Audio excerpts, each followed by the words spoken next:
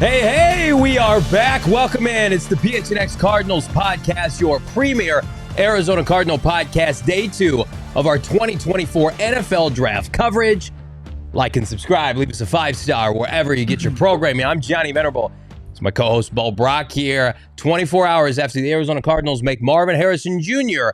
their 4th overall pick. Monti Ossenfort back to cook on day 2, Bo. Absolutely. He's got a chef hat on. I think he's already got the ingredients prepared and ready to get to work. And just 2 selections from now, we already have the Buffalo Bills on the board or on the clock. We'll see how quickly the pick gets in. Do they make a pick? Yeah. Or do they, like in your mock draft, make a trade for a big-time wide receiver? But we're excited about that. Also excited that Mr. Hold the Line himself is here as well, award-winning producer Damon Dog. I didn't know if I was going to make it after last night.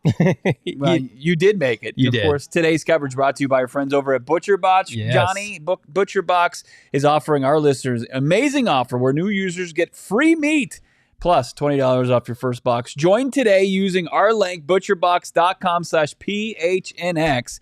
That code PHNX, you'll receive an exclusive offer today before the time runs out. Time's now running out for you to contact Coach Starks at Coach Stark Homes. In the market for a home, I was until I met Coach Starks. Signed, sealed, and delivered. Under contract now. You can too. Head on over to CoachStarkHomes.com. Check them out online or give them a phone call. 623-695-3929. Your premier Arizona realtor. I wonder who Coach Starks likes for the Arizona Cardinals. Atop round 2. We can tell you right now, the Cardinals, they've gotten some trade offers. They're fielding trades at pick 35, as are New England at 34 and Buffalo at 33. Here's what this podcast is prepared to tell you, however. We are told right now the primary target at pick 35, if they stick and pick, Iowa cornerback Cooper DeJean. Cooper DeJean met with the Arizona Cardinals a plethora of times during the college football season, and, quote, this is on the record, Cooper DeJean's camp thought he had a good chance of landing in Arizona yesterday. So he's one of the targets that they're looking at 35. Will he be there? Will they trade down? Could they pivot? TBD. Unbelievable. I love when this podcast is prepared to tell you things, and there you go, a little nugget to start day 2. Yes. If he's there, if picks go off the board in the second round without Cooper DeJean, Yeah. he's very well coming in the desert, like Darius Robinson, like Marvin Harrison Jr. It's exciting because you think about the skill set, right? The athleticism that he provides. He's not coming off of a torn ligament or anything like that. No. He had a break, and he was the best player on the best defense in the Big Ten. And that goes a pretty long way for me. Yeah, well, the 2 best defensive players in the Big Ten are available right now. Jerzon Johnny Newton won the Big Ten Defensive Player of the Year. He would be my choice. I think he would be most of Cardinal Nation's choice. Like, the more I watch Darius Robinson highlights and what he did at the Senior Bowl, like, let's play him an edge rusher. And let's get Jerzon Johnny Newton to come in and play that Fletcher Cox, Javon Kinlaw defensive tackle role for Jonathan Gannon. I don't think that's an option right now for whatever reason. Now, you wonder, are teams concerned about the medical with Johnny Newton? I think the Jim Harbaugh-led Chargers at 37 is a logical landing spot for Newton. Again, if it was me, I would have taken Newton yesterday. Get Darius Robinson, Johnny Newton's a match made in heaven, but I just doesn't sound like the Cardinals are playing in that sandbox right now. Yeah, I mean, it's not a pressing need at the moment, right? I mean, you see guys like Christian Wilkins secure the bag this offseason. You see a lot of money go towards those defensive tackles, those hand-in-the-dirt guys. But they added 2 guys in free agency, right? A third actually in Carice Tunga, who plays a nose position. And then you add Darius Robinson to go along with Dante Stills and LJ Collier, who they brought back. So it's a crowded room. It absolutely is. But like drafting and developing guys and finding the right guy to do that, absolutely. But like in the case of Jerzon Johnny Newton and Kool-Aid McKinstry, like it's tough because of the injuries they sustained. Yeah. in the inexact science, I guess, it is like coming back from foot injuries. Like it's very well possible, but it's one of those things that can linger. Yeah. And with Cooper DeJean, who when we talked to him at the combine, you locked eyes with him. I did. You did. And he gave kind of a status at that time, early March, that he was going to be running full speed. I think he was on maybe a little bit of a quicker trajectory. But at the same time, when you look at these players and where they were projected to go throughout draft season, I think that you'd say that they're all very close. And then it's going to come down to Monti Ossenfort and his scouting staff's assessment of them. Yeah, and Cooper DeJean was running like 4.4 at his pro day a couple weeks ago. Or what was that, 2 weeks ago?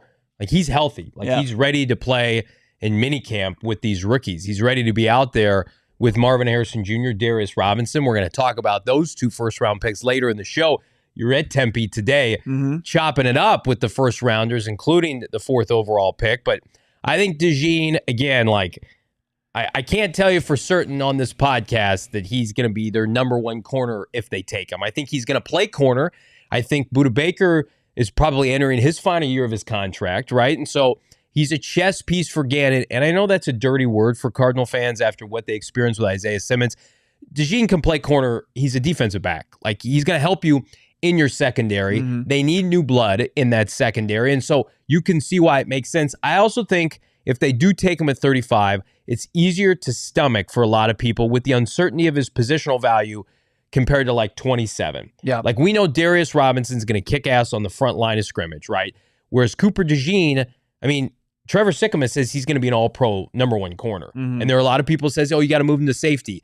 With those questions abound for some people, day 2 is not a bad place. Actually, for most people, he's the number 1 rated player remaining on the board. And if he's there at 35, is that good? You can't argue the value. We like that? Buffalo could take him here, but I also think Buffalo and New England need receivers.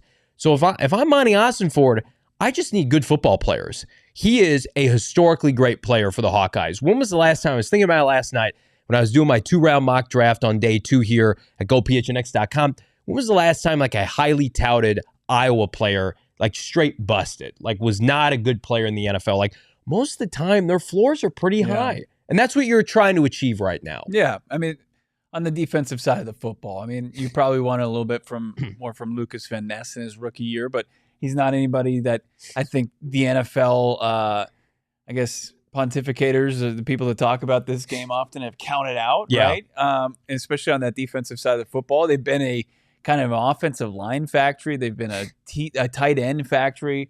As far as the other no offensive skill players or quarterbacks. Yeah. But, you know, Cooper DeJean, like I said, best player on one of the best defenses in the nation. Yeah. And also the versatility.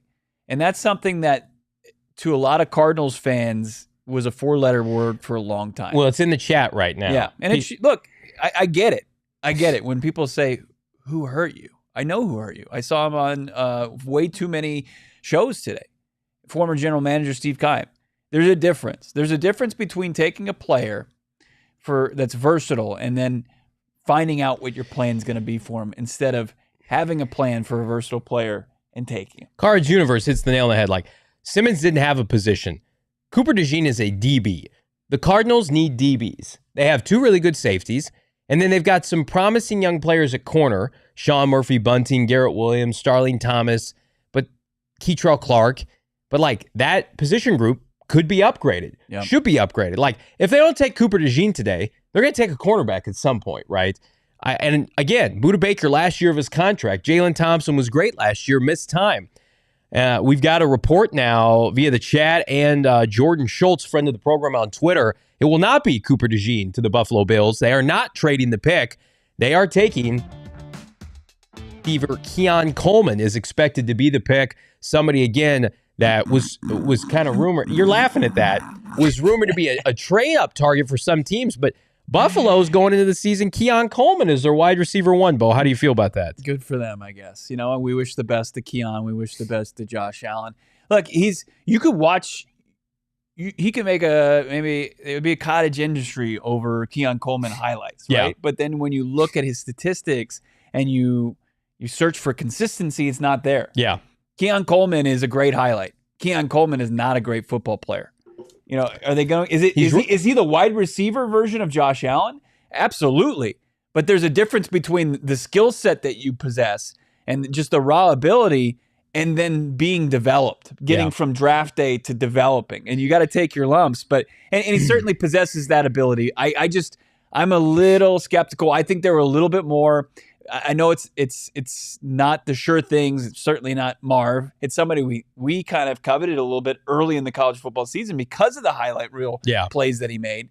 But he's far from a finished product and has a long way to go to really kind of take over and be the successor to Stephon Diggs there. I'm looking at my mock draft that I posted at gophnx.com 2 days ago. Mm-hmm. I had the Buffalo Bills at pick 28 taking Keon Coleman. And you know what my rationale was? Like Josh Allen once upon a time, Buffalo rolls the dice on a super raw, yet super athletic offensive talent in the first round. Maybe I just stole that. You did. I like mines, my man. I kind of was thinking that they might go Jalen Polk's direction. I would have liked that a little bit better for them. I would have too. I would have liked Ladd McConkey here. I would have liked a lot of receivers over Keon Coleman in this spot. Like the Bills don't draft and develop well. Like we joked about it on the podcast last night. I mean, when was the last time they've drafted like an offensive or a defensive all-pro outside of Josh Allen? They've got Tre'Davious White once upon a time. Tre'Davious White. I think that can I rephrase that for you? When did they draft a guy that's like been consistent? Right. They've had some flash in the pan. Guys. Right. It's like all pros. You don't need an all-pro really with Josh Allen. You need guys that can get open. Like Gabe Davis was somebody that would flash, as you said. Yeah. But they just went from one inconsistent guy to another. Yeah. Just on a lot lighter contract. And if that was the goal, then they achieved that. Yeah, but they did.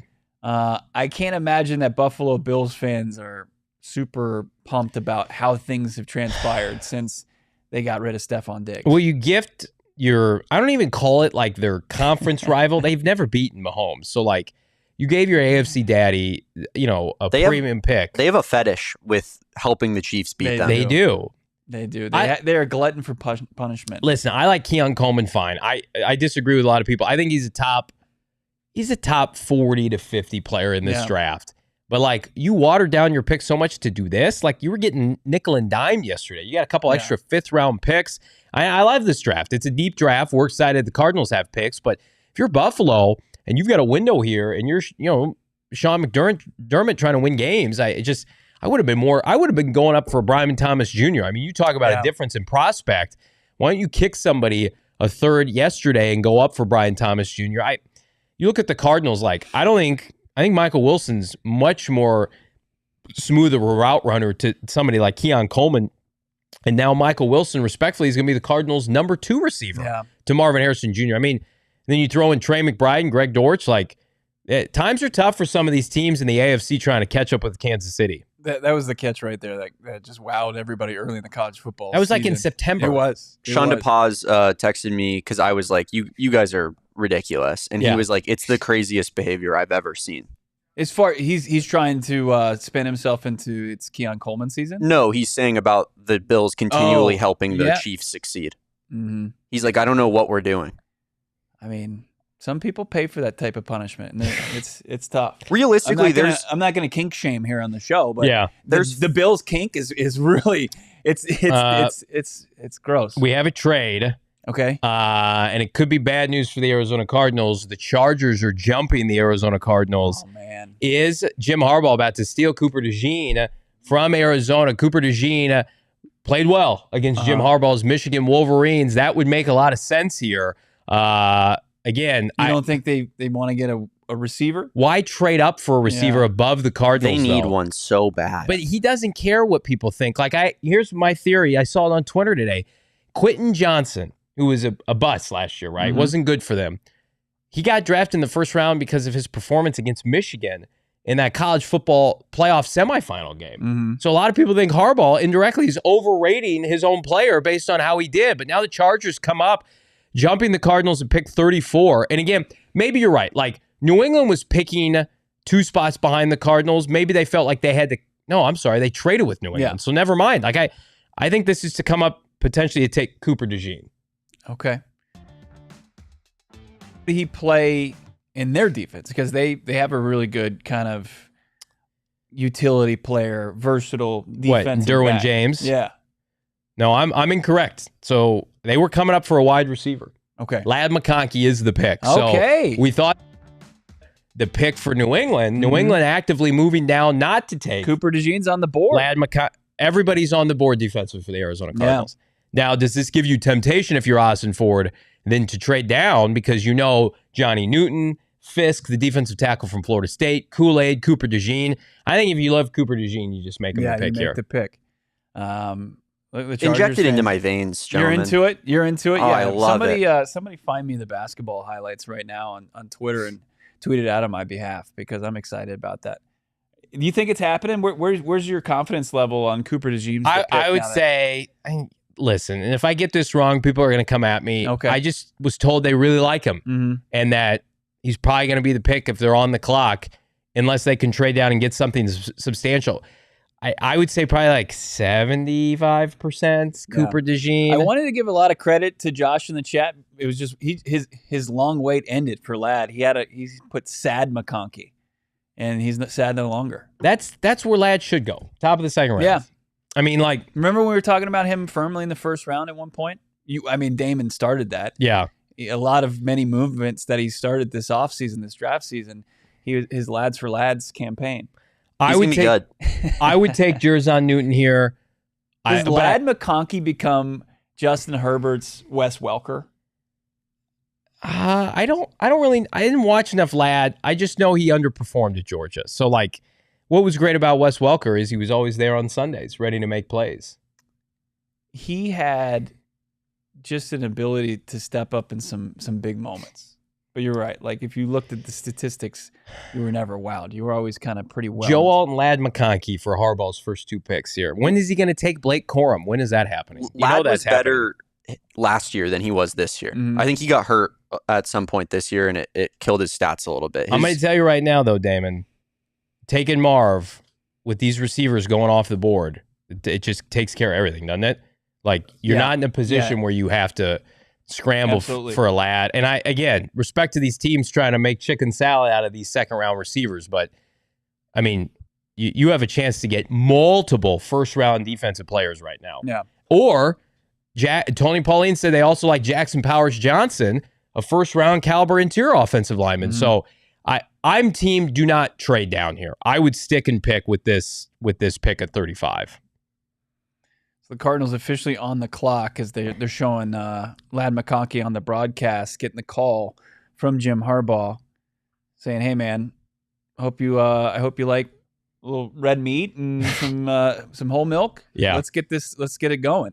Like I think that Harbaugh and Joe Ortiz have done a pretty good job with their first two picks of their new regime. Right. It's really going to be interesting to see which direction the Cardinals go here, but Cooper DeJean, man, him being available right now and just the value that you get from it and that it's not going to be kind of an aimless selection and, hey, we're going to figure it out on the fly like the previous Cardinals decision makers.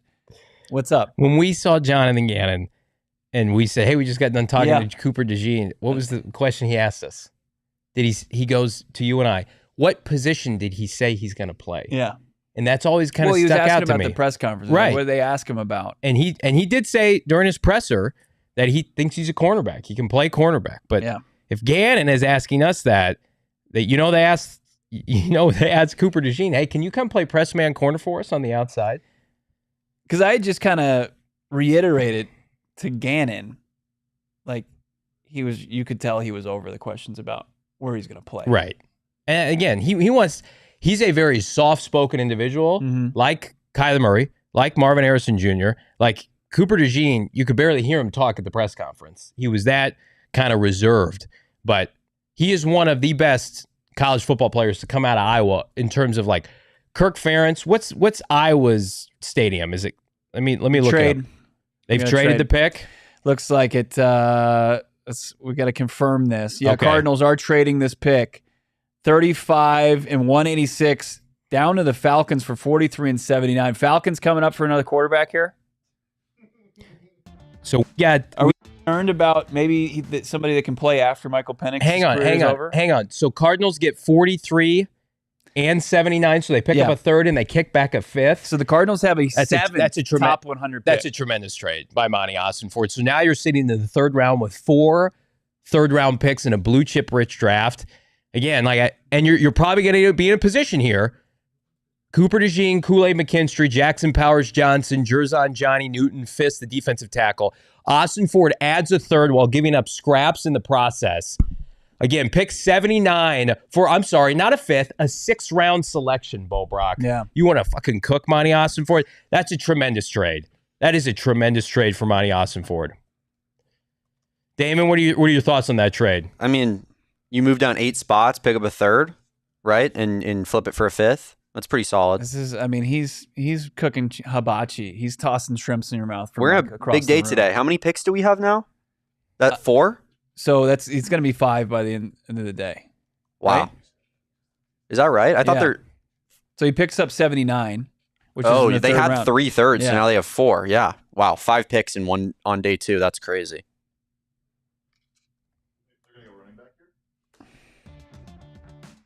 I mean, you're talking about, okay, we don't think Atlanta taking Cooper DeJean? I'm going to be a little They need to work on that defense a little bit. Man, and Raheem Morris, do you think he likes him? Ossenfort's so good. I think it's got to be Spencer Rattler here, right?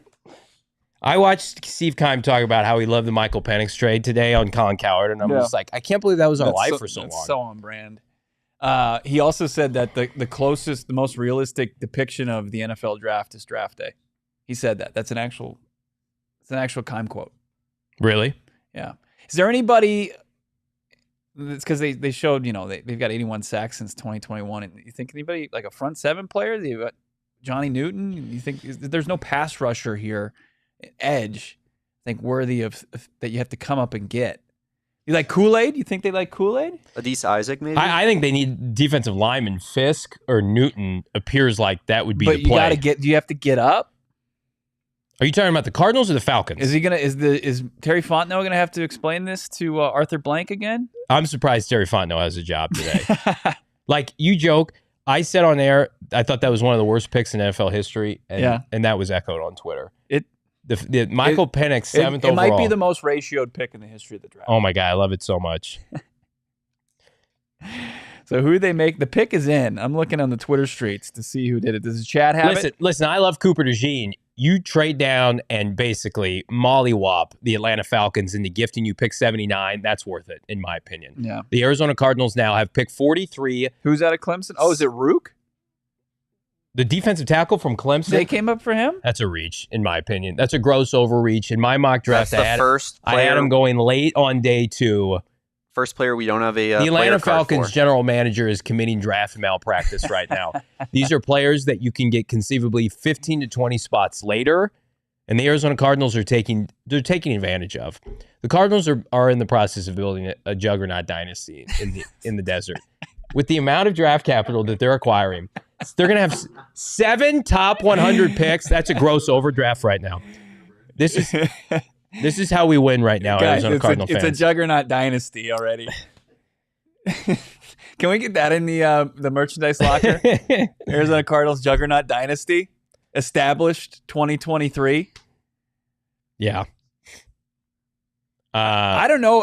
Where do we have Rook as far as defensive tackles? Damon, is he on our big board? He's not. He's not in our top 60 big board. No, so I was trying to say that's the first player we don't have a player card for in the draft. Seems bad.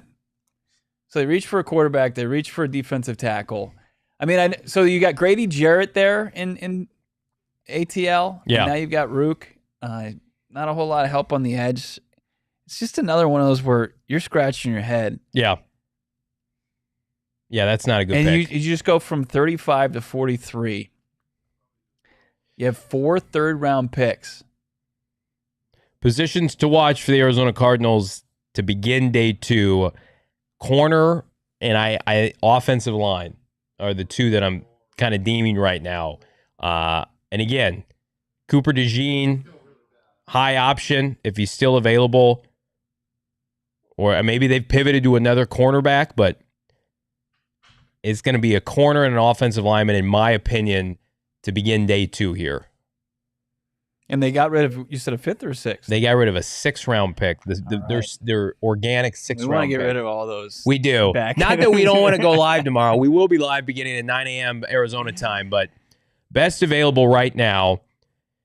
Looking at some of these cornerbacks, Cooper DeJean, again, I think is the preference, but then they have the Rakestraw Jr. out of Missouri, Kamari Lassiter, and TJ Tampa. I don't want Kamari Lassiter. Okay. You want to take a look at the big There's board? also Max Melton please. right now. All right, so this is our 1 through 30. Who's still available? On the bow board, actually. Yeah. Sorry. I miss standing up in front of the bow board. It was so electric yesterday. You found your calling. Yeah. I think I might move to maybe like become a meteorologist so I can get back up in front of a board more consistently. So we got Jackson Powers Johnson, Johnny Newton, Cooper DeJean, and Adonai Mitchell out of our top 30 prospects that are still available. And then I think here's 31 what I'll through do right 60. now. Here's what I'm prepared to do, Damon, and this is in your honor. I know Adonai Mitchell is there at 27. He's not the 27th ranked prospect. And we got some red ink on our big board here, the bow board. So Mitchell's not 27, but still, we have 3 players firmly in our first round talent in our top 30, 32. And looking at this, from 30 to 60, lots of big time players. So Washington's making a pick. So the Cardinals getting closer to selecting, I believe, 5 selections away, Johnny. Don't you feel like Washington and a chance to, try to revamp that defensive line after they gutted it? Have to. Newton makes sense here. I think Fisk makes sense here. A couple of those secondary pass rushers. It's probably too early for a Braswell or a Braylon Trice, but Nealand out of Western Michigan might make some sense here. But Washington was rumored to trade up for a tackle at the end of the first round. Patrick Paul is an option here. You talk about Jaden Daniels keeping him upright, how frail he has been at the collegiate level. I think you want to do your best to solidify the offensive line. So I'm going to say offensive tackle or defensive tackle here for Washington. See if Dan Quinn gets a big-time piece on his defense. They added Jaden Daniels yesterday. Washington's should have a big day to here. They also lost draft. Kendall Fuller. So yeah. I think a corner is definitely in the cards as well. Jerzon Johnny Newton going to Washington here. So that's unfortunate. Cardinals, multiple chances to take our sweet baby Jerzon. He ends up with the Commanders at pick 36, gentlemen. Look, just because they had 2 opportunities at him and they decided against it, they did their due diligence on him. So it's not like, hey, let's see what we can do. Can we get too smart for the room and work the board here? I think that they did their homework on Johnny Newton. And it just wasn't a fit. You watch the highlights and you can fall in love with him as a prospect. He looks like he's going to be a really good pro. But I think the Cardinals, and as I said at the top of the broadcast, this defensive line room, it's getting crowded. You added 3 guys in free agency, you re-signed a guy, and then you just drafted a guy in Darius Robinson, and you've already got Dante Stills. We'll see if they stay in contact with Jonathan Ledbetter once he gets healthy. But, Johnny Newton looks like he's coming off the board here to Washington, and the Cardinals didn't seem to have any issue in kind of letting him go. The day 2 picks for the Cardinals, let's recap them. Cardinals trade down for the 2nd consecutive year. Ossenfort for the 2nd consecutive year picks up a 3rd rounder, Bo. They have pick 43 upcoming in a matter of picks. Then they have pick 66, 71, 79, and 90. How about it? They also have pick 104 to begin day 2 tomorrow. Yeah, let's start cleaning up some of those scraps tomorrow afternoon. Because again, respectfully, how many they have 12 picks right now? They're not going to have 12 picks make this roster, are they? That's asking a lot. Right. Yeah. I think that they'll start to move some for some future capital. Yeah. They'll start to add who they view as some starters, but 2 picks went off the board in the top of the 2nd round here, and Monti Ossenfort saw opportunity with how his board was set up. Yeah. And that even if they drop down from 35 to 43, that they're going to be in a position to get a starter at that spot. Yeah. And then you've got four picks in the next round where you can really do some damage as far as adding some depth. Maybe with your top of the third round pick, you can add maybe your 2 top picks in the third round, and then you can move around and set up for some future capital if another team views some player that they want to get to. So I expect this pick for the Cardinals coming up here to be a corner, and there's a kind of hearing rumblings that there's a good chance that we're going to have a run on corners here pretty soon. Okay. And again, I'm assuming DeJean is the target, but you never know. If you pass on here's what I'll say. You pass on DeJean at 35, you feel comfortable taking somebody else when you trade down. Yeah. I have have some somebody bad else news. in mind. What's up? The Packers are 2 spots ahead of the Cardinals here. The Packers, I was looking at some betting odds this afternoon. They are still the odds-on favorite to get Cooper DeJean. According to scary. ESPN Stats and Info, the Cardinals are the first team since the Cowboys in 1991 to have 7 picks in the top 90. Wow. Cowboys then went on to win 3 Super Bowls. Kyle Yates reporting the Patriots are going Jalen Polk, gentlemen. Drake May gets his number 1 wide receiver in Washington's Jalen Polk. What do we think about that? Are we prepared to call? I guess he is just by default there in New England. Jalen Polk, good prospect. I think we had him firmly on the big board. A guy that likes to do it all. Very versatile. Can run a lot of routes. He embraces himself as a blocker, no matter what our guy Britton Golden says. Yeah. Like they say in the press that they like to block, but Jalen Polk, it shows up on film that he embraces being a real solid blocker here. With the trade down, with the acquisition of more capital within the top 90, and the odds shift from the Arizona Cardinals' second-round pick moving to the next position, a wide receiver. Any thoughts? I love it so much. Now, we have to be careful because 3 receivers have already gone off the board in Polk, McConkey, and Keon Coleman. So I don't want to take a receiver just to take one. Mm-hmm. Like if we get to the Cardinals picks in round 3, I'm not talking about pick 43, but in round 3, We want Malachi Corley. It has to make sense. Malachi Corley would be fantastic. Roman Wilson would be great. Roman Wilson, the other kid from Washington, the other wideout, Brendan Rice would be fine. I mean, 5 picks is a lot. Let's just start checking off boxes here. 5 picks means you got to get a corner. They're going to get an offensive lineman, probably interior at some point. Receivers in play, pass rushers in play. I think like a true edge, like a Braswell or a Trice. And then you also talk about a running back. Is this the time where the Arizona Cardinals find their heir apparent to James Conner? They had the kid, Davis, in from Kentucky for a top 30 visit. But I mean, like, the Cardinals, if they want any back in this class, they're going to be in a position to take them. Like, if you, after pick 43, with all those picks at the beginning of the 3rd round, they're going to have whatever kind of style of back, power, speed, athleticism that they want in between the tackle runner. So, if they're going to take somebody to replace James Conner, there's no better time than tonight. Respectfully to James, he's got one more great year under contract, we're assuming. Washington putting together kind of a Philly-like defensive front there, already adding to Deron Payne and Jonathan Allen, a Johnny Newton. Yeah. Pretty solid there, but like nobody really coming off the edge. And then you got Bobby Wagner, the ageless one, making his way from Seahawks, a second stint there, to DC. So the Patriots officially making the selection here at 37. Johnny already said it's a reported Jalen Polk about to become official here, and the Arizona Cardinals are now 5 picks away after trading down with the Atlanta Falcons, who continue to have the worst 2024 NFL draft. What were they thinking? On anything.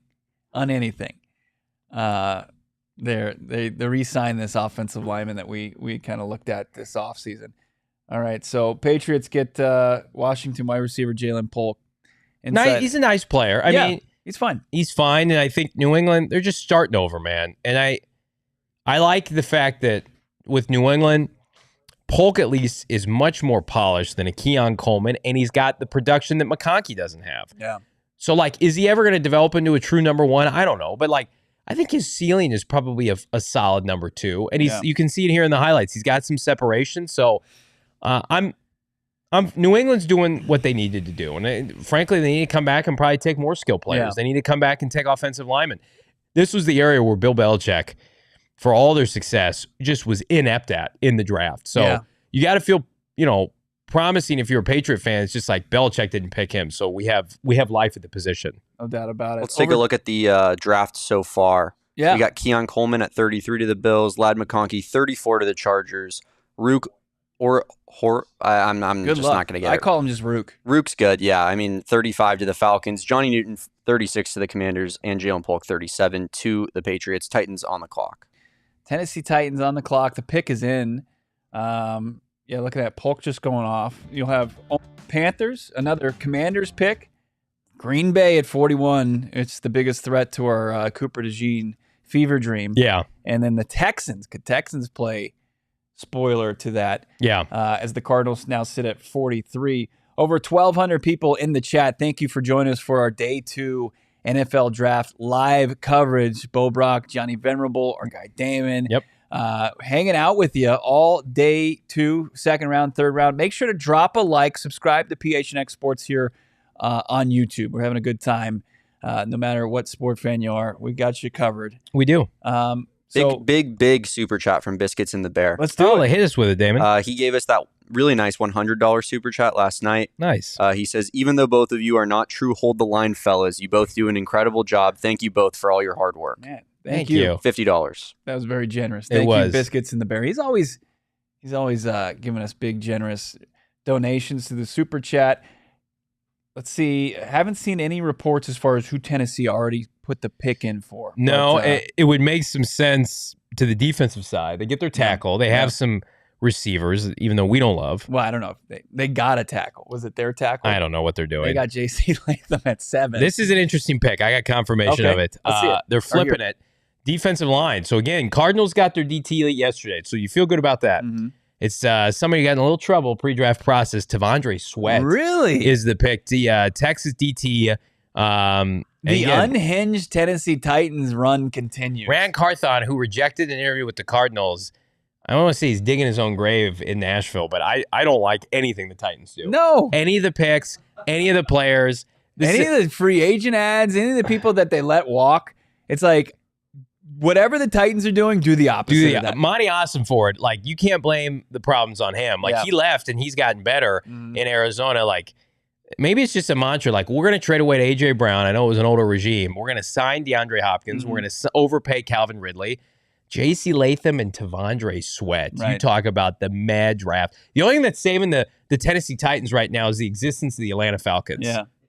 As I take a sip from my beer, like, what's the reports are that Sweat's a guy that doesn't take things too seriously. He's known as the reports were party guy. That'll go well. That'll go well in Nashville. Got popped for DWI. That's not a party Texas. culture, is it? Mm-mm. He's 366. That's what he's listed at. We saw him at the Senior Bowl. He'll be at 400. It's generous. Massive. He looks at the snack table wrong, and he's going to Nashville hot chicken. Those are deadly. That is a bad combo. With a little honey on top? Oh, my goodness. Elite. I need it. I need it. Some barbecue. Here's what the Cardinals are benefiting from. The incompetence of in front of a lot of these dumb fucking teams to begin day 2. I mean, like, we joked about it for 2 months. You think Monti just looked at Yes, they're just laughing at these teams. The kid from Clemson, I saw right now, I looked at a big board, the 68th best player the Atlanta Falcons traded up for. Tennessee takes a defensive lineman fresh off a DUI. Ladd McConkey, that doesn't hurt us. Multiple receivers have gone. Like, really, outside of Johnny Newton, I mean, we're sitting basically where we were to start round 2. And, oh, by the way, we have the 79th pick now. 5 picks today. 4 in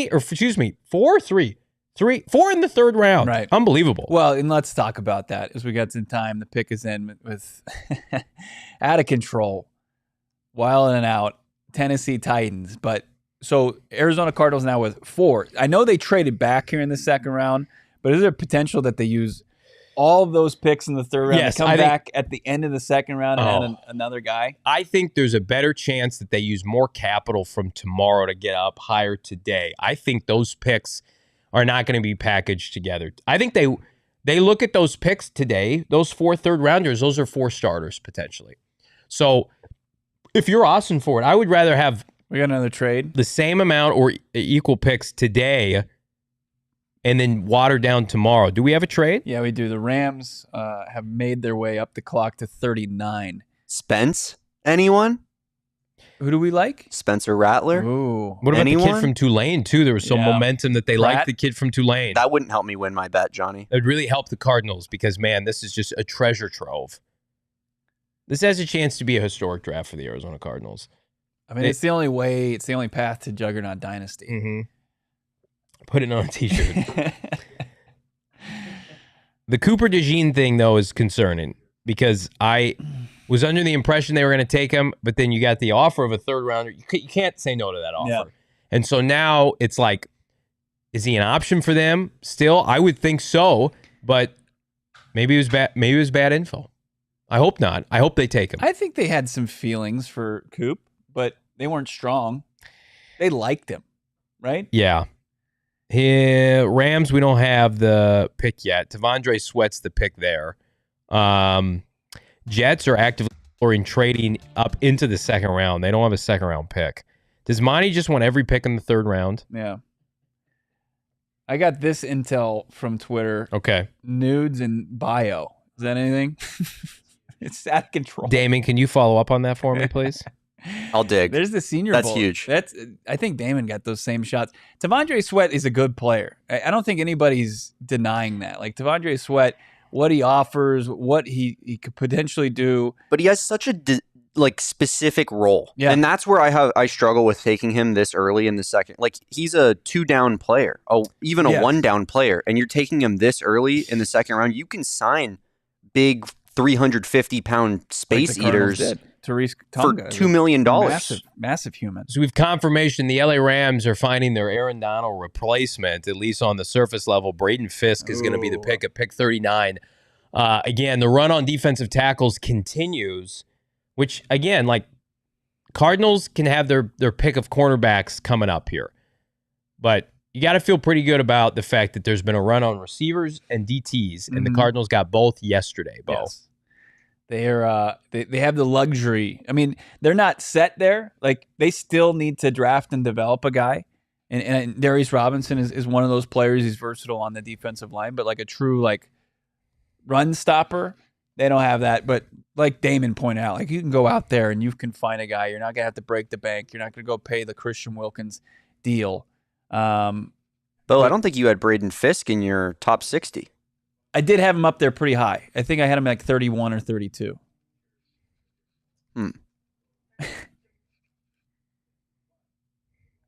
Caroline got my back here off camera. Did we find him? He goes 39. That's pretty accurate. Big board on the bow board. Jared No big Verse deal. and Fisk. Listen, the Rams are a juggernaut because of their head coach, because of their culture. So I expect these players to be productive for them. But the biggest thing, like if Matthew Stafford goes down, like what's the status of that team?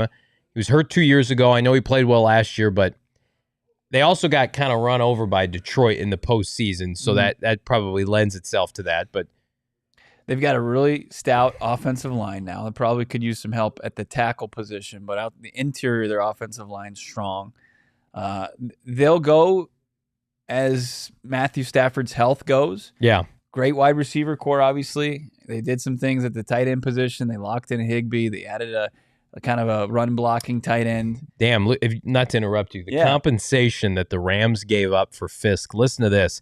Panthers traded the 39th overall pick for picks 52, a fifth rounder, and a 2025 second. Wow. I mean, that's a lot for the LA Rams. And it's a good return for the Carolina Panthers, who are poverty right now, and they need all the picks that they can get.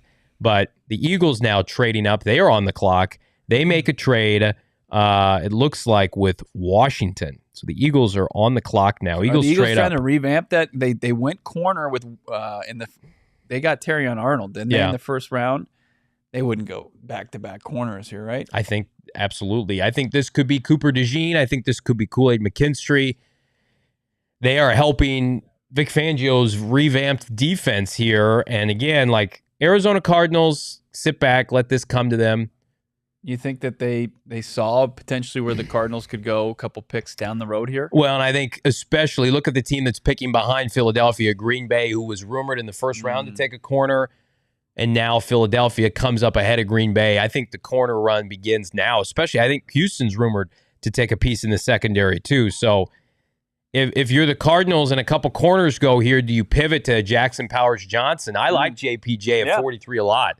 JPJ, Zach Frazier. Yeah.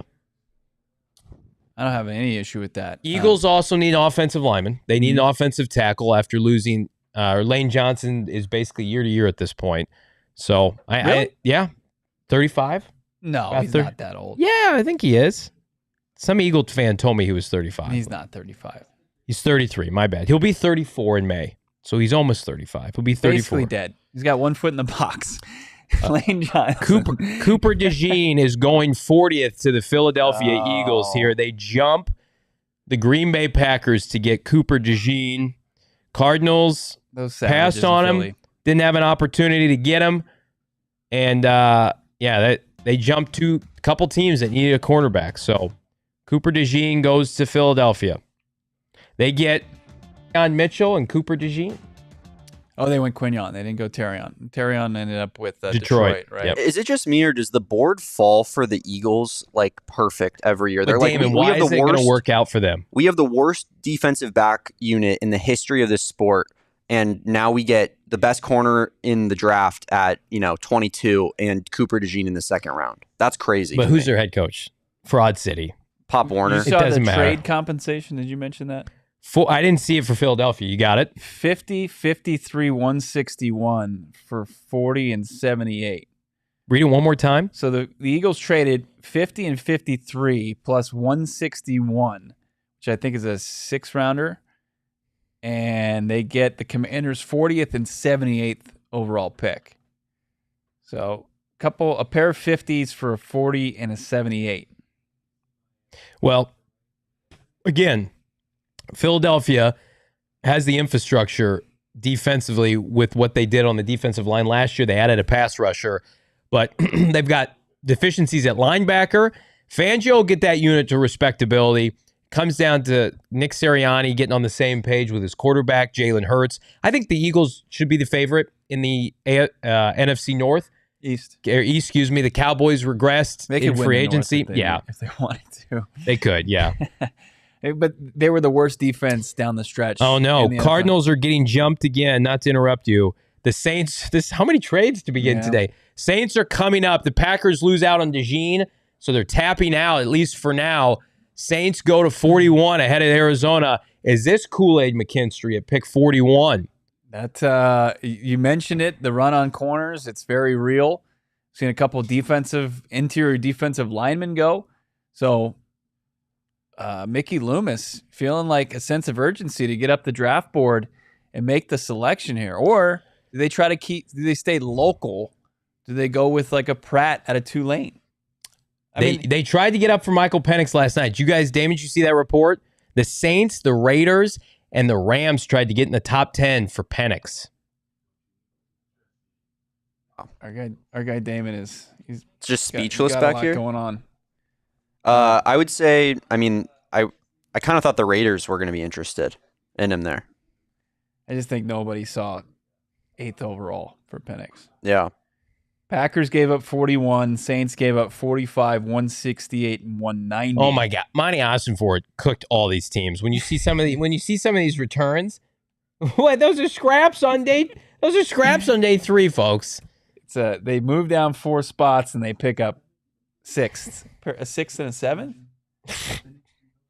Yeah. Congrats, Packers. Yeah. Congrats on your Do you lottery believe that, tickets. Damon, that the Packers traded out of? What was that package again? I guess they were like, Cooper DeJean's off the board. We're out. We don't even want to be in this draft anymore. People are speculating it's for Kool-Aid. I have not seen that confirmed yet. What was the package again? I don't think the Cardinals were in on Kool-Aid anyway. The Packers, after the Eagles jumped them for Cooper DeJean, they said, fuck it, we out. And they said, we'll take 45 and scraps from the Saints to get up to 41. So the Saints on the board, trying to get in for what? 2 picks ahead of the Arizona Cardinals. We're waiting on confirmation here. People are speculating or guessing it's Kool-Aid. I'm going to tell you right now, Kool-Aid never made sense for the Cardinals, in my opinion. I don't think they were ever in on Kool-Aid. So if Kool-Aid goes here, that's technically good news for them because it's not a serious target. I mean, if I'm Arizona, you look back on the offensive line now. Do you just say, hey, we're going to get the best offensive lineman to begin day 2? No, I mean, I think JPJ. I think the Cardinals in this spot, or as we get to this part of the draft, that they've probably got some different rankings than what you've seen out there. Yeah. You think it's going to be somebody we've been following closely throughout this draft season? I thought Cooper DeJean was going to be the guy. Somebody at a premium position from a Power 5 conference, a big time like an SEC. I mean, on that defensive end, yeah, the defensive side of the football. I haven't seen the New Orleans selection yet. We're waiting for it. I think they're having everybody slow down a little bit. All these trades. Richard saying, "What about TJ Tampa?" Kool-Aid goes to New Orleans officially. That would be. I mean, would you spell redemption BO with that selection? Why? Because I had TJ Tampa way back when. Is TJ Tampa the pick? No. I'm saying that's who's available. Like when we start to look at the corners. Well, we did kind of telegraph. We had been hearing that there would be a little bit of a run on corners, and it's starting now. I think when everybody zigs, you zag here. I think you go, and I have no insight into this. Jackson Powers Johnson. I thought the Cardinals were Houston still picks in front of Arizona. Yes. Okay, I missed that. Feverishly refreshing. Haven't seen a New Orleans selection yet. The pick isn't even like in. I haven't seen it anywhere.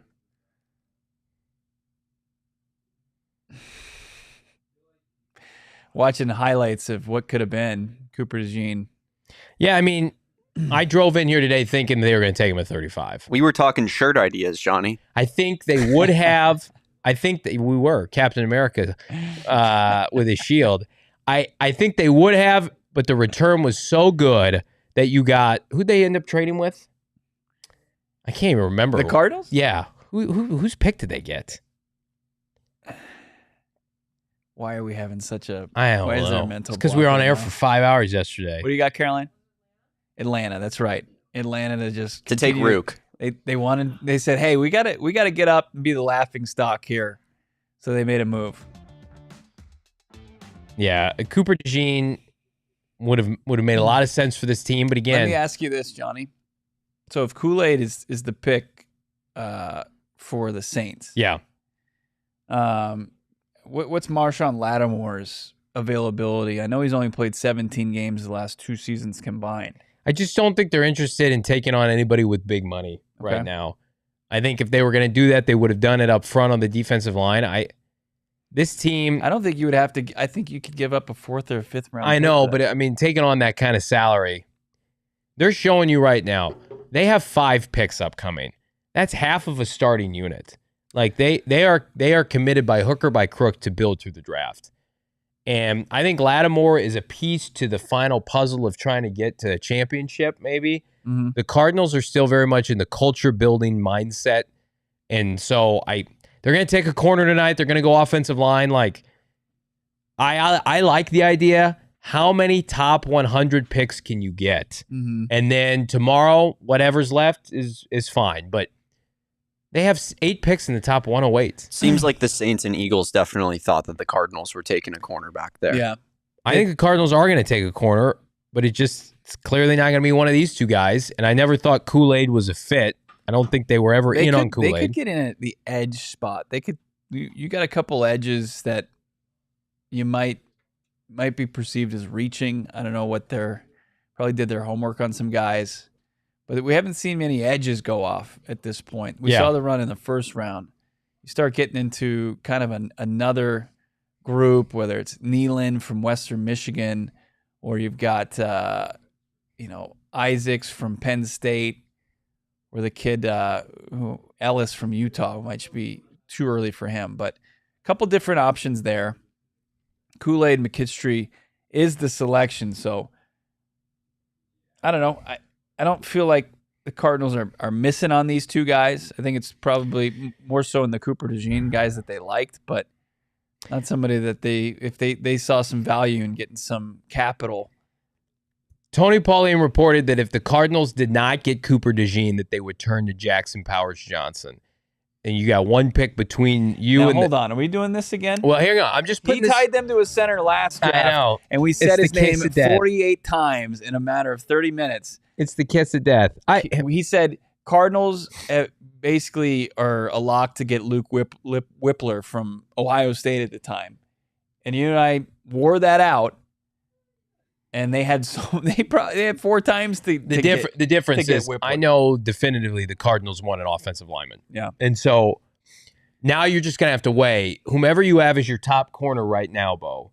Is he rated higher than Jackson Powers Johnson, assuming that that's their number 1 O-lineman, or is a corner still your best bet at 43? The pick is already in for D'Amico Ryans and the Houston Texans. Nick Caserio, a quick worker, had somebody they identified.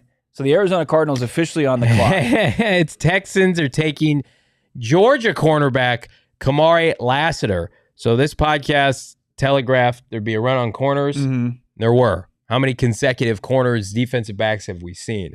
Is this 3 in a row? Is this 4 in a row, Damon? It feels like the Cardinals, they traded back it's knowing. 3. Yeah, it's 3 in a row. Yeah. Cooper DeJean, Kool-Aid, Kamari Lassiter, and his 4.640 at his pro day. I mean, this is me as a fan. I think Jackson 4.6? Powers Johnson is the play here. You get one of the best interior offensive linemen. I know he was devalued to some, and people said, well, he's a second-round pick. Well, you're in the middle of the second round, and you already picked up pick 79.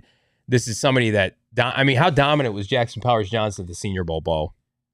Yeah, and he fit kind of the energy of the current club, right? Right. He's a guy that comes in, and he's as Marvin Harrison Jr. described his new head coach in Jonathan Gannon. He's just a ton of energy. He's a guy that comes to work with enthusiasm. His quarterback from college, Bo Nix, has nothing but great things to say about him. And with Yelda Froholt, only under contract for 1 more year, we have the Cardinals pick. Okay. Do we want to wait? You want to wait and let it come in? They made their pick knowing like guy they wanted. Let's just do it. What's the point of waiting? It's not like we're going to hear Goodell pop up and say, what do we got? So they kept the cornerback going. Max Melton out of Rutgers is the pick here. Pick 43. They went Melton out of Rutgers. He's got some length. Mm-hmm. He's got athleticism. They go with a Big Ten player with pick 43. We have 4 consecutive corners that go here for the Arizona Cardinals. Well. Max Melton is an Arizona Cardinal. Somebody that was... I ripped TJ Tampa. Did I rip Max Melton? Oh, yeah. Yeah, you did. I don't remember that. You specifically said, we're not taking a Rutgers corner in the second round or third round, I think. When we talked to Trevor Sikkema at the Combine, I asked him if there was somebody that's not getting enough love here who's going to make some noise, and he mentioned Max Melton. Well, he's long. Yep. 6 foot 190. He's really athletic. 3 picks last year, 6 passes defended. Yeah. 22 tackles. He's 22 years old, been at Rutgers for 4 seasons now, and he's been a starter for basically 4 seasons. He's got, over the past 3 years, he's got 8 interceptions. Pretty solid. So getting it done for Greg Schiano there in Jersey. Max Melton, when you start to kind of look at the stats that came out of Indy, I think they're pretty impressive. I know you don't like Rutgers as a football school, but it's a Big Ten. The competition. I trust Jonathan Gannon with defensive backs. Can I just say that? He's toolsy, man. Yeah. He's toolsy. And you look at the guys that went ahead of him, does he fit kind of the mold? Does he fit the theme of, was he available too? Yeah. You look at a guy like Darius Robinson who played 5 seasons at Mizzou. You've got Max Melton as far as his availability. That's important to this team. And then, of course, you couple that with a skill set that this coaching staff is confident anybody they get into their position rooms and out on the field and underneath their coaching, that they're going to be able to coach up and put in a position for success. So I'm gonna take a guess here that this is who they wanted after DeJean went off the board, because Lassiter went and the Cardinals made the pick right away. Yep. So that tells you that they weren't in on Lassiter. We know they weren't in on Kool-Aid. So, like, I think the Cardinals basically said, we would rather have Max Melton at pick 79 over Cooper DeJean at pick 35. Yeah. I mean, Rutgers, they're not playing a ton of football. They played in 24 consecutive games. So he 24 consecutive games, hasn't missed a start. Hasn't missed a start. 10 passes broken up in 22. Last year, just 6, but he did have 3 picks. You mentioned the production in the last 3 seasons. Doesn't he just feel like a JG guy? Doesn't he just feel like a Gannon guy? Yeah, and an obviously an Ossenfort guy. I mean, I thought I thought guys like kid out of Kentucky, Andrew Phillips. I mean, they could still take him at this rate. The kid out of Louisville and Jarvis Brownlee. They and then Max Melton. They did this very, very similar setup as they're showing the Arizona Cardinals War Room on NFL Network as they're bringing on the next one. Yeah, you do have like Regstraw left on the board. Not Shane's favorite pick. Max Melton. What's the issue, Shane? Said it smells. His athleticism score 86 at the combine. That's pretty high. The production score, not where you want, but when you're playing at Rutgers and you're playing from behind in the Big Ten for most of the time, I mean, it's tough to be very productive. I just think, again, toolsy corner in day 2. They have no cornerback depth to speak of outside of Garrett Williams, Keitrell Clark, Starling Thomas, Sean Murphy-Bunting, and, everybody but the latter has still a bunch to prove in the NFL. You knew that at some point they were going to, their first 3 picks are premium players again. They did this last year. They've done it again this year. Wide receiver, defensive line, cornerback. And now you have an extra 3rd-round pick. You can do whatever you want with. You can move back up for somebody.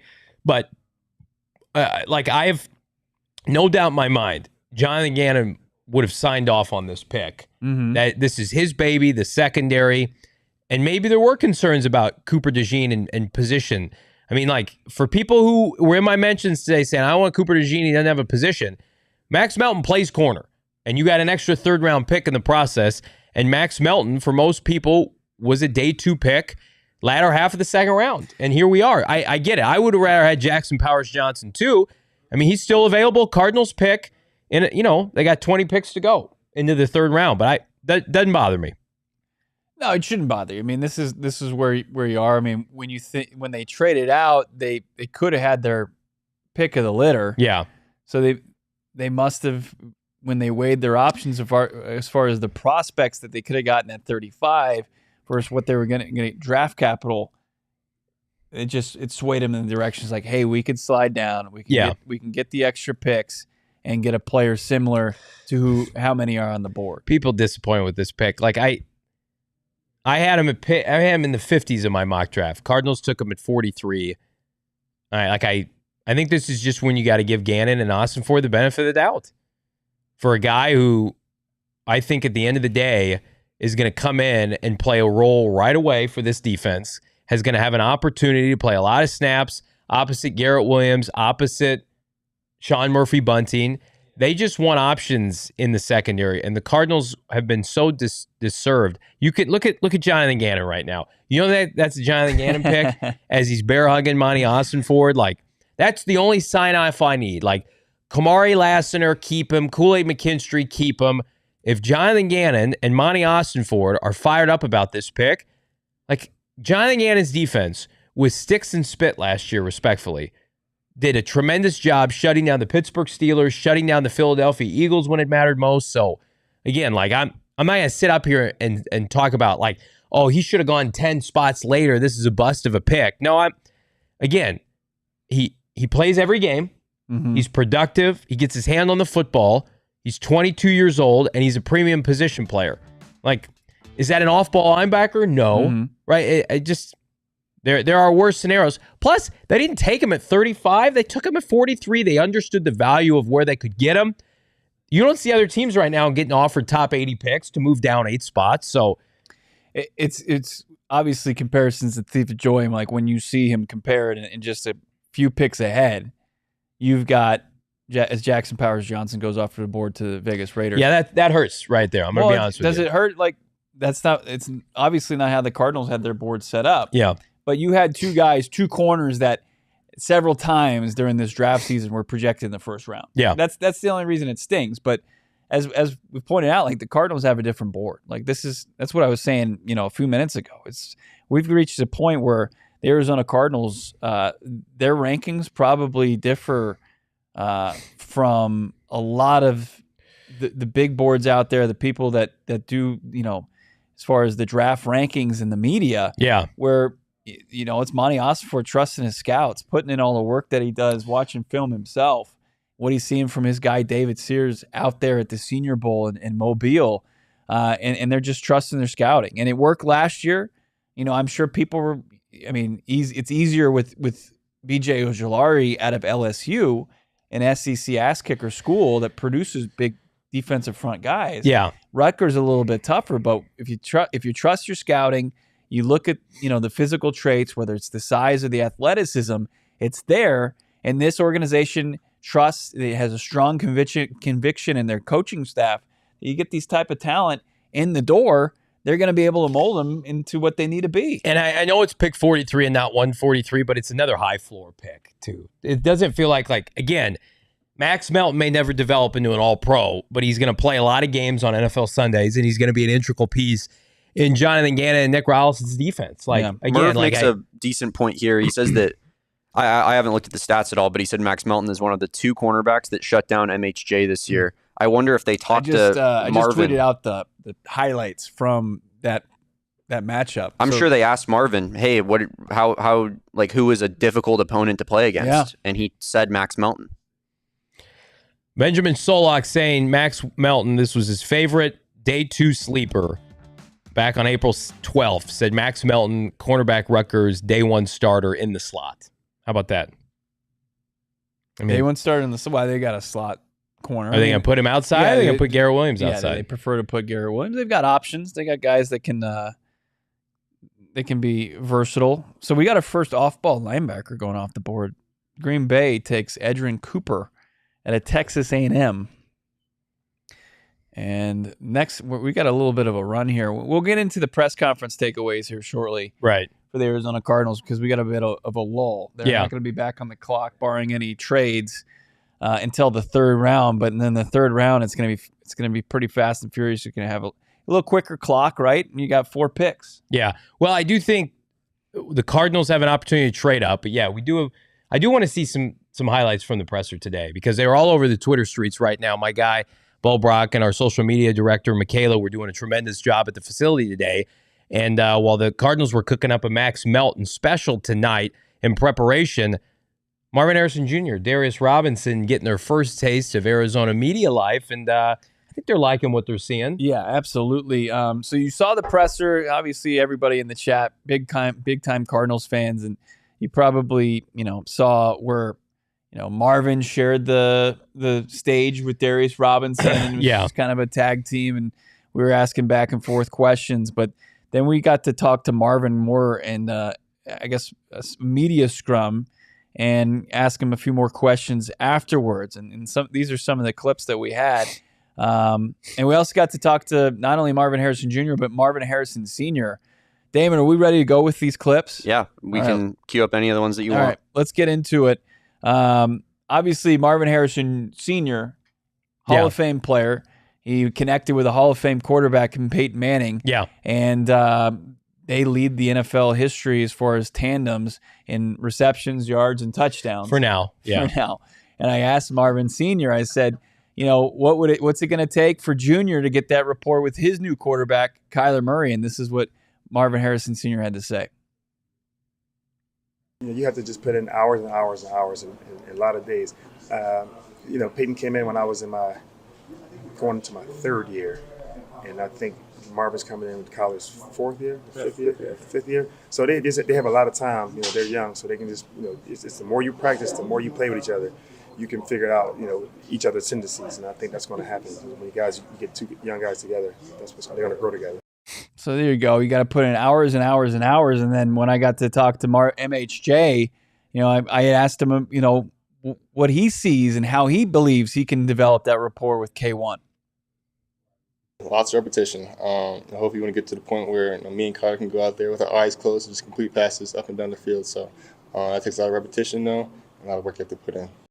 Now, did you want to say anything as far as that goes? I mean, yeah, it gets me emotional thinking about that. Sweet music, Johnny.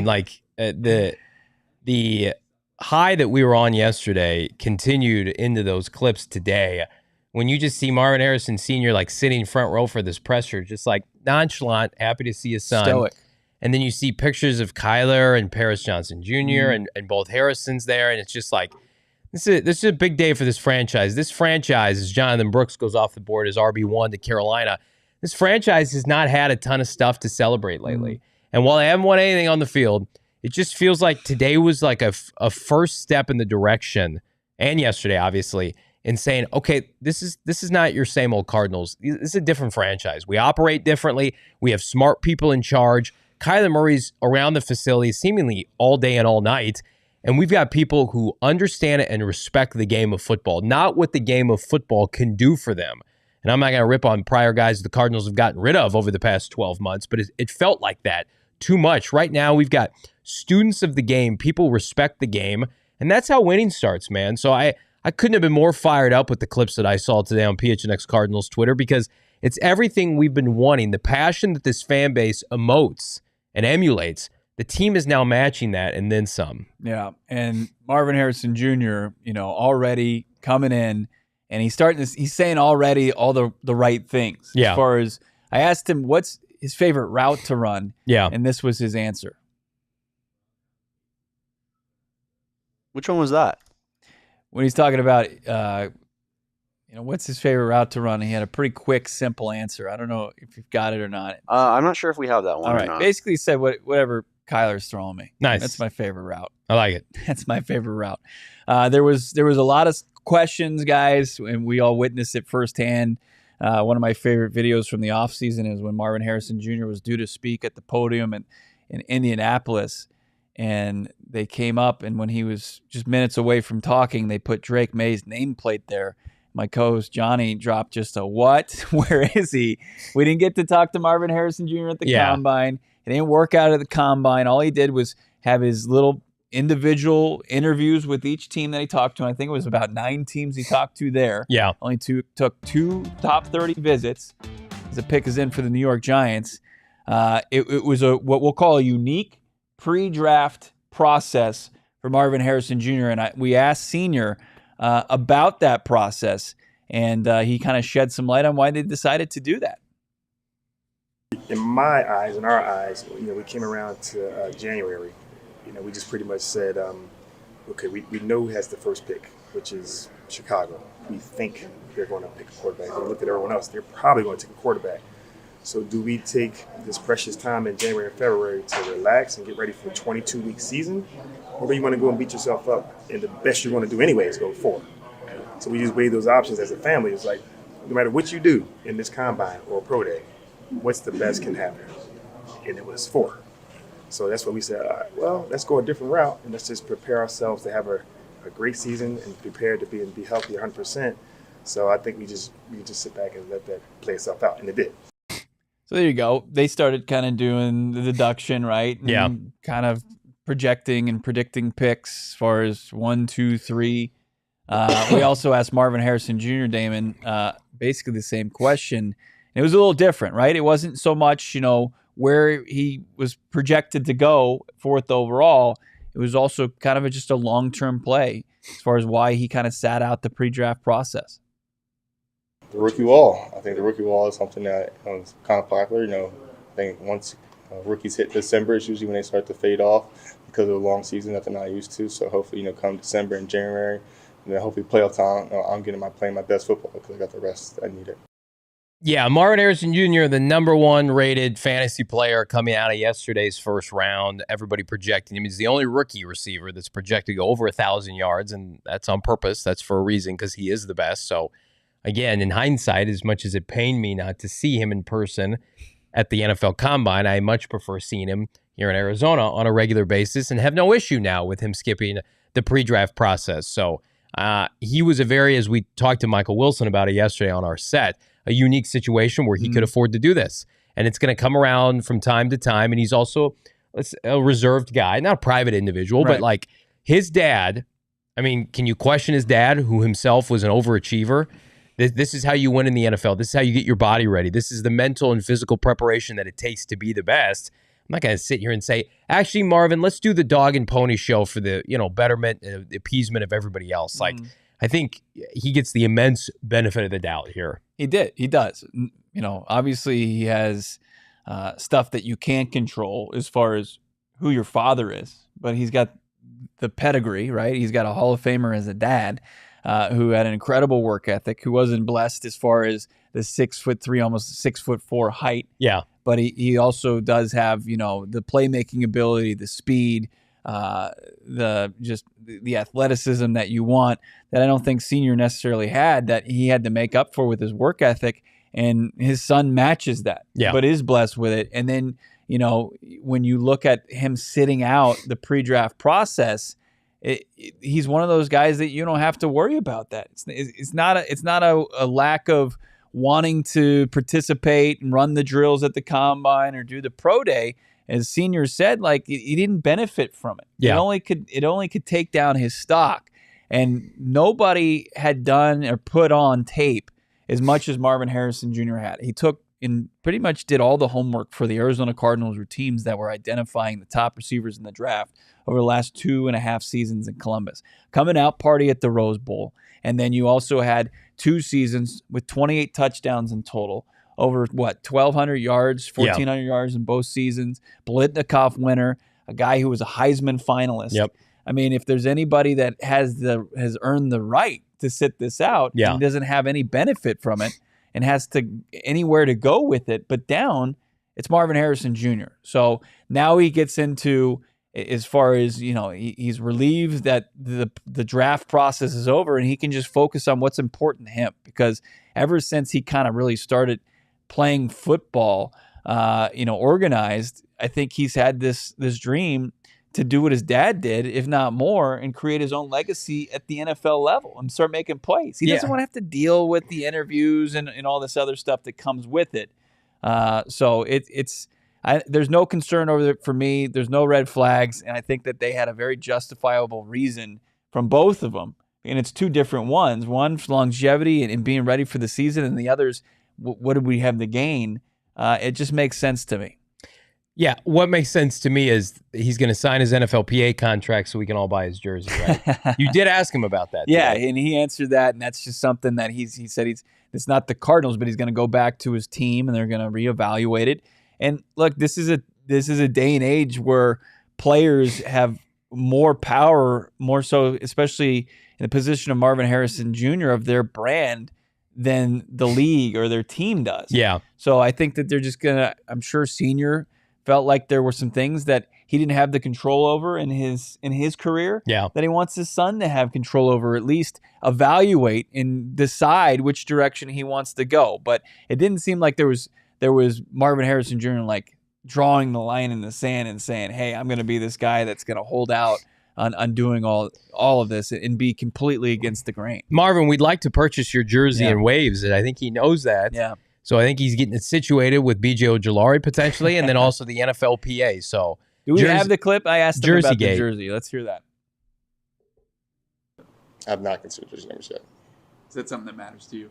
It does matter what number you wear, but I think we'll get that figured out and situated sooner or later. I think we're going to figure it out, get it situated. Yeah. I'm going to give a call to my guy, BJ, and see what we can kind of barter for the Cut number the 18. check, baby. He's making $8.5 million with his contract alone, and then the endorsement money. He's got some NIL money. B.J. Ojulari has not broken out yet. We hope for that this year. Do that in a new number, I think, B.J. Ojulari. I feel pretty good about that. Damon and I were doing just kind of looking at some available jersey numbers out there. I think we decided 10 would be fine for B.J. Ojulari if you want to. Yeah. That'd be a cool switch. Can we talk about Caleb Williams real quick? Okay, yeah, go ahead. Caleb Williams, number 18, Johnny. Yeah. Is that the most disgusting thing you've ever seen in your life? Wasn't Peyton Manning 18? Yeah, but that's the only quarterback who's ever made 18 cool. right. We'll talk about the least swaggy guy. I don't think the Bears care what his number is if he's carving up defenses in the NFC North. Tyler Scott is number 13. You're gonna tell me we can't get him to change his number? Here's for why it's Caleb? a good thing. Justin Fields was number 1, had some of the best jersey aesthetic in the NFL, and couldn't play. So I think they're going to go the opposite direction with Caleb Williams at pick 18, or excuse me, number 18 on his jersey. Yeah, I'm seeing the disgruntled fan base here for Max Melton. And I'll be honest with you, again, would he have been my first pick? No. But I think everything changed when the Cardinals were offered pick 79. I would have probably gone Jackson Powers Johnson, but this is a long physical corner for Jonathan Gannon. Look past, and I have to do this too. And listen, I did this last year where I'm like, Michael Wilson, he was hurt. I don't understand it. Played on a bad Stanford team. It's about the player, not the university. Mm-hmm. And it's about what the Cardinals can get out of him. I mean, he ran a 4.39 at the combine. He can get his hands on the football. He's a willing tackler. And he's somebody that's immediately going to start in their secondary. I trust Jonathan Gannon with defensive backs. I'm sorry. This is a different position. If this is, we hate this receiver, we hate this running back, let's have a conversation. Selfish or naive as it may be, I give JG the benefit of the doubt. No problem. You want to take a defensive back? I'm assuming that's a Gannon pick. Ossenfort, and he probably collaborated on it. The Cardinals needed corners. There was a run on corner. The Cardinals dubbed a lot of these corners expendable, right? Multiple options for them at 43. 79 is not a throwaway pick, too. I feel like a lot of people are just like, this is a trash pick. The Cardinals got a top 60 player in Melton. Consensus top 60 player. He was a second-round pick, and they're adding pick 79 to a team that needs bodies, that needs players to pop in the middle of the roster. I understand we wanted premium picks at the top of the third round or second round, but they got Marvin Harrison Jr. and Darius Robinson yesterday. Now they're trying to fill out the rest of the roster. Right. And the sub 4.4 speed, decent size, just under 6 feet. And you think about, where does Max Melton immediately fit in as far as the defensive back's room? Yeah. Where does he fit in as far as cornerback spot? And I think he's immediately ahead of guys that were on this roster playing a ton of snaps for this defense, and Keitrell Clark and Starling Thomas. He's more physically gifted than those guys. It's not even close. Right out of the collegiate ranks. Respectfully to those guys, no, he's going to be ahead on the depth chart of those guys. Absolutely. And this is another, it's to the people that wanted to make a splash and select a guy that they had been mocking all draft season long. Yeah. They went with a guy that's going to raise the floor of talent in the cornerback room. People want you guys to apologize. Can I just say something? Huh? We can sit up here and we can tout the pick. We can try to sell it to you.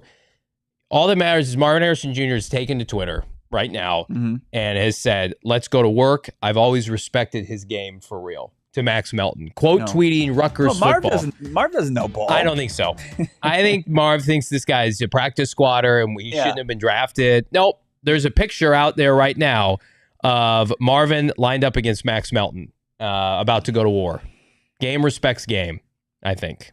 There are people in the chat that are like, you guys need to just man up and say this pick sucks. No, because the head coach picked him, I'm guessing. But how could you say he sucks before you watch him play? Right now, and a fire started, and the only way to get out of here, I will never even admit that, even if there's a He's fire. a second-round corner that the Cardinals took in the second round, and their head coach is a defensive back savant. This is not...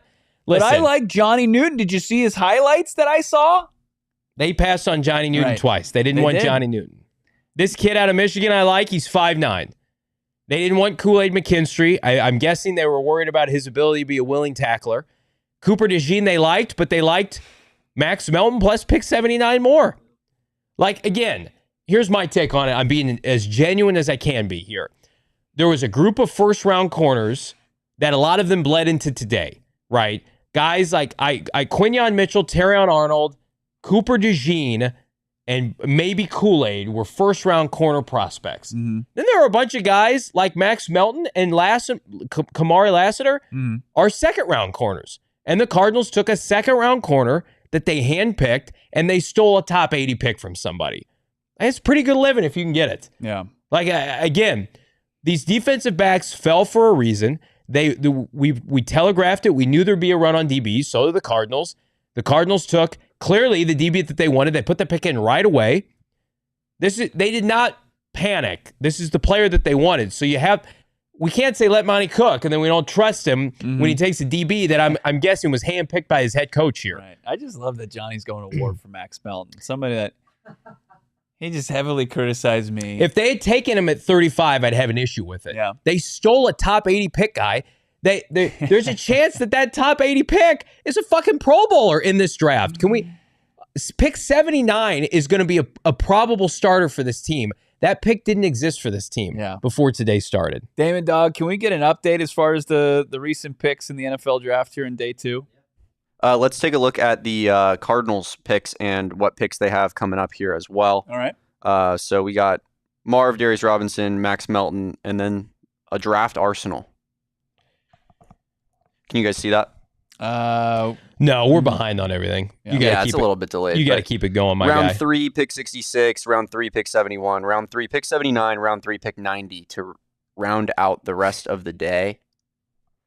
And then let's grab that draft 66, so far. 71, 79, 90.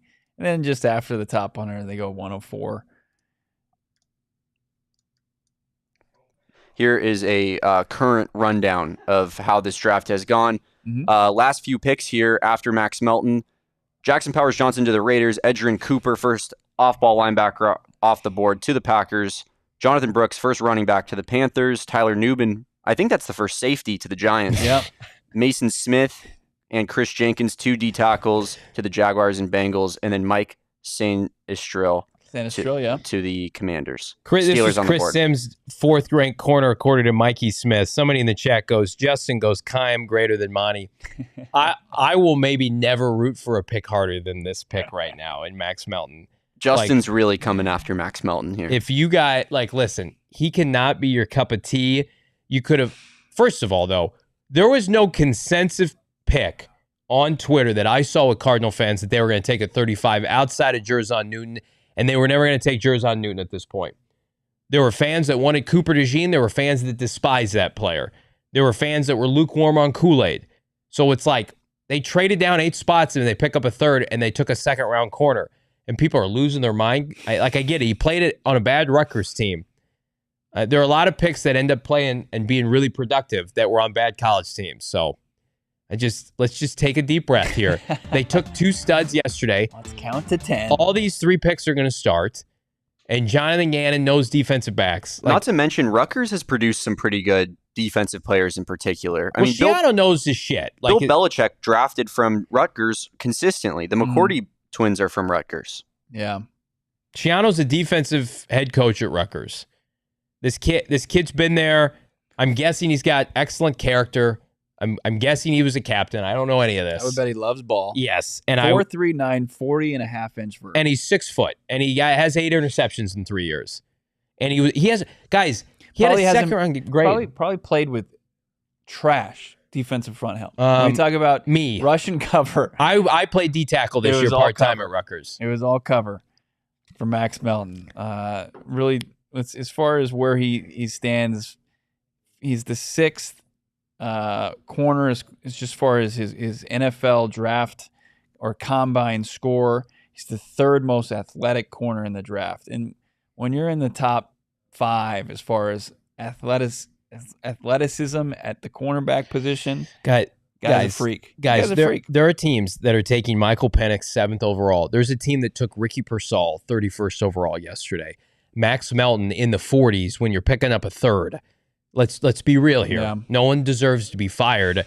Monti Ossenfort is building out his secondary let me count, so far in 2 drafts over the course of 4 days. Last year's first 2 days and this year, Thursday and Friday. Monti Ossenfort has gone premium position with every single pick. Corner, couple corners, offensive tackle, defensive line, 2 wide receivers. It's a good pick by the Steelers, Zach Frazier. After they took Fatano yesterday. They're loading up for old man Russ. They got to get Russ some help. He's gonna get perfect protection, and he's gonna run out of the pocket. He's gonna take a perfectly designed play that's executed to its highest level, and you're going to see Russ try to cook up something crazy. Here comes Russ trying to scramble, and he reaches the line of scrimmage. He's run himself right into a sack. Cardinals are going to take an offensive lineman tonight, though. Book it. They're going to take an offensive lineman. And an edge. Chris Braswell wouldn't be a bad pick. He wouldn't. Coming up here. Jonah Ellis, Chris Braswell. It would be solid way to start their selections in the third round. Their 4 selections that they have in the third round. Somebody asking us to trade it for Kool-Aid. The Kool-Aid's been drunk. It's gone. There's no more Kool-Aid in the container. It's gone. He was taken already. Yeah, the pick right before, wasn't he? Cuz saying up to it. Cuz saying Johnny gonna act like 79 is gonna save this franchise. Like, I'm gonna be respectful. He might. Do you not know how the draft works? Third round picks are super valuable. Like, we're not just throwing away third round picks here. It's another top 100 pick. Does anybody know where Tyrann Mathieu was drafted, or David Johnson, or John Brown? They were third round picks. Michael Wilson, outside of Paris Johnson Jr., their best pick from last year. You had a guy just throwing darts at that point. Yeah. Third round picks in this draft, especially, with pushed down because of these QBs. Now these receivers that the Cardinals don't need, and some ridiculous picks by the Atlantas and the Tennessees of the world. Pick 79 should be a starter for you. Yeah. We should fast forward to December, January. They would tell you they would be disappointed if pick 79 is not a starter for this team. As we talk about Max Melton and debate and battle over this, would the chat have been more? Would they have liked TJ Tampa better, you think? Honest question. And probably 2 guys they haven't watched play a lot of football, if any. TJ Tampa is 6'2", so he's got better measurables. Mm-hmm. But again, like Lance Zierlein had TJ Tampa lower than Max Melton, and he had Max Melton as his firm second rounder. I think most people have TJ Tampa at the back end of the second round. I think most people had Max Melton at the back end of the second round. So I think they're interchangeable. The temptation of Kool-Aid, because of the name, and everybody saw him in mock drafts to begin the year in the top 10, and then obviously how polarizing Cooper DeJean was. Fans would rather have that, and I get it. Shit, we would have made a t-shirt about Cooper DeJean. It would have been awesome. But listen, I hope Max Melton can come in here and be Jonathan Gannon's CB1. Let's give him that opportunity. It's not a reach, though. Max Melton had a second-round grade. Yeah. I think the Tampa thing might have swayed the chat back in the direction of Max Melton. Thank you. I had to kind of throw myself under the bus there. Hang on. Let's run through. The Cardinals were going to pick 35. Mm-hmm. So let's just do an exercise here. Cardinals got pick 79 and 43 in exchange for 35. They went back 8 spots. Here are the players that went. Okay. Rook or Horo. That's not. Nailed it. Horo. Clemson D tackle. They were never taking him. That was an egregious overdraft. They have a defensive tackle. Jerzon Johnny Newton, I loved. We all loved. Mm-hmm. The Cardinals were out on him for whatever reason. Could be a medical thing. Not going to take him at 36. Jalen Polk, they were not taking at 37. T'Vondre Sweat would have never been a Cardinal at 38. Braden Fisk, I mean, they had a top 30 workout, but who knows? The fact they took Darius Robinson yesterday, maybe they punted on DT today. Cooper DeJean at 40 is the first one that feels like that really hurts, right? But you would have known trading down 8 spots, and he's the best available. Not realistic, as Adonai Mitchell goes to Indianapolis there. Then Kool-Aid goes 41. Kamari Lassiter goes 42. And then you take Max Melton. Obviously, Jackson Powers Johnson goes 44. So, I mean, guys, there's tons of talent left that they're going to be able to target. And they got a second-round corner. I don't feel like the Cardinals missed out, honestly. This is not like prior years when it's like, oh, man, that hurts bad. Yeah. Well, think about your coach. Comes from a defensive background. He's a bit of a kingmaker as far as the defensive secondary goes. He's taken the guys in the likes of Reed Blankenship. Yeah. And he's elevated their game. Guys that you watched in Philly once he exited, completely their games fell apart, right? Yeah. And people were calling for them to all be ousted from the city of brotherly love. And you've got Jonathan Gannon also, who has a scouting background himself. Spent some time before he got into the coaching ranks, evaluating teams or players. And then you got Monti Ossenfort, who everybody was all in on and had a strong belief and faith in his ability to find talent in this draft, and has so far, albeit in the sample size. Yeah. And people are going to question, a guy that just because of the name that he wore across his chest or where he went to college, whether he can play and whether you can take sub 4.4 speed and a 40.5-inch vertical, who D'd up your 4th overall pick. Can he play at this level? I just think it's a bit absurd to me. It's like, are we really going to go to war? Are we going to really go to war? I'm going to make a prediction. That. Fans are going to warm up to the pick as the night goes on, and they're going to take some players in round 3. They have 4 third-round picks. Yeah. They could trade up at some point that are going to get people fired up because they're going to be players that we knew Max Melton, but again, it wasn't our first choice. That doesn't mean it's the wrong choice. I love Josh Rosen once upon a time, for God's sakes. Like this franchise, I trust the guy who's running the ship. Everything, again, feels like house money after yesterday. There are rumors right now. I don't know if this is confirmed or not, that the Cleveland Browns are going to take a punter in the second round. I have not seen that confirmed anywhere yet. No. Is it like NFL rooms? Yeah, maybe it's a fake account. It might be a fake account. Well, do you want to hit some super chats real quick? Did you get got just now? Did Johnny get got? Does that count? Yeah. Yeah, he got. Yeah, okay. I got got. All right. You didn't retweet it, did you? I didn't. Okay. I would like more premium players to follow the Cardinals. Damon, let's do it. All right, so Libertarian Sasquatch starts us off. We should really appreciate 35 as a first rounder. I guess that kind of doesn't matter anymore. AZ Fan 1998, 199. Monty about to cook again tonight. Too Slim Shady, 1399. Bo saying the line has been held, and Johnny saying these are your new Arizona Cardinals after the MHJ pick gave me goosebumps. Nice. Great show yesterday, guys. Wish I could have seen it live.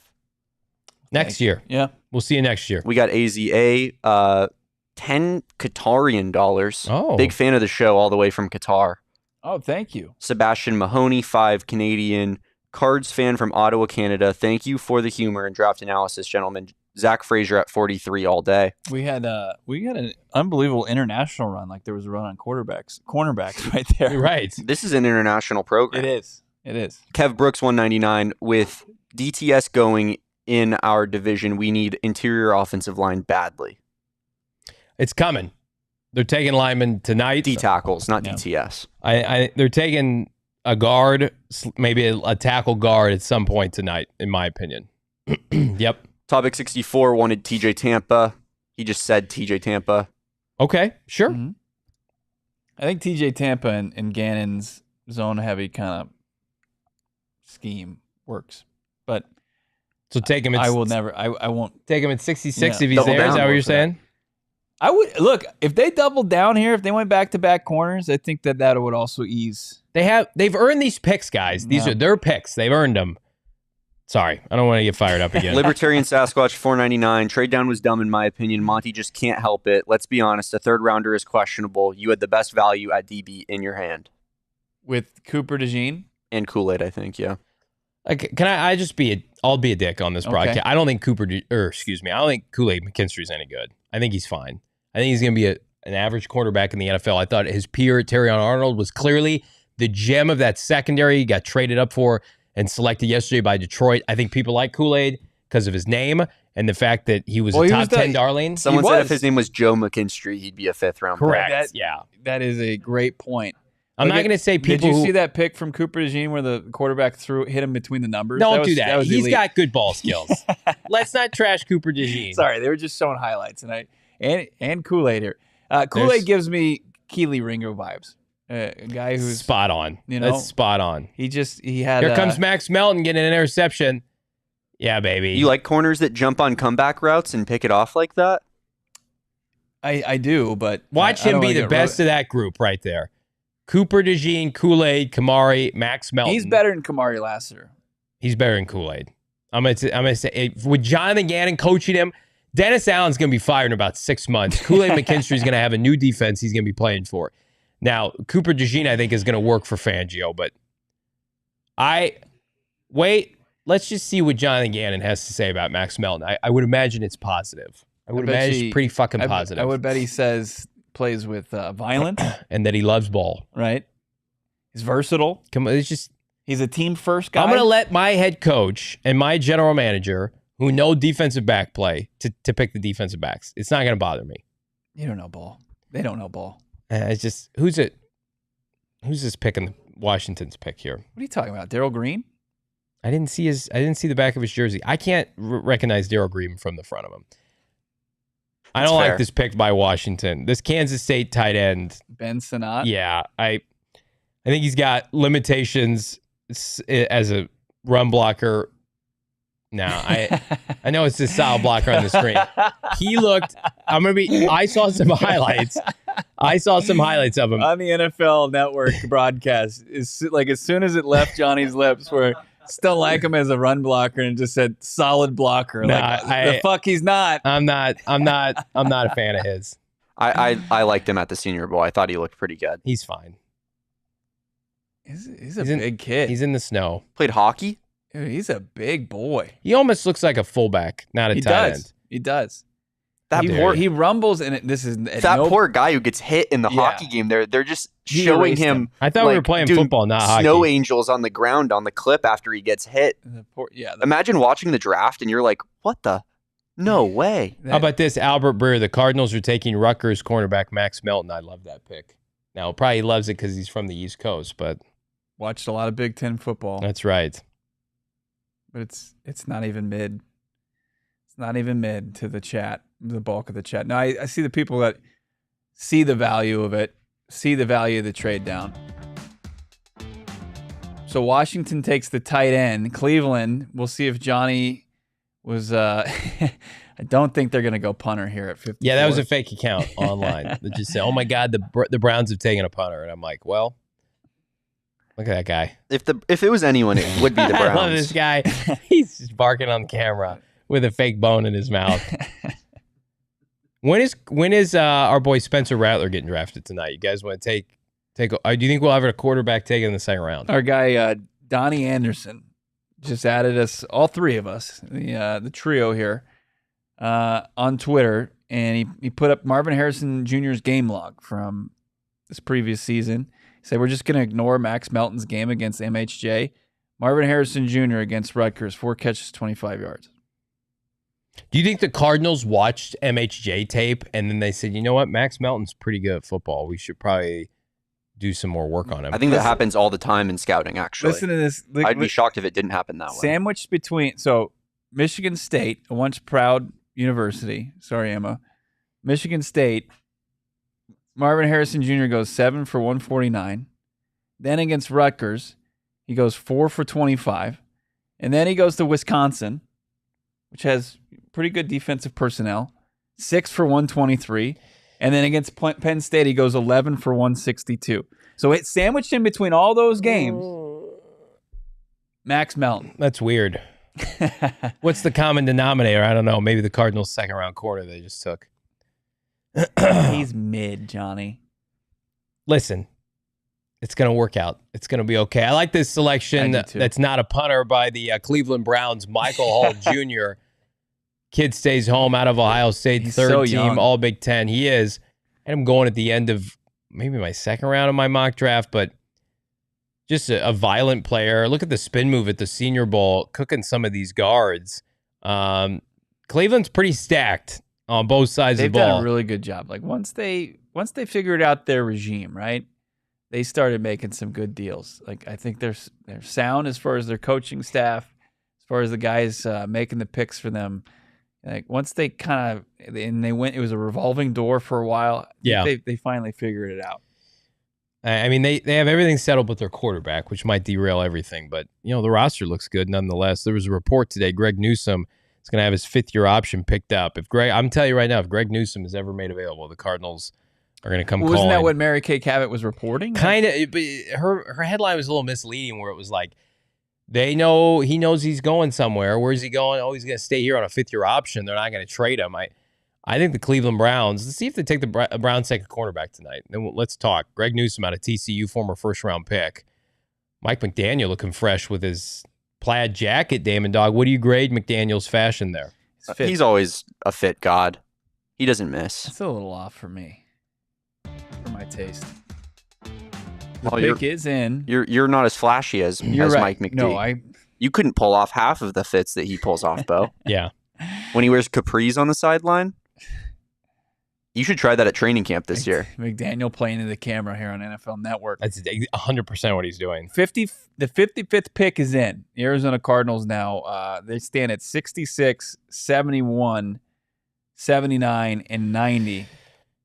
I'm told the Arizona Cardinals, if the right player is there, can go back to the receiver well today. So that's not breaking news, but are we talking like a Malachi Court? It's got to be a slot player. It's got to be a guy that can play in the slot. For sure. But receiver is absolutely in play tonight.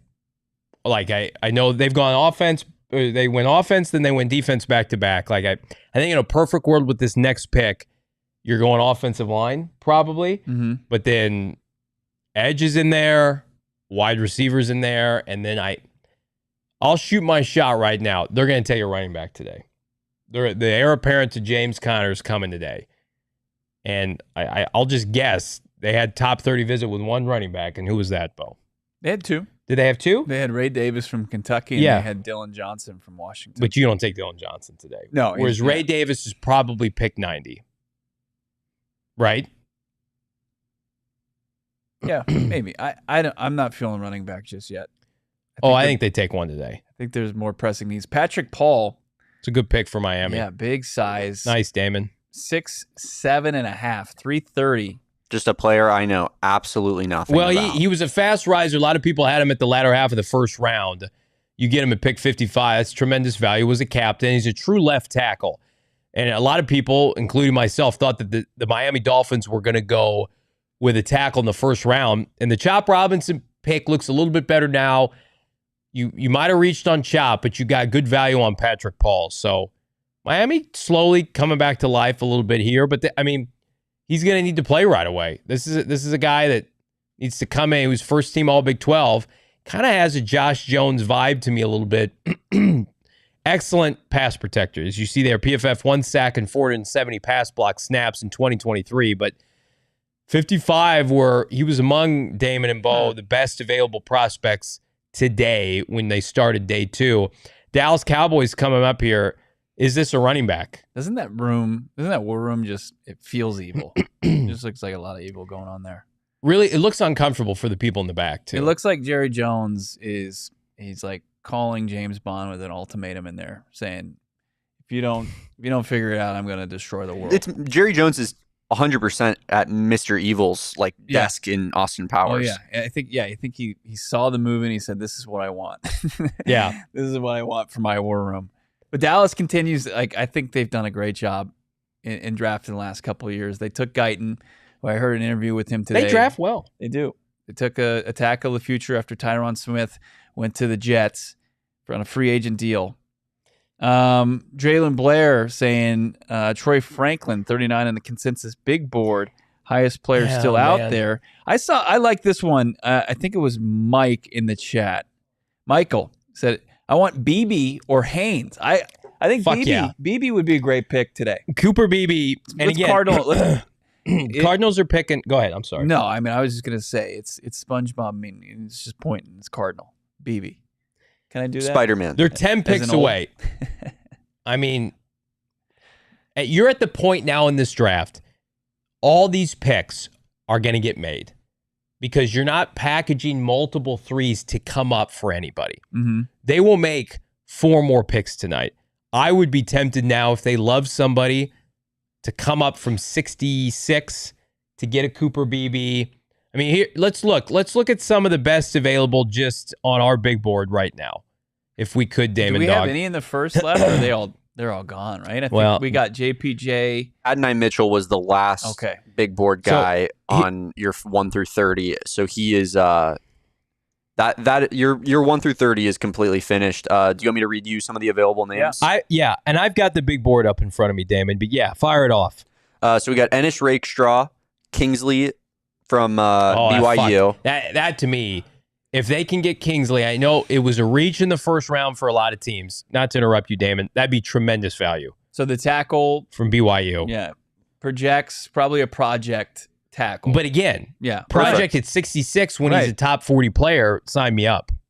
Perfect situation to sit a year. I think that's like the perfect type of tackle 100%.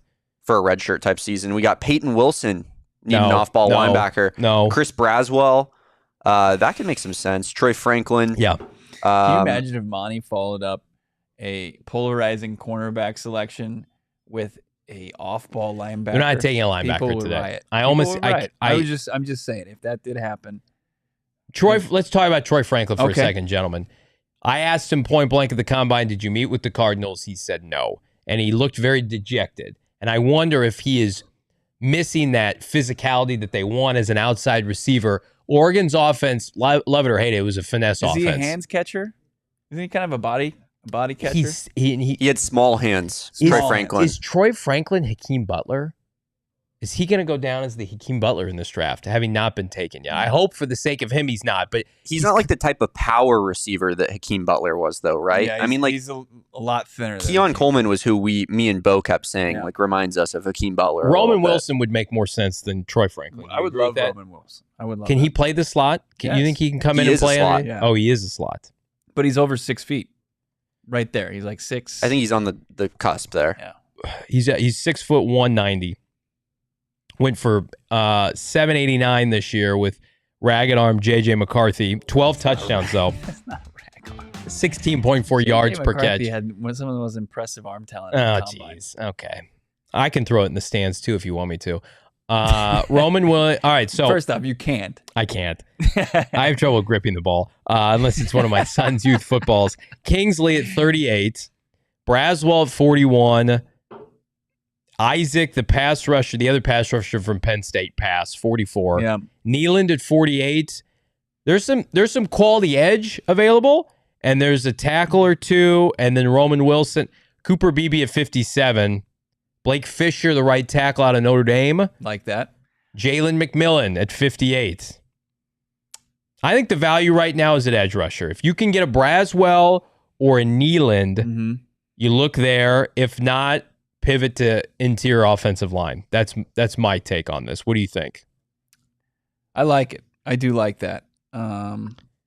Nealand's going to Dallas here. Okay. So he's gone. So Dallas does a decent job. Nealon, for the school he went to, what you're looking for, and my question would be for the Cardinals too, if they made it the selection 10 spots down the road here, Yeah. would be there wasn't a lot of production. We have 4.5 sacks. I know his athleticism, his size, it's what you want as far as what you can project off the edge. But you're right. Small school, you should be kicking everybody's you need to ass. put up, it's like what we were saying, our big kind of sticking point with Tyree Wilson last year. That's right. It's like, Yep. if you're gonna go to Texas Tech and you're gonna be considered a top 10 talent, you gotta put up some impressive production, and we just didn't see it. So Dallas Cowboys selection, the pick is in, and they'll make that momentarily. But what Johnny's seeing on the Twitter streets is it's a Nealon from Western Michigan. Not to be confused with knee deep. DJ Humphries no longer with the Cardinals. Nealand goes to the Cowboys now. On the clock are the Tampa Bay Buccaneers. They went offensive line last night. Mm-hmm. Would assume they're maybe going to look at receiver or defense now. Spencer Rattler, maybe? Does that make any sense? We would love a Spencer Rattler pick, Damon, at some point before 66. Rattler and Pratt. Why not? Yeah. I mean, Rattler to me, for a lot, like I'm looking at some of these teams that are picking coming up, like you should be all over Spencer Rattler. This is the only team that would pick Spencer between this and the next Cardinals pick. You don't think the Packers would? Packers, Texans, the Texans Bills, Lions, Ravens, Niners, Chiefs. It's like basically all the teams that have quarterbacks in the league. Somebody else throwing out Jonah Ellis, wouldn't hate that. Yeah.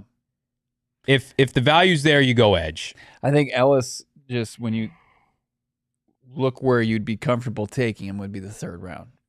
You're a little rich for the second round. How about this? What about this? I'm going to throw a name at you that hasn't been taken yet. Okay. Blake Corum. Would you take Blake Corum at 66? I'm out on running back right now. That's selfish. I wouldn't take Blake Corum that early. Okay. I guess I'll just go fuck myself, guys. Well, he's small and he's not that fast. Oh, and those, come on. Those are red flags for me. If you're going to be a small guy, you better be a 4.3 speed guy. Listen, I'd be a hypocrite if I ripped JJ McCarthy every show. Eris's suggestion, the local kid at least, grew up here in AZ. Braylon Trice would be an interesting pass rush edge option in the 3rd round for the Cards. He and Braswell, they're all kind of in that same group together. Yeah, I would rank Braswell absolutely ahead of Trice. I would too. Braswell, I mean, he was Alabama's top edge rusher this year with Will Anderson Jr. Neal, and they're showing they show all his sacks there. He had 4.5 at Western Michigan. People show him all on his highlights. Nobody likes Corum in the chat. Okay, guys, I get it. I get he's small. Arizona Animal saying I like Corum. Marco's saying Braylon Allen! Exclamation point. I don't think Braylon Allen's getting picked today. Yeah, he's like if you just go off the PFF mock draft simulator, he's down. I'll take him with our last 3rd round pick today. I really would. So Tampa's up next. Green Bay, Houston, Buffalo, Detroit, Baltimore, San Francisco, KC to round out round 2. We've done 3 drafts together now. This 3rd round has a chance to be the wildest round we've ever done with 4 picks. And looking at how people have kind of conducted themselves, their behavior, I mean, this thing's going to get toxic real quick. If they Can don't we just get a fan favorite at 66? Can we set the tone from the start that like fans can start coming together again? Yeah. We were on the same page today. Marvin Harrison Jr. is in Arizona right now, and people are bitching over a 2nd round corner. Come on. Does the president of the Hold the Line movement, does he need to anoint who is going to bring everybody together again? Do you have that? Do you possess that ability, or is it? I would say Marvin was the one that possessed that ability. Yeah. It wasn't, I mean, I was just the organizer. That's modest of you. I was the organizer. I wasn't the reasoning for it. You're the most selfless person, Damon. Yeah, someone had to play that role. If you want me to describe Damon with one word, it's selfless. That's what it is. Humble. Damon and I got a lot of compliments for how short we are at the draft party last night. Damon got short king? Oh, yeah. Johnny is spreading misinformation, saying I'm sub 5'5" on the live broadcast. Disrespectful stuff. Multiple people came up to me last night. They're like, "Man, if you're short." Spreading rumors that Damon's 5'5", what's that make you? 5 foot. But always feels so superior because he just dwarfs over Damon and I. I'm not saying I haven't made any short anything for a good calendar year. When I first got here, I was a bad person. I hadn't learned a lesson. I had a couple short jokes, and I noticed how it took a toll on my boy. No, I'm fine. I don't. I'm bulletproof. Last night I was blown away by the incredible draft party there. Everybody, coming and out to celebrate this moment, be a part of it, and we got to be a part of it as well.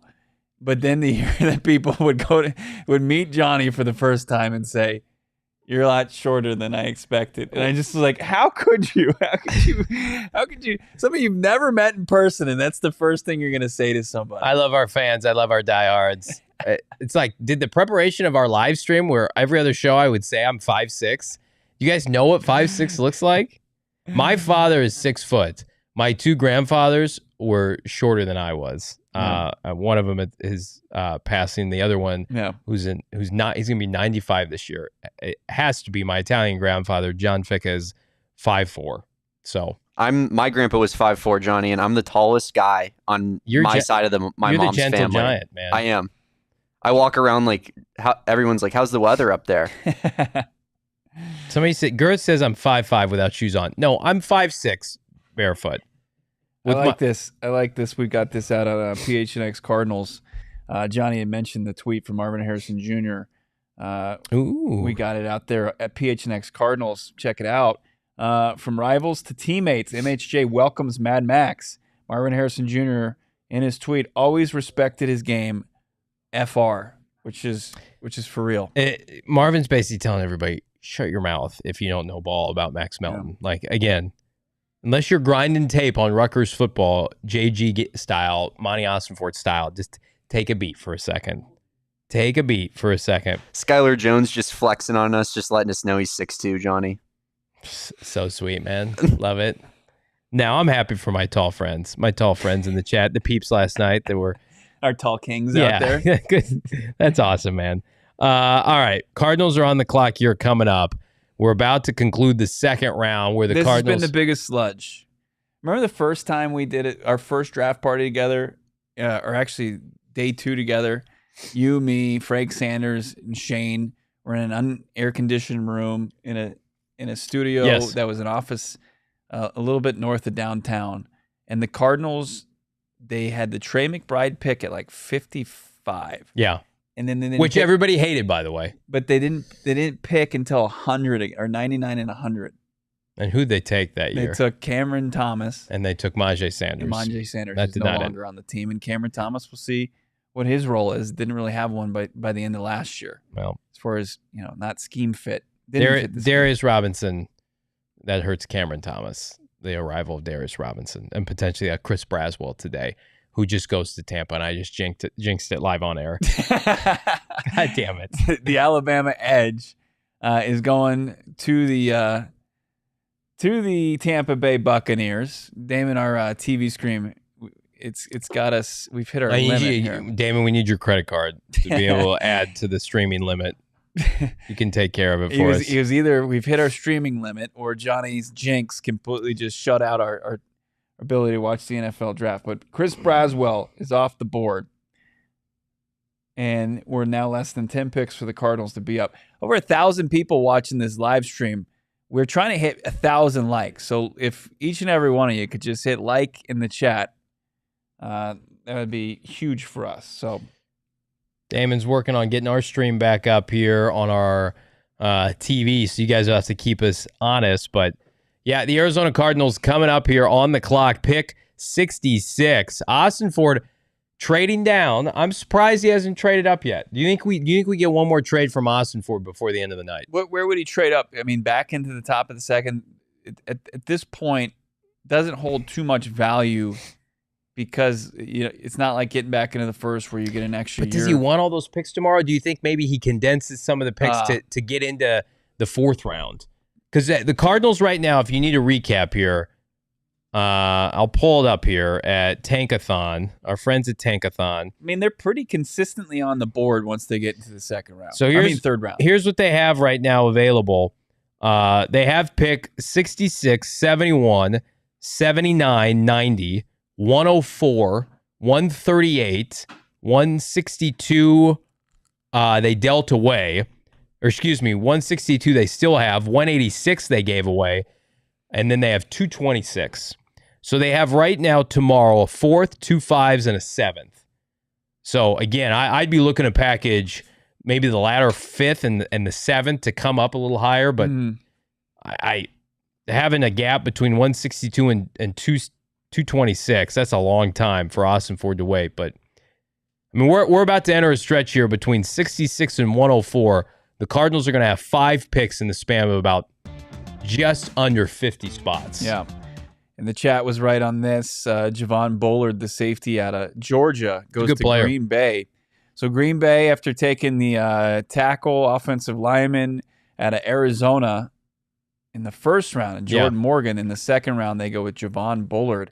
The youngest team in the league, made their way, won a game in the playoffs, took San Francisco down in the wire with the emergence of Jordan Love and his playmakers. And now they add Javon Bullard to their secondary along with Jair Alexander. They also, I'm sorry, I forgot about this. They took Edgerrin Cooper, who a lot of people believe is the best off-ball linebacker in this.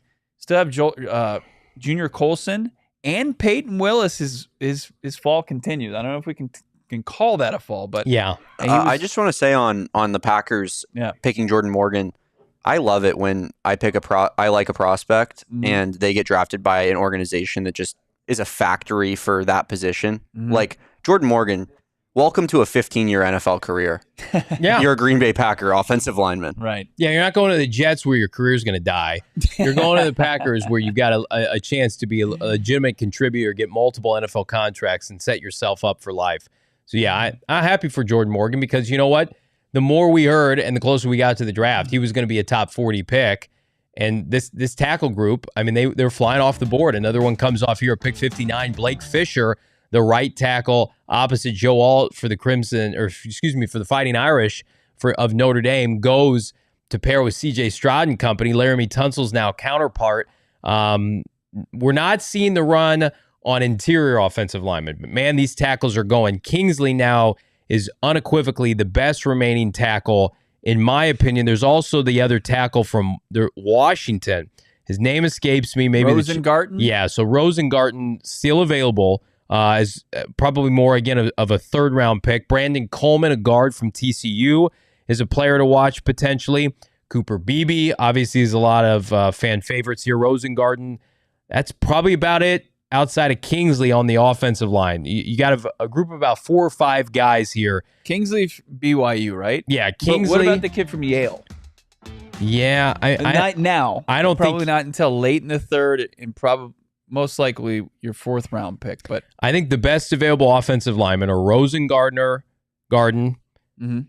Christian Haynes, in no specific order, Cooper Beebe, and then the Kingsley, the kid from BYU. And am I missing somebody else? Blake Fisher just went. Frazier's gone. TJ Tampa. I've seen a lot of people like Christian Mahogany from Boston College quite a bit for like a zone blocking he's fine. scheme. Yeah. He's fine. He's an athletic guy. Rich Mahogany Wood. That's what my leather books and mahogany. That's what my old apartment used to smell of. Yeah. Van Prawn still available. Oh, the Georgia you had the center? Cardinals taking the Georgia interior I did offensive lineman. late today. Yeah. So, again, Take me through, who were your picks? here are my picks. I had Cooper the Cards. Beebe going 35th to the Cardinals. They could have done that. They opted not to. Uh-huh. And then they had to wait. They didn't have another pick for a while. 66, I had him take Jalen Polk, Okay. who's gone Went now. way earlier than Yeah. that. Yeah. And then I To had New England. Chris Braswell at 71. And then I had them go at pick 90, Yvonne Prawn, the Georgia center. So Max Melton, I did not have on my bingo card here, but here's Where'd you some. have Melton go? I had him going 59 to Houston. Okay. So 15 spots later. Again, second round. He was a firm second round. I think I moved him down. What are the Bills doing here? Are they taking what are they taking? A wideout? Safety. Safety? Good. Run these safeties out, baby. Let's Yeah. go. So a little bit of a mini run on safeties. I'm telling you right now. Which safety? I'm telling you right now. The value. Cole Bishop. The value is at receiver. If they want to take a receiver here, I have no issue with that. People are gonna despise it. Like a Malachi? There's good No, I receivers think- available right now. I Jalen think- McMillan, Troy Franklin, Brandon I- Rice, Roman Wilson. Roman Malachi Wilson. Corley. You take Roman Wilson here. That's excellent value. Here's some of the. That's gonna fire up a fan base again. Like Here- they're gonna be like, I didn't like your corner pick, but just because the wide receiver position is so sexy that you can get him back on board. I'm in team with the running back and the wide receiver. If you're gonna take one, take it with your either second to last third round pick or your last third round pick. So historic receiver class though, and if you feel like these are special talents, exceptions must be made. Troy Franklin, I don't think is an option for the team. So if you put Troy Franklin aside for a second, Perfect Pass Sports, perfect value for Enos Rakestraw, who was up there another corner though. close to first round talent. I mean, early second in most of the mock drafts. Teams I are don't showing you disagree with right that. now that Enos is not a top 2 prospect, top 2 round prospect. When you have this many teams passing you that many times, Roman Wilson, Brendan Rice later, Devontae Walker later. Tez Walker. I think Roman Wilson is the clear favorite if they take a receiver. I have no knowledge of that. I know but people are going to say, hey, Greg Dortch is your starting slot. And he is. He Michael absolutely Wilson's is. missed time, though. Michael Wilson has missed time. The versatility of Roman Wilson, I think, is appealing to this organization. His want to, his will to block, I think that's appealing to them. Yeah. And Greg Dortch is on his 1-year tender that he signed. And who knows? I mean, we don't know what the future is for him. We obviously want him to stay in the desert. He's still relatively young at 25. But, the Cardinals could look to just with these picks, not only add some depth, but also some future pieces. Kingsley's a really good prospect here. The 66 would be tremendous value. Austin Romano wants Brendan Rice. Not at 66, though. Mason Smith, did he already go, Damon, the LSU defensive tackle? Yeah, he went real early in the second round. Cardinals, listen, they hedged their bet. What did they get ahead on? D-tackle and wide receiver, and today they were in the mix with all the other corners. So are they going to take a safety? Because a bunch of safeties are going off right now. It feels like the Cardinals, whatever is in vogue, they're either ahead of the curve or they're right there. But Jonah Ellis, Braylon Trice, is Braylon Trice too rich at 66? I don't think so. I don't think he or Jonah Ellis. I think that's good value. Comes down in scouting, right? And if the Cardinals, if they like him, they'll take him in that spot. I think the Cardinals board is pretty different from a lot of the media boards out there. Still got Brandon Dorlus available, Mekhi Wingo. Dorlus is a versatile defensive line player. I asked him actually at the combine, where he preferred to play. He's like, I'll play wherever anybody wants to play. I can play 3 technique. I can play 5. I think they have that. They got the better version of that. Yeah. Yeah, I agree. And Darius Robinson. If I need to completely spell it out, which I don't. No. We got a smart audience out there in chat. Offensive line, I think is going to be the pick. They're bringing Barry Sanders out for this pick? Barry was already there yesterday. They just have a cop for him in the back, and they said, Barry, can you just live at the draft for 2 days, come out and read a name, wave your, Just shake him. Wake up, Barry. We got you. Come out here and make a pick, please. So the Ravens, another good offensive lineman off the board. Excuse me, the Lions are taking Enos. So Rakestraw off, and then the Ravens are taking Roger Rosengarten out of Washington. Welcome to the Pro Bowl. So Ravens Johnny going. I don't know if he doesn't like that Baltimore gets so much praise for every pick that they make, but they do have an affinity to take the player that that most people recognize and that slid down draft boards, and they usually tend to be pretty good players. There's a couple guys that obviously, like, no one hits 100% of their picks. Hayden Hurst, for example, was a horrible pick by the Ravens. They also picked Mark Andrews in that same draft. It only stands out because they have so few busts, though. Yeah. Like the Cards. I was going through some of Keim's drafts today. Ooh, just as it was self-harm, and I didn't want to do it, but I went through some of them, and it was like they literally could not have been worse if he tried. They are so inept. Not only did you not get production, you got guys that didn't get second contracts, couldn't even finish their first contract. Yeah. Outside of like the Buddhas and the Kylers of the world, it's just embarrassing. Christian Kirk, who didn't sign a second contract with you, was like one of your best picks the last 3 to 5 years. Mm-hmm. All right, so Rakestraw goes. Feisty, big energy giver, according to NFL Network. So the Washington tackle, the one that played opposite Fatano, he's going to go Rosengarten to Baltimore, and then you've got 2 picks here, your Super Bowl teams, Niners and Chiefs, then Carolina, and then the Cardinals. Now, somebody had asked me this. Does anybody know the answer? Why are the Cardinals picking 2nd overall in the 3rd round over Washington and New England? I don't know. Rotating. Didn't they have tie the same amount of wins? Yeah. Something like that. Because they had the 3rd pick of the 2nd round. So they went from 4 to 3rd to 2nd, and then they probably swap back down. The 1st round based, you go strength of schedule after then you rotate. Record, rotate. Okay. Aiden Hutchinson, Carlton Davis. Lions add Rakestraw and Tyrion Arnold. Well, they got smoked by Brock Purdy in the NFC Championship game, so this is their remedy to that. Lions know what they're doing, man. They got good people there. Dave Sears, see if he can cook up a little mid-round magic for Monti Ossenfort here. Upcoming at pick 66, the former Lions head of personnel. McMillan, Troy Franklin, Roman Wilson, Cooper Beebe. Or you can get a little nuts, take a running back here. I don't think they will, but I mean, it would be kind of cool We've if got one running back off the board, Jonathan Brooks. You probably get a running back that you really love here. Mm-hmm. at 66. Mm-hmm. I mean, James Conner missed time last year, and I like Michael Carter, but I think he's a change of pace guy. He's not somebody you want having 25 touches per game. They have. I'm just saying. I know it's not your favorite. They've earned the right to take a running back in the third round wherever they want. Haloti Ngata coming out to announce the tackle pick for Baltimore. We need one of those guys. We need a Haloti Ngata. Hopefully, we got one. Maybe next draft. Damon, any super chats we can get to as we're let's 3 crush picks some. away now. Booms 199. Let's be glad Monty wasn't trade hungry last night. Agreed. Mm-hmm. Plexi, Monty's first big F up. Can't tell me this is the guy. It is the guy. It is their guy. They ran up to put the pick in. I can tell you. Booms again 199. Chat filled with NPCs. Cole said he wants Kime with a skull emoji. Okay. NPCs are like the computer players, non-playable characters. Yes. That walk around.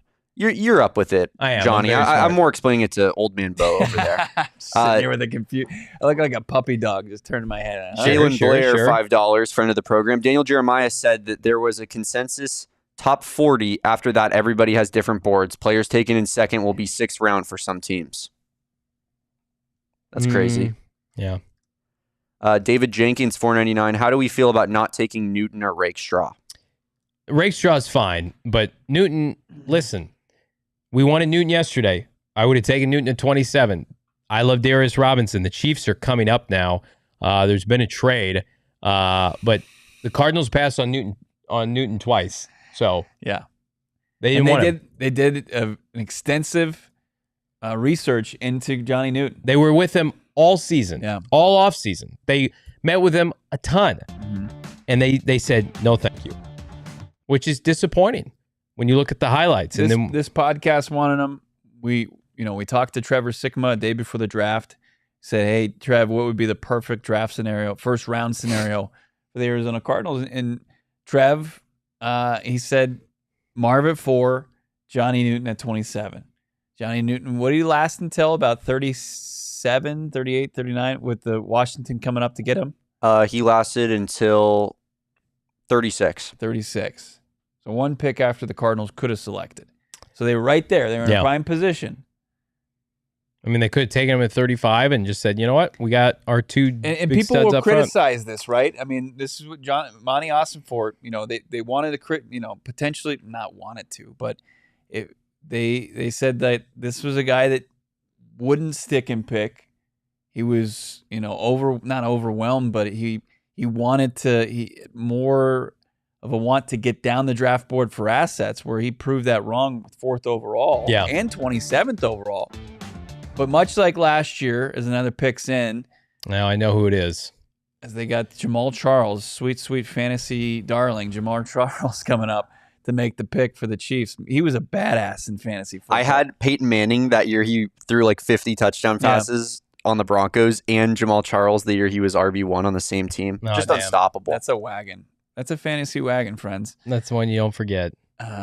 This is, unfortunately, Kingsley goes here to Kansas City. Kansas City was rumored if they weren't going to take a receiver in the first round to go tackle, they get a tackle later. They trade up with San Francisco, swapping 5th and 6th rounders later on to get the mammoth 6'4", 326-pound tackle out of BYU. Cardinals now, I think you're at a point, take a developmental tackle, but the premier tackles, in my opinion, are gone. Yeah. So Jonah Williams, the 2-year contract, hopefully he can perform. They're going to need him to perform. And there hasn't been a lot of inside offensive linemen for sure to go yet. So as you were kind of forecasting a little bit, it's Cooper Beebe. Yeah, if you want Cooper Beebe, quintessential. We saw him in the second round, fringe second rounder, third rounder, whatever you want to call it. These highlights, the guy in the pool jumps out of the pool. It's an elite highlight. It's a feat of strength that I always be jealous of. Yeah. And if I'm in my own pool and I try this, probably going to need an ambulance. So ACL tear plus, fractured fibula or whatever. Maybe just the pure water pressure pushing down on my quads probably tears them. But pretty good pick. Hopefully the Niners continue their tough draft. Even Just though a terrible draft for the Niners. You're so wrong, Johnny. Here's I mean, the you're gonna people are gonna be laughing at you when Ricky Pearsall is just a stud. No one's laughing at anyone. it's gonna hurt more. Like it's gonna hurt more. One, like if the Niners hit on Ricky Pearsall, and then The Niners don't draft bad skill players, man. Here's what I'm concerned about right here. The Niners were rumored to go interior offensive line with their first pick. They opted for a receiver. Is this Cooper Beebe? Is this the an Chiefs interior offensive traded line? with the Niners They for did. that spot. They swapped 5th and 6th rounders. Mahomes loves it. He says, "Love Beach Man." Sunglasses emoji. It's like let's not go crazy here. This guy's still. Did you see the Love this lineman from BYU that I never watched at all, but I saw him go high in mocks. He's a project tackle. Did you see his main problem? Not good in pass pro. Okay, that's kind of a big deal for the tackle spot. That doesn't matter. Like honestly, yesterday it's like if you weren't going to take a tackle yesterday, it's like today you're just kind of rolling the dice. But get a top interior offensive lineman. Some of these pass rushers are still available. I still argue, guys, like the best value right now is receiver on the board. Let's look at Bo's big board real quick and see what we got available. Peyton Wilson, the top player on the board. Troy Franklin, number 2. Adisa Isaac, TJ Tampa, Roman Wilson, Junior Colson, Andrew Phillips, Troy Franklin again. Looks like we double printed there. That's fine. Cooper Beebe, and then Jalen McMillan.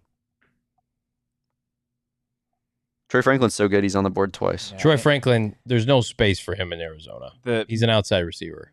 As far as the fear of an off-ball linebacker that we kind of laughed off, the Cardinals have a confidence that they can take guys, day 3 players, and turn them into, at that off-ball linebacker spot, and turn them into starters for them. I don't think that you should have any true fear that they would take a junior or Peyton Wilson. So I don't envision any of their four third-round picks to be utilized at that I position, haven't heard anything. despite what the prospects are. Even like they want to attack this roster. There's a reason those guys are falling. Yeah, continue to pick away at premium positions like they've done so far in the short, draft and a half. Barnes played really well for this team. He's back. They took an inside backer last year, a developmental guy, and then of course they added Mac Wilson to go with Kazir White.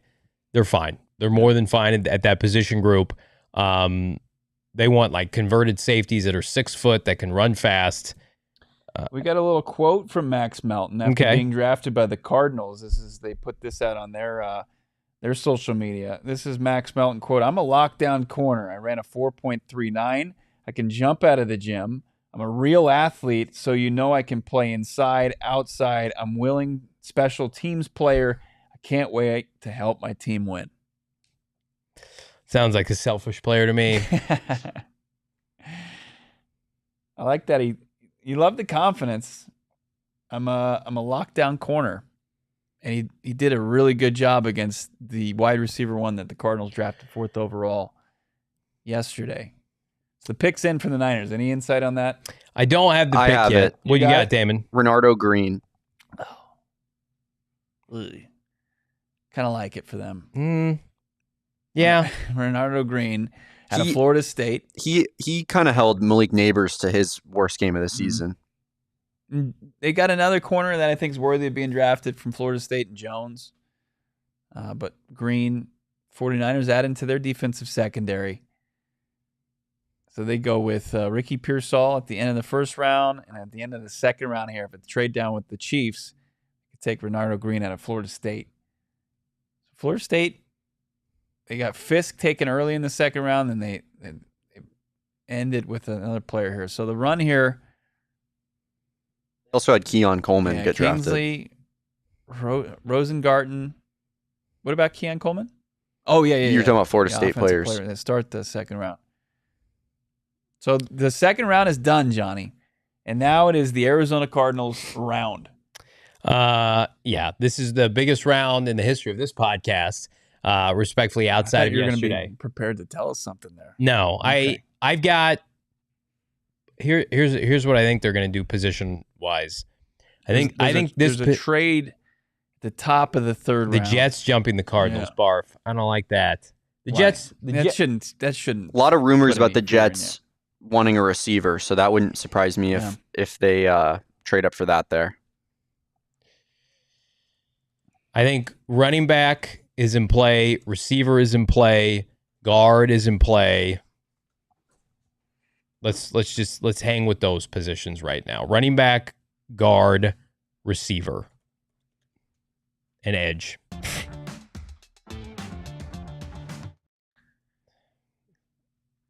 Derek Montia coming through clutch with the pizza. Some za. Renardo Green, second team All-ACC, did a nice job in the opener against LSU last year. It's perfect. This is the perfect player for Johnny to hate. No, it's not. I don't mind him. Why not? I'm going to give you your own Why do I hate fuel him? here. Because one, he's an ACC defender. Well, yeah, He couldn't even be first team in the ACC. He's a second team All-ACC It's guy. a popularity contest. Listen, Florida State didn't lose a game, so I'm not going to knock the kid. I also like the Niners have an elite pass rush, so they can take Renardo Green and probably prop him up a little bit, but I would be concerned if I'm jump in. Oh, thank you. You guys are on air for like 8 straight hours. Yeah. All right. And like 12 hours yesterday. I need you to eat. He's the man. We appreciate it. They take good care of us here at PHNX. Take care. Derek making sure he's like, you guys, We get abused. you're malnourished. You're not taking care of yourselves. Yeah. Get abused in the chat enough. They bring you pizza. We got over 1,100 watching live. Drop a like on this video. The goal is 1,000 likes tonight. The Jets pick is in, by the way. Let's see what's coming down the officially pipeline. On the clock. Yeah. The You want to Jets, make any predictions? I know who they're taking. Western Kentucky wide receiver Malachi Corley going to the Jets. A darling of Damon Dog. Sad but day, again, bad day. Underneath receiver, plays bigger than his size. I think he's only about 5'10 and a half. Really physical. Yards after the catch are sensational for Malachi. His highlight tape's fantastic. I can't wait till they put it on the screen here. He's like what you were saying earlier, Johnny, about like Marshawn Nealand, like not dominating at a smaller school. Yeah. Malachi Corley just absolutely dominated at Western Kentucky. And there's a reason that it jumps off the screen at you. I love this from Bees. Man, this is such a great show. Feels like hanging with the boys. 100 glasses emojis. Cheers, chat. Absolutely. Cheers to everybody out there. John, you can't eat, dude. What are you doing eating on the air? Shut the fuck up. Just trying to keep the bit going strong. That Yeah, it was I didn't hilarious. let you Jess eat during the said, Bo draft. eating on the show, Johnny would never. Johnny would never. Too much class for that. Stuffs his face. His angel, sweet angel. People Derek. reporting Cooper Beebe is the pick here. Oh boy. I don't have that confirmed yet. Cooper Beebe, That'd be huge. the Arizona Cardinals. Do we have the Beebe confirmation? It would be Monti Ossenfort taking his sheepdog van and trading it for a moped, completely redeeming himself. No, Max Melton was fine. I agree. But as far as the public court of public opinion out there, Let's see. I trust the chat. I haven't seen that reported anywhere. is that the wishful chatting? I mean, we're in the position where the Cardinals The pick pick would is in. leak. Picks in for the Okay, Jets. Derek. The Jets are Derek's going. making sure we're not just gonna we just put our greasy fingers on our clothes here. Pick is in. Well, the Jets officially getting up to the podium now. I think they're doing a little bit of Well, they're starting the third round, Yeah. so we're milking. the pageantry in Detroit. I always hate this part of the draft. Can we just churn out picks? Arizona Cardinals looking. Some people are saying Trey Benson, running back, Florida State. Where are you seeing all this I don't know. So it's probably gonna be none of these players. I don't trust any of you here in the Twitter streets here. People are saying BB would be great. People are asking for BB. Okay, well, we have confirmation if it is BB. Check. The comp for BB's a refrigerator, People are which saying is good at that spot. wait. Not a wide receiver for Chase Claypool. What's up? Seeing some. It's people on my phone are telling me it's Trey Benson. I told you they can take their running back. They can take They take their Trey splurge pick Benson's here. is a dog. He is a dirty dog. He would be the perfect in-house successor Let me for see. James Conner. Is this confirmed? Yeah, it's confirmed. Trey Benson is the pick for the Arizona Cardinals. Thank you for your service. I've got it confirmed here. I'm They already go in my running car. back. Monti Ossenfort decides, you know what? Double bird, and he's going to take his bell cow running back here. Trey Benson is the pick. Holy shit. So Malachi Corley goes off the board here at the top of the third round. The Arizona Cardinals with their first of 4 selections, according to my boy Johnny Venerable. The Cards are with James Conner, who misses time every year, had a fantastic year. It's not a true indictment of it. It's just something he hasn't been able to stay on the field for an entire season's worth of games. You're getting a young, physical back from Florida State and Trey Benson potentially. We'll see what This is where you take a running back. Like I know people are having issues with it. If this is I believe this is the pick here. This is where you take it back to be the heir apparent to James Conner. Where did James Conner go, by the way? Does anybody tell me where James Conner went? The 3rd round. It's the money spot. It is. It's the perfect spot to take a running back. Trey Benson for the Arizona Cardinals, 66 overall, career 0 fumbles lost, 316 attempts. This is your James Conner replacement in 2025. We love James Conner on We this do. show. We do. We've talked to him several times. He's a leader on this team. He's going to be 29 once the season starts. It would be naive to believe like, hey, there's a ton of years left. Yeah. But Let's run the football a little bit. Do you remember when James Conner went down last year? Yeah, it was brutal. They were starting Amari Dermercado. Ugly. They at one point were rolling with a guy that they just ended up straight up releasing from the previous team. Can I just be real for a second?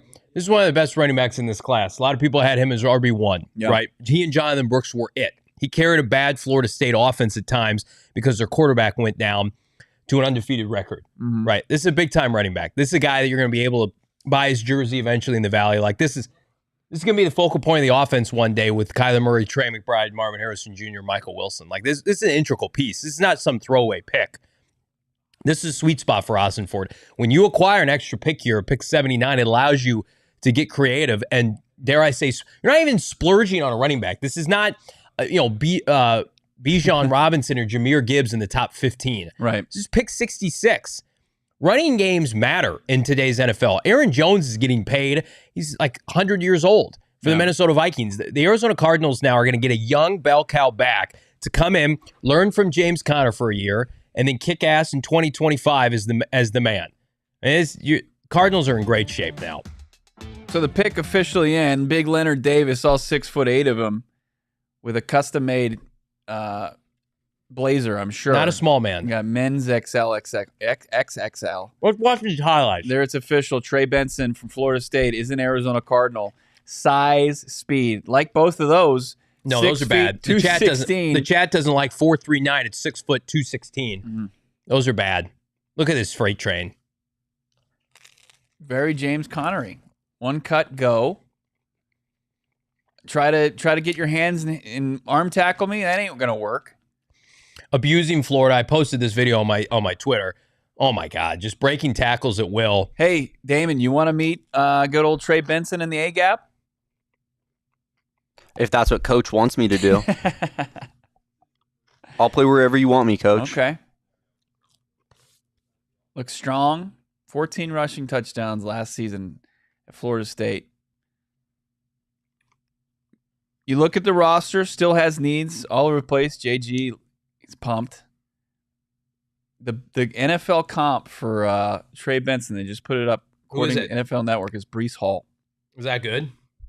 Is our Pro Bowl running backs good? The OC says we don't, or let's see, I don't want to just attribute this to the wrong person, saying we don't need a running back. Look, the Arizona Cardinals, like I said, they've got a 29-year-old running back. He's one of the leaders of the football team. As far as Jonathan Gannon, he says he's the blueprint James Conner is. But when you have to, you got to start gearing this team towards the future, and they've started doing it in different Is that a good areas. offense right there? Let's just read those names on the screen. Kyler Murray, James Conner, Trey Benson, Marvin Harrison Jr., Trey McBride, Michael Wilson, Greg Dortch.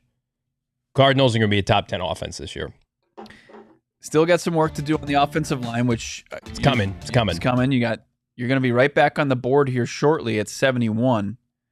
So Washington's pick is in. This is where the draft gets really good. Yeah, absolutely. You still got names you recognize. You got a shorter clock. You got the Commanders coming up here. Make a selection. You got Troy Vincent out there going to make it for him.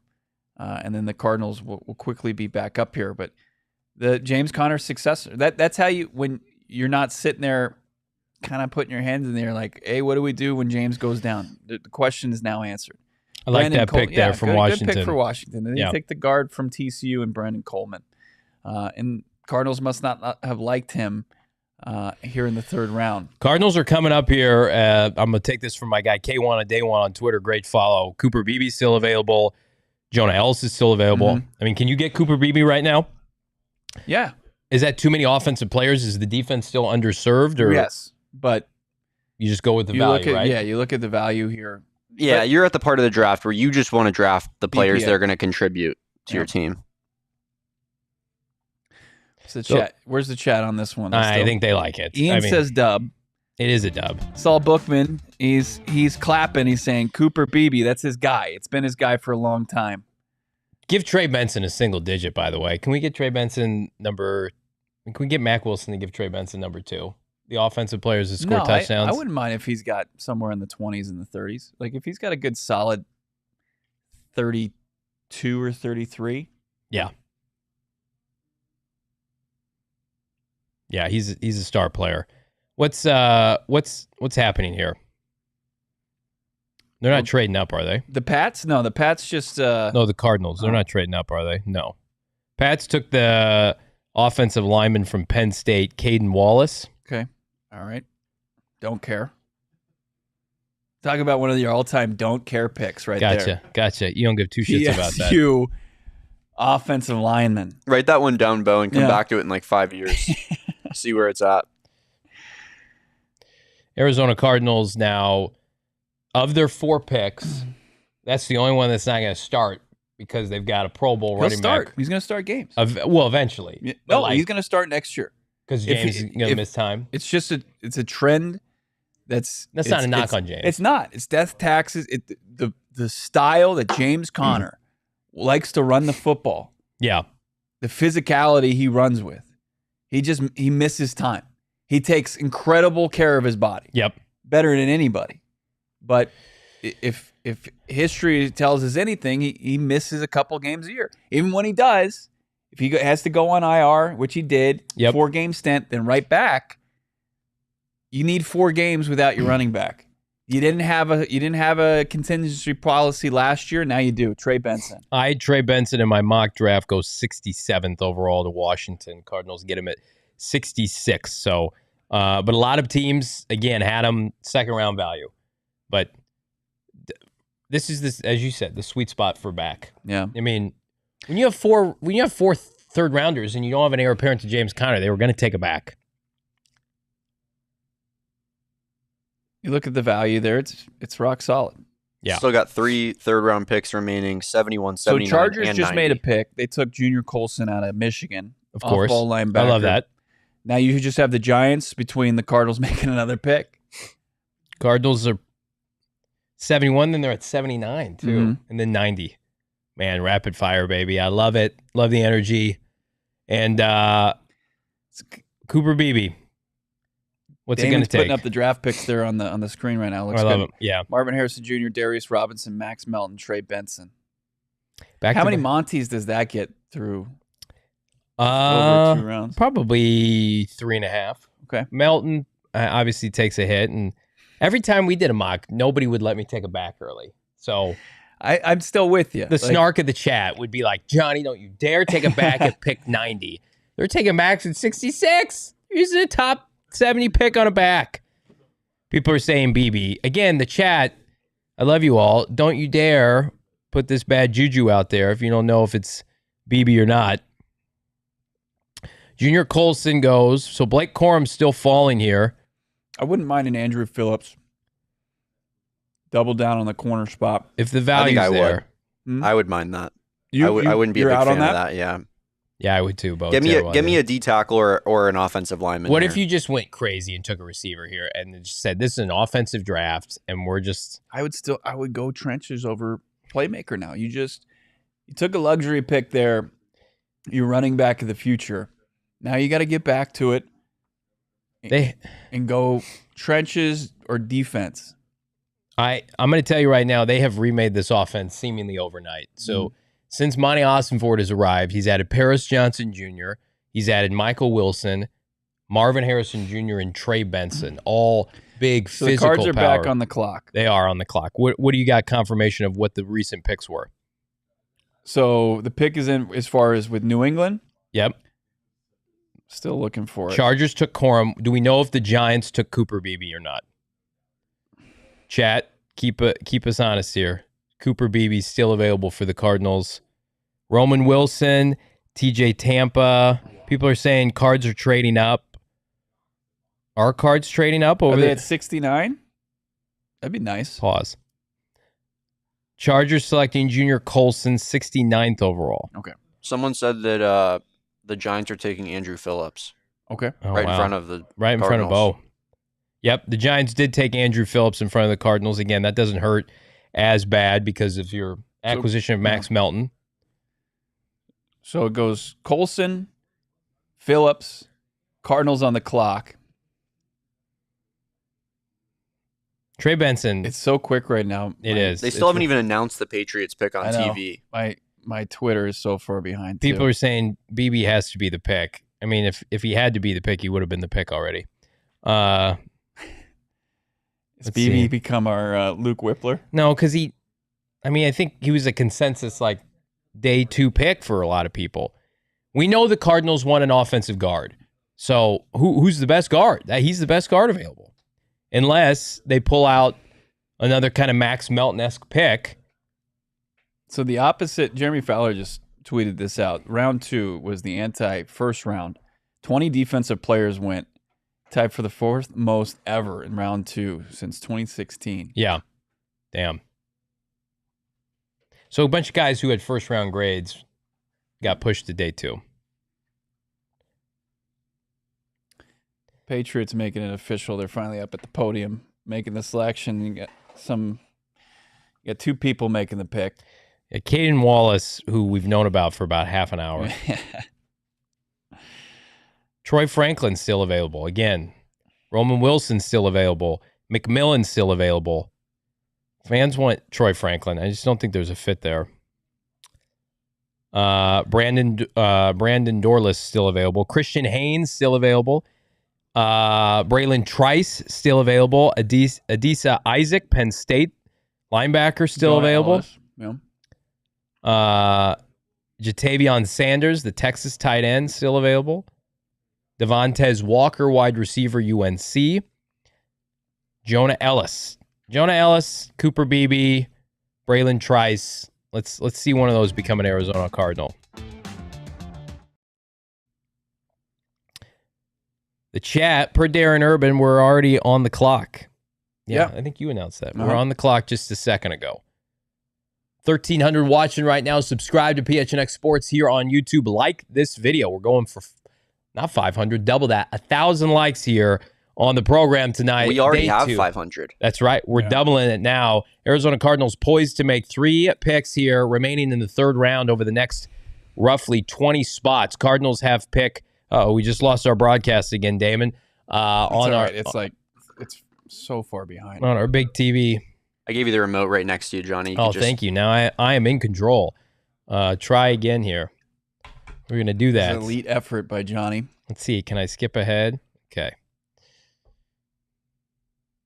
Chargers going with another Harbs guy. Going to call his defense there. Corum a little overrated? Or does Harbs come back up to get Corum? He already took a linebacker, didn't he? No, but running back. Can he take Blake Corum? Can he come back up and get Blake Corum?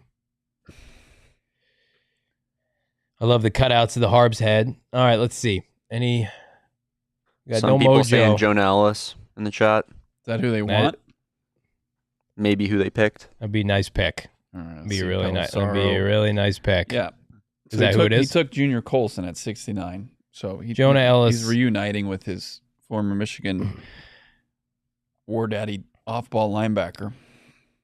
Jonah Ellis stats from Utah. 12 sacks last year for Utah. He was extremely productive. His dad played in the NFL. Well, and Utah, Damon is a child of the Pac-12 that one of the best defenses. They're saying Isaiah Adams now. I'm sorry? Isaiah Adams. Not familiar. It is that's a tackle prospect out of the University of Illinois. That's a shocker if that's true. Isaiah Adams, maybe to play at guard. A little bit of a reach here. He is about 6'4". Isaiah Adams, he was an ex-basketball player. Damn. Is that the pick? A little bit of a shocker there. A little bit of a head-scratcher. Isaiah Adams, tackle. This Justin Javali guy in the chat is so mad. About this. Well, he was pick? so mad about Max Milton, and now he's saying Monty's the worst GM in NFL history. All right, let's look up. I'm going to be honest with you. I don't have a ton of insight on him other than he was a fringe day 2 pick for the Fighting Illini. I'm guessing he was their top offensive line prospect. So this is a little bit about Isaiah Adams. 6'4", 315, hand size 9 inches. He's got positional versatility, which is why I would assume they like him. Probably can play guard. A finishing mentality, high effort player, but doesn't have great lateral range. So my guess is they're going to have him play guard. At a guard position in the run game, Adams has a quick initial first step to climb and make contact with defenders, and he projects well in a zone scheme. So again, pass protection, he's also comfortable at guard. So he's a developmental guard as a day 2 to 3 pick. So he's not going to play tackle, you would assume, for the Arizona Cardinals. Isaiah Adams is going to play left guard opposite Will Hernandez. So there's Well, to come in eventually and play left guard. Yeah, he can compete for it. They're drafting him with the hopes that he takes the left guard spot. I mean, he's gonna there's gonna be a competition there. You would think Jonathan Gaines, coming off the ACL tear, is gonna be involved. Evan Brown, who they signed via free agency, to hopefully contend there. You got Elijah Wilkinson, so they're just kind of flooding the position with numbers here, but still haven't seen it. Where have you been seeing that? The chat. That's what the chat is saying. But is the chat's lied to us before? It's a random one. We've already got a deep cut for the chat. We've already got Trayvon Adams, or not. Who'd Carolina just go with? No, so the Giants just got Andrew Phillips. Yeah, it's Isaiah Adams is the pick. Okay. Isaiah Adams is the pick. Forgive me for doubting the chat. Well, they're a little hit or miss with what they tell us. Cooper Beebe officially passed by the Arizona Cardinals for Isaiah Adams to come in and compete. I wonder what it is about Cooper Beebe, because it seems like he kind of started falling throughout the process. That's true. Cardinals going offense yet again. So if you're scoring at home, 3 new offensive pieces for Kyler Murray and Drew Petzing. Of course, Marvin Harrison Jr. is the outside X receiver. Trey Benson at 66 and 71. They go Isaiah Adams to come in and play guard. You would assume, now maybe Ossenfort and Gannon will say, well, we think he can be a tackle long term, but they were a fan. An ex-basketball player has, some, I would imagine some hops. But again, probably a fringe day 2 player. He's 23 years old, ran a 5.22 40 time, if that matters to you as a tackle. But differentiating of some reports here, 6'3", maybe 6'4", so he's a good size, 325. Was a Senior Bowl guy though, so not a surprise. 2022, so a season ago, he was at 81 run blocking grade. So strength is in the run game. Yeah, they just took a running back. What do they want to do? What's their main offensive strategy. They want to run the ball. They want to, yeah, they do. And we're seeing highlights here. He's playing guard. He played a guard a lot at Illinois. And he played left guard at Illinois. He's number 78 for the Illini. We're watching some highlights here. Like they drafted him as a guard. Yeah, too. he's going to play guard for them. So if you remember, what did the Fighting Illini do really well last year? They had one of the most productive run games in the entire country, and they had a running back that went, I think, day 2 of the draft. I can't remember what his name was. I can't remember. Somebody will have to correct me in the chat. But say that again. Illinois had a running back last year that was drafted high. So yeah, fans don't love it. But again, if you're going off of need, they need a left guard. They took a left guard. So, and it's somebody that I think that they can consider in the mix for a starting role. Like you can make sense of it, even if it's not the player that you would project. But again, I'd be lying to you if I said I had him as a top 100 prospect. Yeah, it's gonna have to trust Monti there. Most underwhelming selection, in my opinion, in this draft for the Arizona Cardinals. They'll be back up on the board here in just a few more picks. You got Carolina, Dallas, Atlanta, Chicago, the Broncos, Raiders, Eagles, and then the Cardinals are back up at 79. That was the pick that they acquired, trading out from 35 down to 43 from the Atlanta Falcons. The Falcons continue their organizational malpractice in this draft with the selection there in the second round. They came up to get Rook from Clemson, but then so we'll see what Monti does to capitalize on that extra top 100 pick. But Isaiah Adams, it's tough because, again, you look at most analyst sites and ESPN, NFL.com, had him as a fringe day 2, probably better off as a day 3 pick. The Cardinals felt like they couldn't not take him.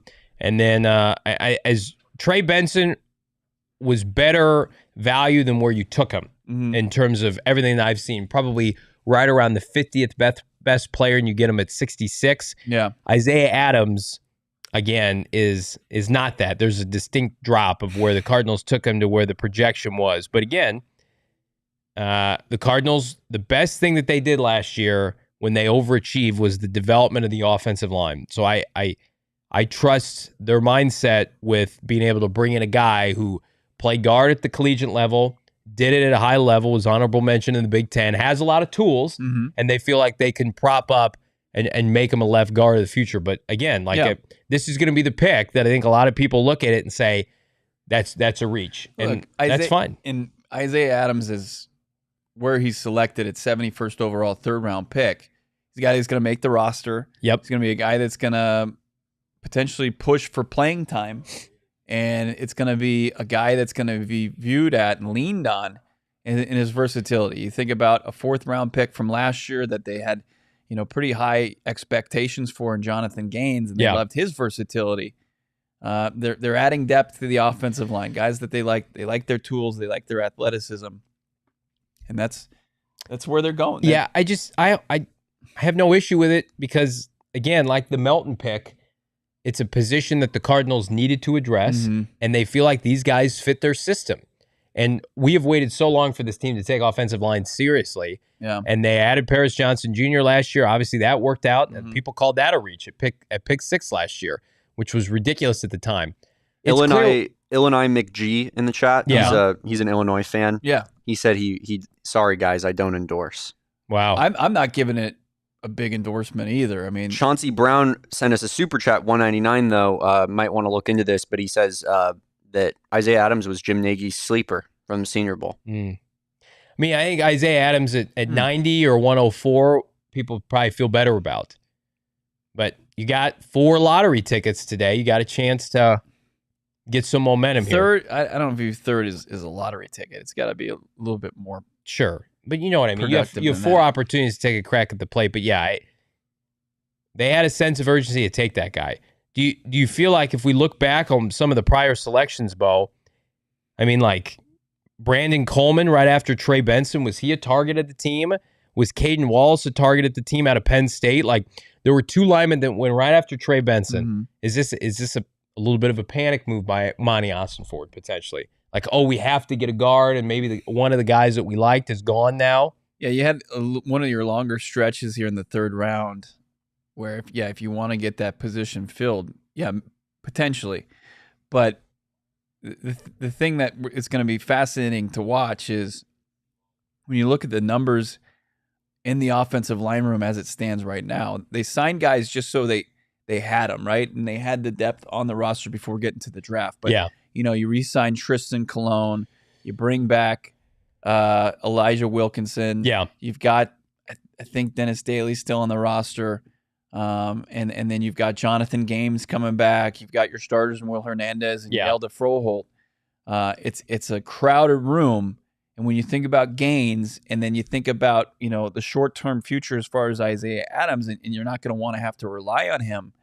But, Gaines has got to make a push for a roster spot. You don't want to just light a fourth-round pick on fire. It sucks about the injury. He's got to make this roster this year. Well, and Will Hernandez is under contract for one more year. Yellow Froholt's under contract for one more year. So maybe this is the start of building up that pipeline on the interior offensive line. I liked the veterans that they added up front to be able to help supplement. I mean, I don't necessarily think this is the last offensive lineman that they're going to take in this draft, but the Cowboys just took Cooper Beebe, I believe. And then I see Braylon Trice is going to Atlanta at the next pick here. So again, a couple picks to watch now. Cooper Beebe going to Dallas out of Kansas State, which this would have all been made much easier if Beebe was a Cardinal. At 71, we'd be having a very different conversation. But again, it's about scheme fit, right? It's about, does this player fit what they want to do? They took an ex-basketball player that has some tools. There it is. I found this is Jim Nagy tweet. Yeah. Our top offensive sleeper of 2024. Last year wasn't it Michael Wilson? Guard tackle Isaiah Adams. Well, clearly they put a lot of value in the Senior Bowl. They've taken back-to-back, Senior Bowl third-rounders. Did Max Melton play in the Senior Bowl? His comp. He did. Is Jonah Jackson is from Detroit. That's pretty good. Who just got paid. Dave Sears was a part of his selection. They're taking a bunch of Senior Bowl guys. Yeah. Who was a personal favorite 4 years ago for the Lions. They stole him at round 3, pick 75. Yeah. Adams goes here at 71. Where did Jonah Jackson go to school, though? Illinois? Did Jonah Jackson go to Illinois? Jonah Jackson went to Rutgers. Or Ohio State. I'm sorry. Go ahead. Here's Nagy's. He's done a whole thread on him. So and we'll retweet this. He says he's big, he's tough, good length, can stay square, move people, and is an anchor. He's got spot on description there, and also he's an ultimate team player, a captain. He's kind of sacrificed what's best for his personal development. Is the natural guard position where he played mostly at right tackle. Well, they're going to put him at guard, and they're just going to let him settle in a guard. Yeah. He had a pretty good rep against Latu here at the Senior Bowl. I like that. So, again, if it's not at pick 90, I think we feel better about it. But it's at 71 with Trice and Beebe and some of these guys on the board. That's tough to stomach. Now, Jonah Ellis is still available. All the receivers are still available, by the way. I mean, the run on receivers in the third round hasn't started yet. Yep. Cardinals are going to look at some of these receivers coming up here. So I'd be willing to bet more offense. Yeah, with this defense that really needs, I think, some talent. Here are the positions I think they're going to target. Best available. This is just my opinion. Edge rusher, wide receiver, and I think they would look at a safety in the right situation. Edge and receiver kind of jump to the front of the line, though, because, again, Greg Dortch under 1-year contract, our boy Greg Dortch podcast. And then also, can he and Michael Wilson stay healthy for the entire year? To me, it's like you go get Roman Wilson now, the vibes change a little bit with the fan base, do they not? I feel like you kind of redeemed yourself with a little. You're going back you're going back and forth here. It's hot, it's cold. The Jim Nagy putting out a big, huge thread about this guy being a big sleeper. It gives me a little bit of comfort. Still, he's going to have to show up, and he's going to have to really compete from rookie minicamp through OTAs to once training camp and preseason hits. Yeah, listen, Monti Ossenfort is not going to bat 1,000 in the draft, but we also let's not bury a kid before he gets here. But it also hurts because could you have gotten him at 104? We saw now a rush on interior offensive linemen, just like D tackle, wide receiver, edge rusher. You want the Cardinals to be ahead of the trends like they were yesterday when they got a receiver first, when they got a D tackle second. So it does feel like maybe they're playing catch up a little bit. I don't know. At the end of the day, if Marvin hits, Darius hits, and even a Trey Benson hits, it's a really good draft. And you want everybody to do well, obviously. But some of these guys, you're just going to have to trust Dave Sears and Monti Ossenfort. They're going to come out and defend this pick, though, because it's going to be the biggest pick that they get pushback on. I would hope. I hope these next two picks are in line with players that we know and are closer to chalk in terms of the rankings of who are available. But, I mean, Isaiah Adams, to most people, was a day 3 pick. So how are they going to use him? How are they going to deploy him, right? He's a left guard. They need a left guard. He played on a team that wanted to run the football, that ran it exceptionally well in 2022. So, and you just go from there. You love the pick. I don't. I can understand what they're trying to do. And listen, I got on here last year and did not like the Michael Wilson pick. Mm-hmm. And he was a Senior Bowl guy. And that was pick 96. Right. It's different. I mean, this kid's pick 71. You need this kid to be good. I think that's your biggest point. There's pressure on Adams. There's pressure on last year's 4th round pick and Jonathan Gaines to make a team. Well, no, you need to be. You have to you can't there were some missteps. A lot of them obviously in the Keim era, but guys that are 4th round picks, guys that are 3rd round picks that come and they prove that they can't play or make an impact, and that's detrimental to where you're trying to go, and especially as trying to be a consistent winner. Look, I'm not saying that's what this is, but there's some pressure on a guy that seemingly didn't have any before. I'm not going to be shill boy here, but this organization has, outside of Gaines who got hurt, has taken one offensive lineman, and it was a huge fucking success. Yeah, and they took him top 10 when a lot of people thought, got to take Will Anderson, trade down, you got to take Tyree Wilson. I trust, this is not Steve Keim, this is not Rod Graves.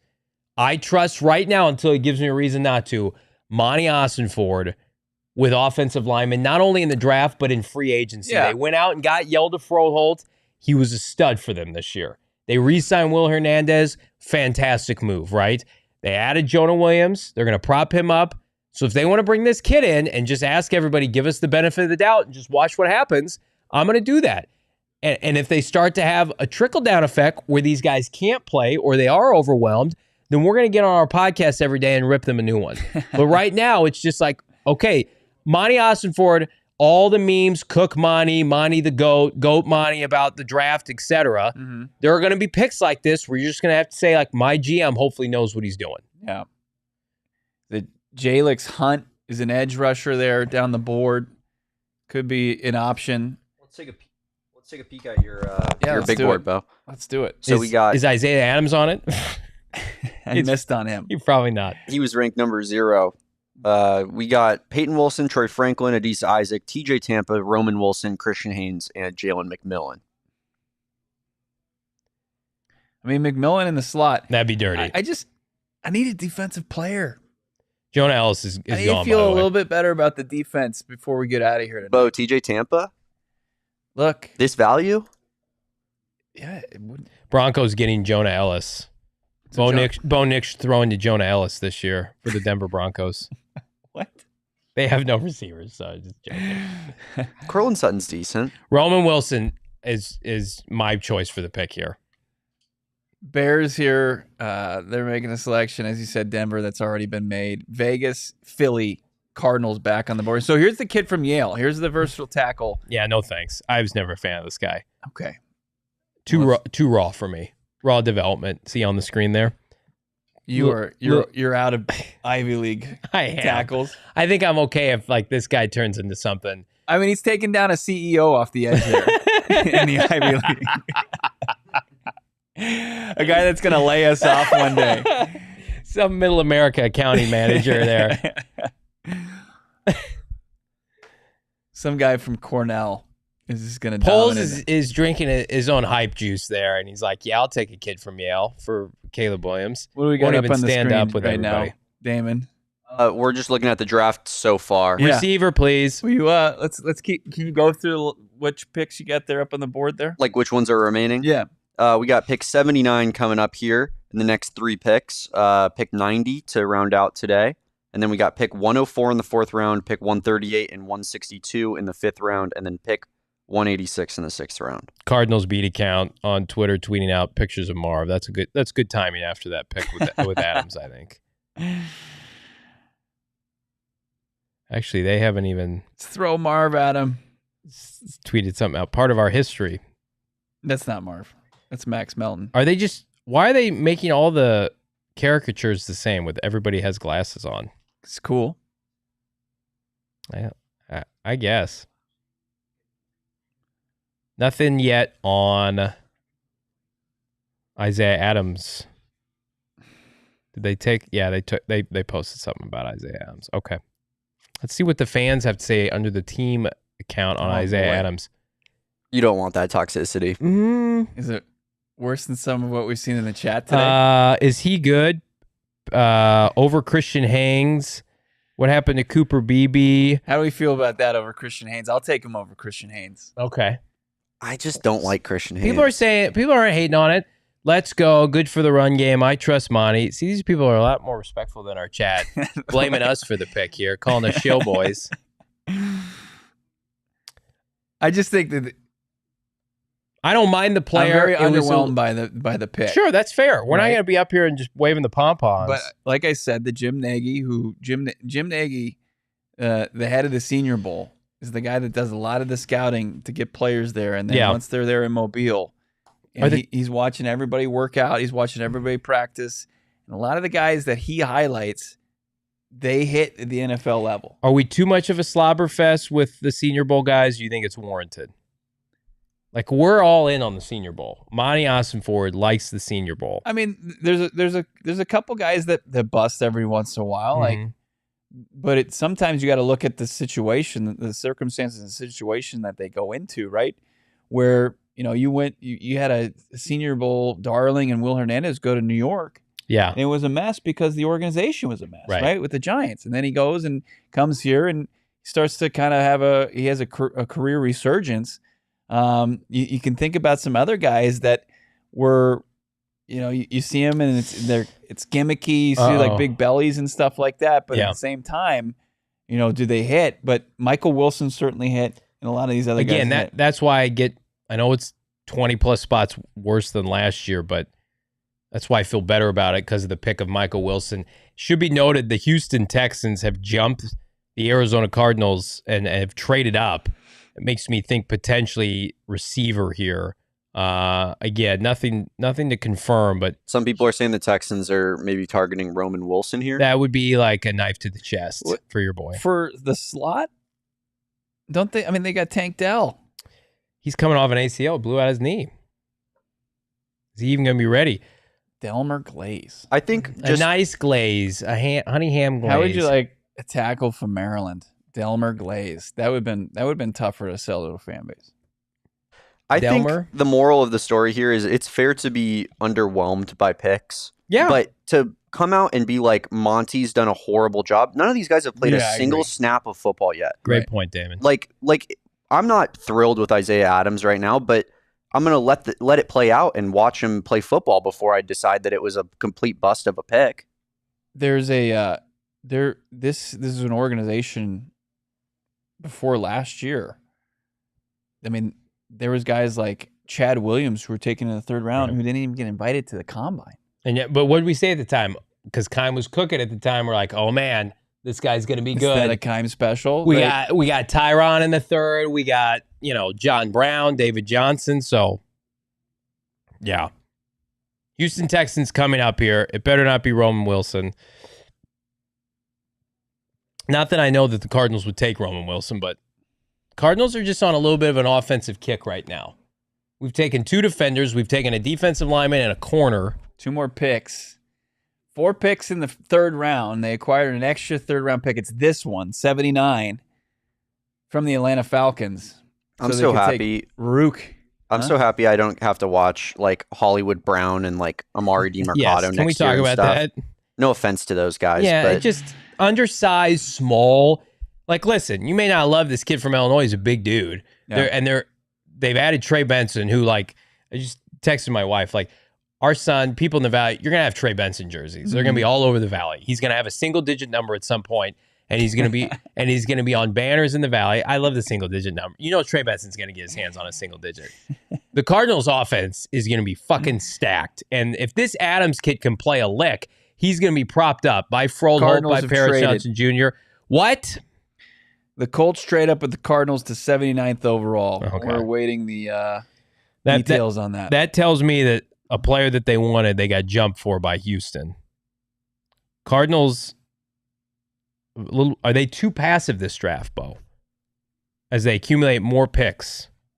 Are they going to get a future pick in it? I sure hope not. I better see a 4 come with that package from the Colts. How far are they dropping down here? They're dropping down, it looks like they're picking 82nd. Oh man. From what? They were at 79. Okay, so you're probably looking at another 5th tomorrow. Don't you think? Yeah. So you've still got 82 and 90. And then tomorrow I'm just guessing. I'm like, chat, can you confirm that that's a 5th round pick? people are saying 82 and 191, which is a 6th rounder. I don't like that trade. Yeah. That seems a little like unnecessary. I think they got jumped by whomever Houston's taking. Is that who it is?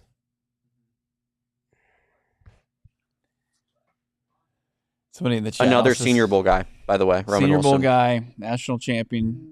We had that awesome. Come on, Monty. We had that awesome one-on-one, the one-on-one drills with Quinyon Mitchell and Roman Wilson.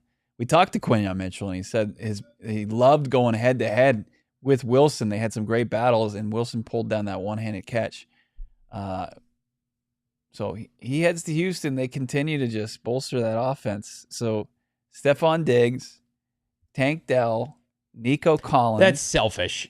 Roman Wilson. Houston.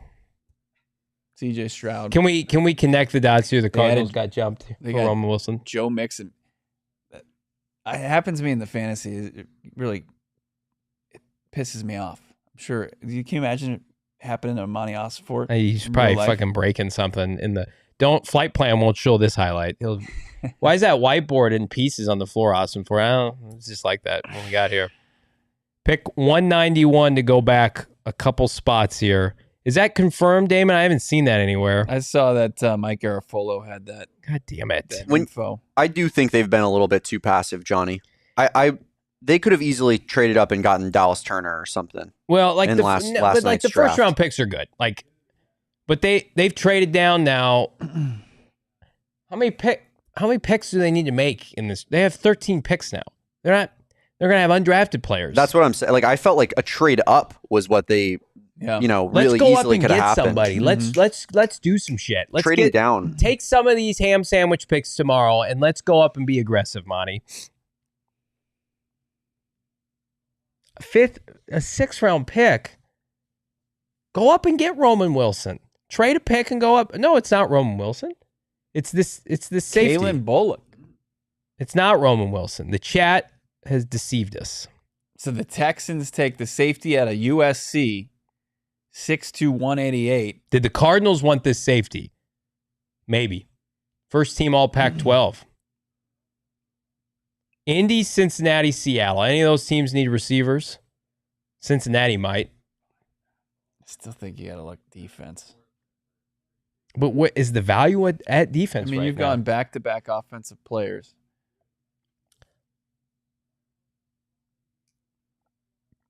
All right, so Indy, Cincy, Seattle, Cardinals on the board after that, we think. All right, so let me read you some names here that might make you feel better about the Adams pick. Okay. So this is the 53rd draft pick of Brett Bielema in his 15 seasons as a head coach. He churns out offensive linemen. So I think Bielema's presence will probably make you feel good because Bielema himself, ex-offensive lineman. Here's some of the players Bielema's had drafted. Frank Ragnow, 20th, stud. Travis Swanson, good player, 76. Travis Frederick, Kevin Zeitler, Peter Kahns, Gabe Karimi, John Moffitt, 75. Craig Urbick, 79. Joe Thomas, 3. All those guys were either great or solid contributors to the NFL. So I underestimated the Bielema factor for the pick there. Okay. Colts going tackle at a pit here. Matt Goncalves. And then Jordan Schultz reporting that the Bengals quickly getting up for Alabama wide receiver Jermaine Burton. Oh, that's a reach. I love when I just look at the chat. I haven't looked at it for 30 seconds, and it just says, calm down, Johnny. I will not calm down. I like Jermaine Burton. Not here, though. I think he's a third-round prospect. All we have is Alabama's best receiver. The Seahawks between the Arizona Cardinals. Why not trade for more 5th and 6th? Let's just do it. Let's just have all the 5th and 6th tomorrow. As we start, we're going to start our broadcast at 9 a.m. Pacific time tomorrow. And Cardinals are going to have projected right now a 4th, 2 5ths, and 2 6ths, and a 7th, Bo Brock. Or do they trade? I don't even know. Hang on. Tomorrow, right now, the Cardinals have pick 104, 138, 162. Then they just got a 6 that they had given up in the trade back, and now they've got one in the 7th. So maybe the goal was, well, we kick back a pick in our trade down from 35. Here's a little sigh of relief, Damon. Christian Haynes going off the board right before the Cardinals are up on the clock. According to Jordan Schultz, Christian Haynes will go in division to the Seattle Seahawks. The Cardinals are on the clock. We did it, Bo. We did. We faded Christian Haynes. He did not interview well at the Combine, is what we heard. We single-handedly kept him from being a Cardinal. He also looked like a dude that you see playing hoops at LA Fitness. TJ Houshmandzadeh, who worked with Michael Wilson last draft season, announcing the pick for Cincinnati at pick 80 here. Getting the call wide receiver here with Burton. So Cards back on the clock. It's going to be a safety, an edge rusher, or a wide receiver here. Safety, edge, or wide receiver. And again, because they just went offense back-to-back, as much as I would like a receiver, I think edge or safety right here for the Arizona Cardinals. Again, Budda Baker potentially in his last year of his contract makes a lot of sense. Best available. I think you could probably get good value for a safety at this point. TJ's Tampa still hasn't been drafted, by the way. TJ Tampa continues to spit in my face for taking him way back when. Jaden Hicks, Washington State, safety, good player. Yeah. McMillan's available. And a lot of tight ends. Troy Franklin, Adisa Isaac, edge rusher from Penn State. That feels like a wasted pick, though.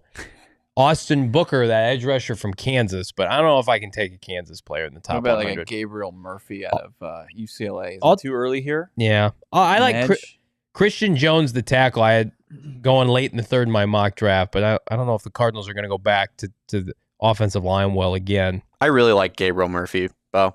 I saw like a chart the other day about like pass rush like win rate, and he's like super efficient. He told me at the Combine, he talked to the Arizona Cardinals. He obviously was in the shadow of Latu. Yeah. But if you look at his numbers, Murphy's a ton of TFLs. Jordan Schultz keeping us up to date here. He's doing a really good job as far as getting these picks out quickly. I wouldn't hate TJ Tampa at this point in the draft at 82. I think that's good value. I don't know if did the Cardinals use a top 30 visit on him? Not that was reported. Okay.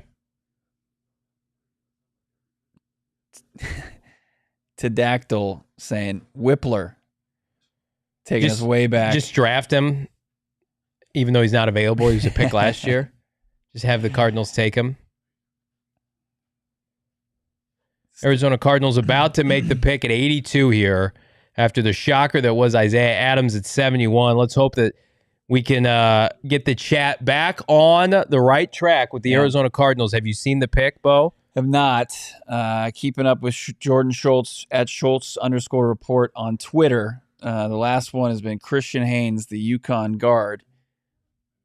Give him some more insight on Jermaine Burton. Just kind of what type of player if the chat's right here, this is going to be a wild pick. I might walk off. I see a lot of boom here. Oh, no. I would walk off if that was the case. No way. No, there's no way. They have a... No way. Yeah, It's like the last thing they need. Yeah. I mean, they've got... they just traded for a guy. They're screwing around. They're just seeing if we would take the bait again. I've learned my lesson. Sneaky. That would be one of the most egregious. We're going tight end. We're going back to the University of Illinois.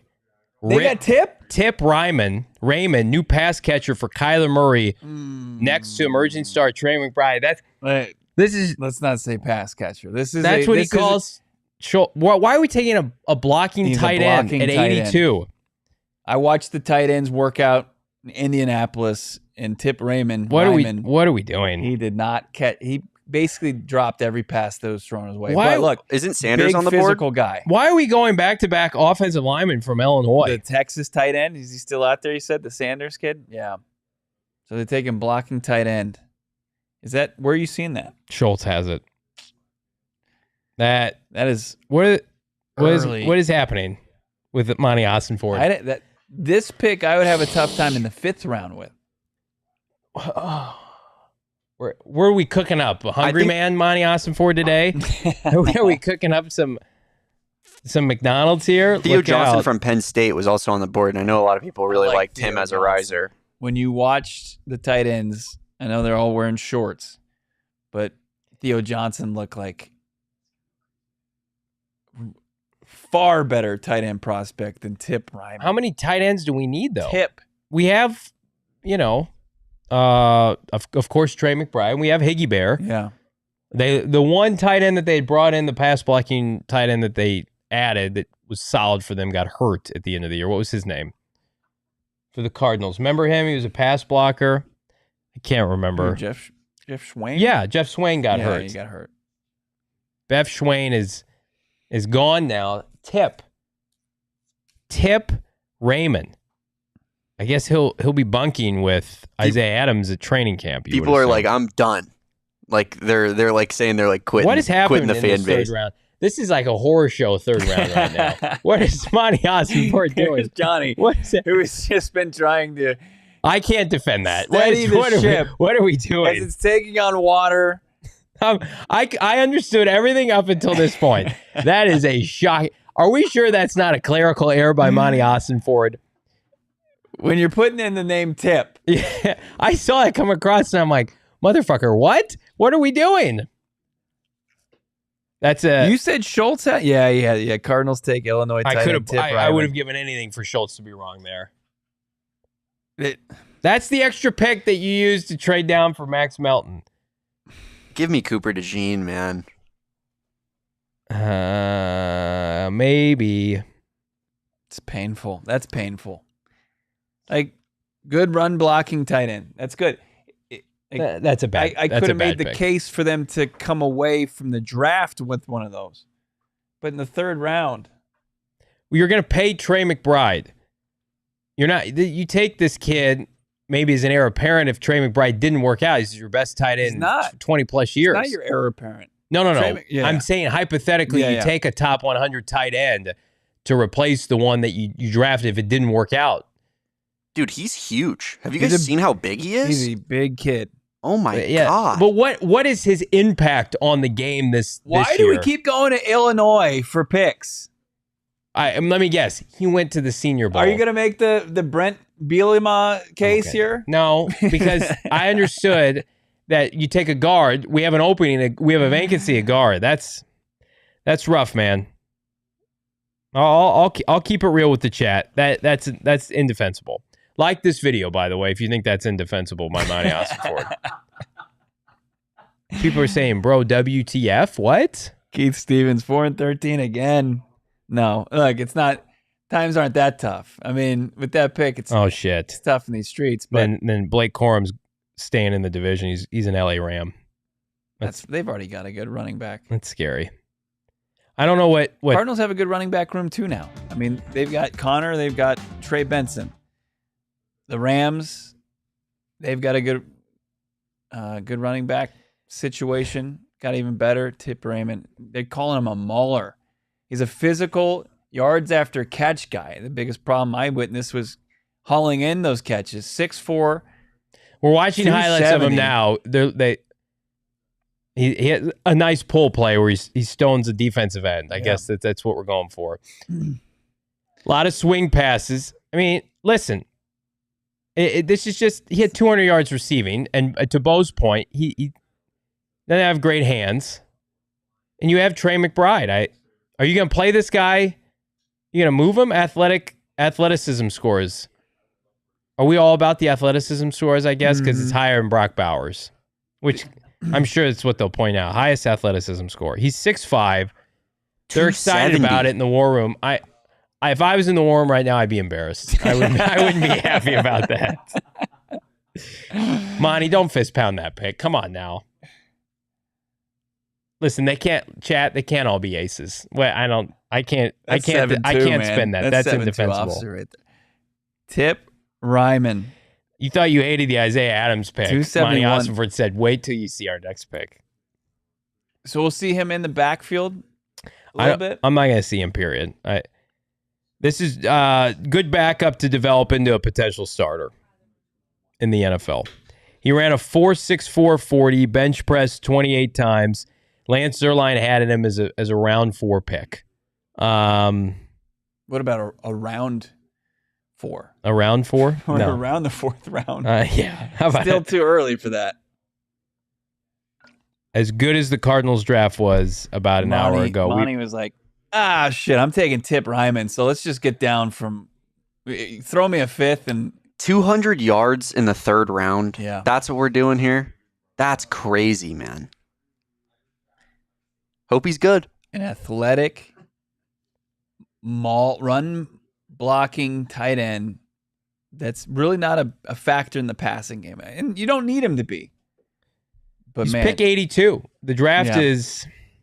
I mean, you got later in the 3rd round than this, both Garrett Williams and Michael Wilson. And you play multiple corners here, and receivers at one time. We're sitting here and we're saying, telling the chat, hey, we've got 7 top 100 picks.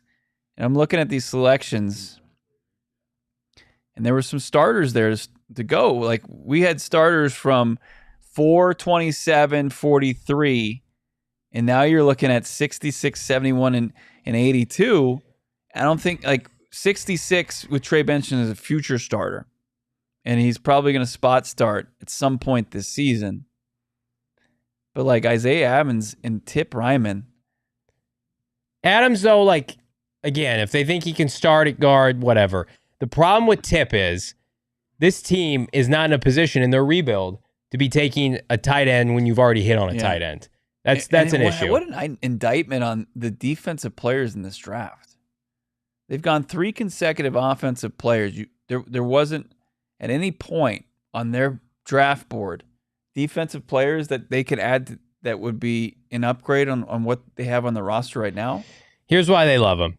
He was a walk-on, and then he was elected as a captain. And so I'm sure he's got super fucking high character, and they, it's a Senior Bowl guy. Like, the Ossenfort box is checked. Senior Bowl, high character, beat the odds. But can he rush the passer? Can he cover? Right? I get he's going to pass protect a little bit, but it's all about, we don't dislike the player, but the value you really question. Yeah. Was the value there for them to take him at 82? Right. And I think, no, it wasn't. It was not worth the 82nd pick. Yeah. Ossenfort's going to have to defend that one. You have your best tight end in the history of your franchise since you moved to Arizona, due for an extension, somebody who took over games who we all think could be a 1,000-yard player, and you're taking a kid named Tip who had 200 yards last year at pick 82. I'm ready to tip over and throw up. We got to look at the draft so far. Marvin Harrison Jr., Darius Robinson, Max Melton, Trey Benson, Isaiah Adams, and Tip Raymond. I hope I'm wrong. Like, I get Cypher saying more protection for K1. I like it. And football analysis, everybody on Twitter is supporting the pick. But, like, 82 for a pass blocking tight end and a run blocking tight end. I don't know. You don't have a true edge rusher. You could use more help at corner. You take advantage of another wide receiver. But is there any chance Elijah Higgins is just like moving to wideout? Roman Wilson's gone, by the way. He goes to Pittsburgh. Is this just? It's I what think the Steelers do. there's a slight chance of Elijah Higgins moving to receiver. I mean, he played a receiver all throughout college. And just playing wideout most of this offseason. And then, because what are you doing with Elijah Higgins then? Well, before Usually Swain carry got hurt, three. I mean, Swain. They were running 3 tight Yeah, ends. they were. Justin Mello of the Draft Network did a deep dive on Tip Ryman. He said, this is an interview he did. Quote, quickness helps me get off the line of scrimmage. I beat people with speed, but I'm also strong enough to hang within blocking defensive ends. I play with an innate aggression that you can't teach. They want to be the Brent Bielema Arizona Cardinals, where they Don't just. say that. I'm being serious. They want to be Brent Bielema with his shirt off at the pool, mauling people like it's the Big Ten. The problem is this is the NFL, and you're not going to be able to do that against the LA Rams and Sean McVay and Kyle Shanahan and Nick Bosa. This pick can be a hit for me. I need to see Tip. What's his last name? Ryman. Yeah. Stonewall Nick Bosa. If that happens, I'm okay with the pick. Otherwise, with his Stonewall hands, 200 yards receiving, don't love it. Pick 82 is a premium pick. Eric Galco tagged me on Twitter, did some scouting on some of these draft picks.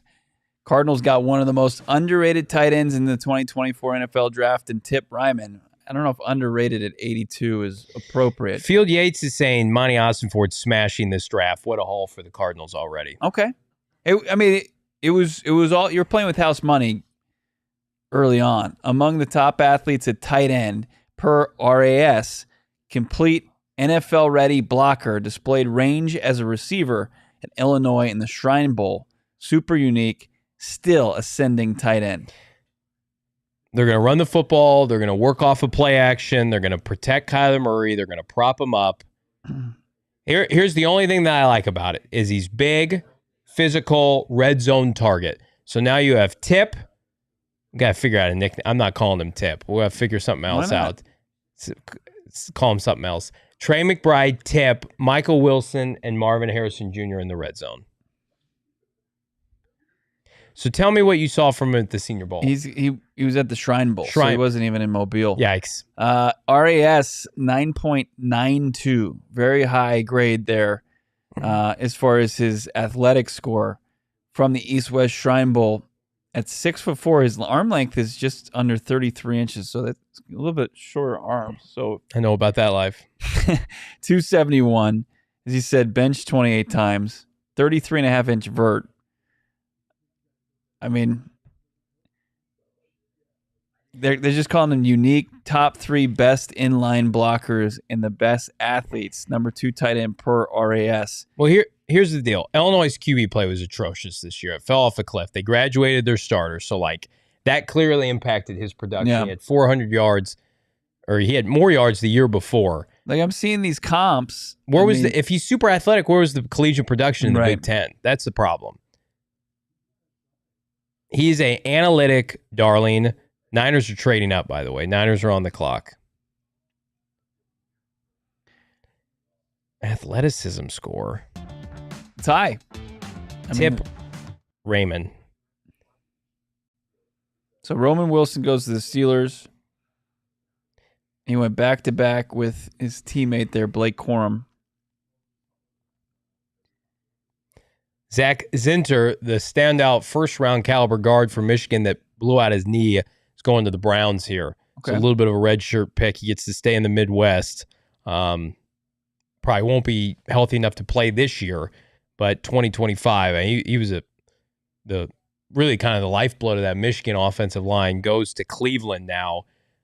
Dallas coming up. You would assume, speculation abound, Dallas is going to take a running back, which does not impact Arizona now. Jalen Wright, Marshawn Lloyd, a couple of the big names remaining. Mm-hmm. San Francisco has traded up in front of Dallas. Aren't they always good for a running back? A third-round back? Yeah. So maybe it's going to be the Cardinals thing. They're just going to take a third-round tight end every year. So Niners, Dallas, Green Bay, Tampa, and then the Cardinals on the clock for their fourth and final third-round pick. Make it just When when we started the third round, I wanted it to last forever. Now just make it stop because I'm in pain after these last 2 picks. I'm begging you, Monti Ossenfort, take a good player here. And it just, Trey Benson was fantastic. I loved every second of it. I could get on board with Max Melton, who was a solid second-round pick.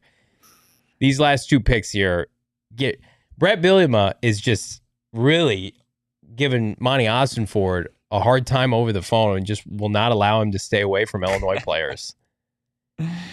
Let me tell you about the 2 most underrated players in the draft. Okay. And that's what. Oh, gotcha. I was like, good tell old me. Brett I want to talk about some other players.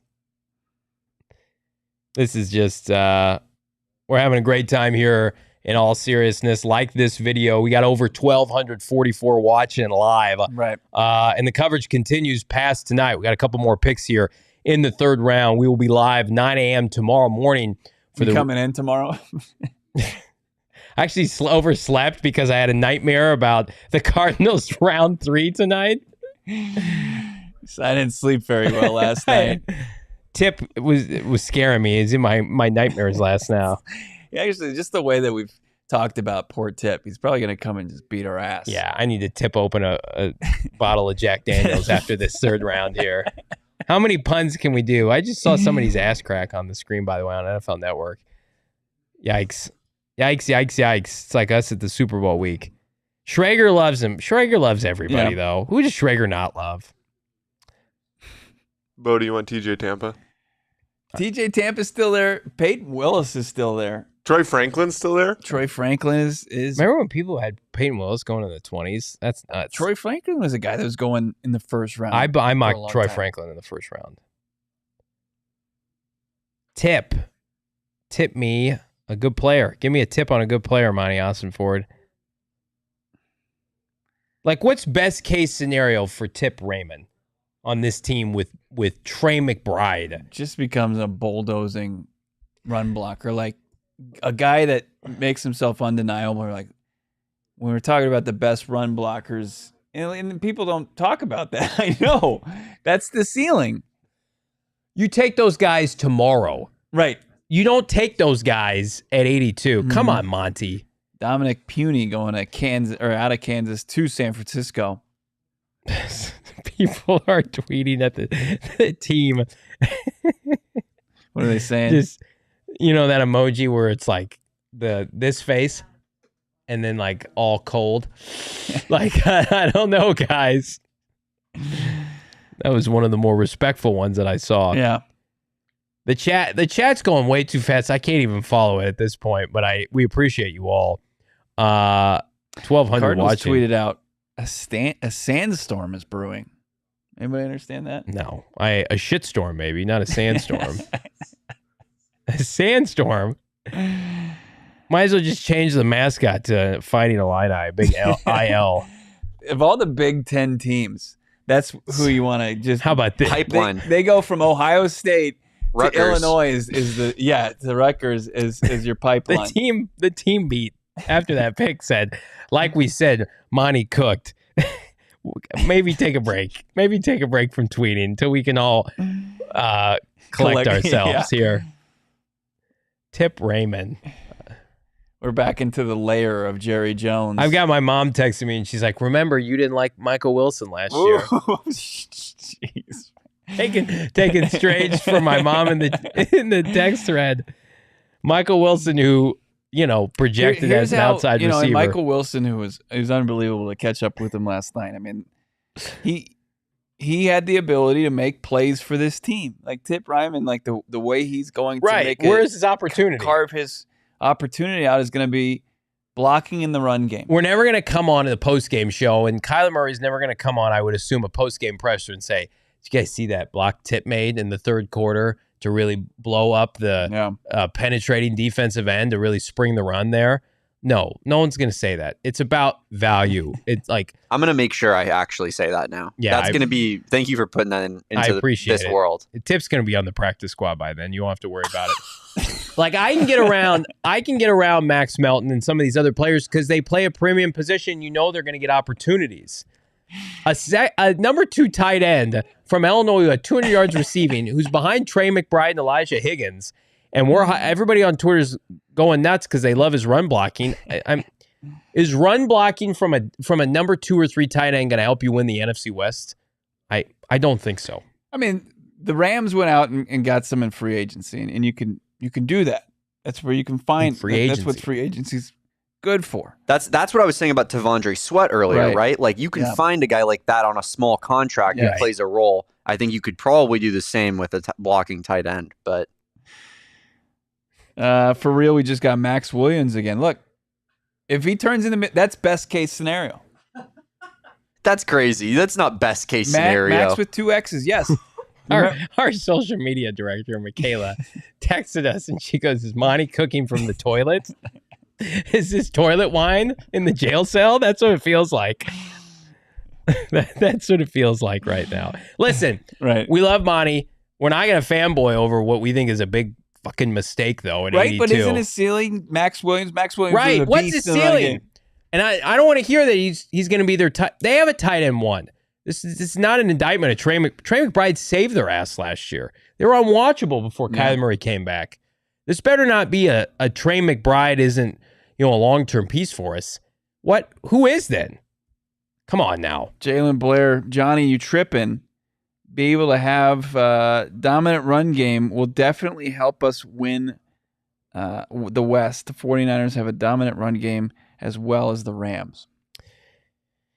Here's the only way I can get around it. Can he turn to like Kyle Juszczyk where he like becomes an H-back? Mm-hmm. If that's what you're doing with him and he can catch passes out of the backfield, I'm good with that. But if you're selling me on a second or third tight end in the third round with pick 82, Peter Schrager, Tip Raymond is my favorite dude in the entire draft. He goes 3rd round to the Cardinals.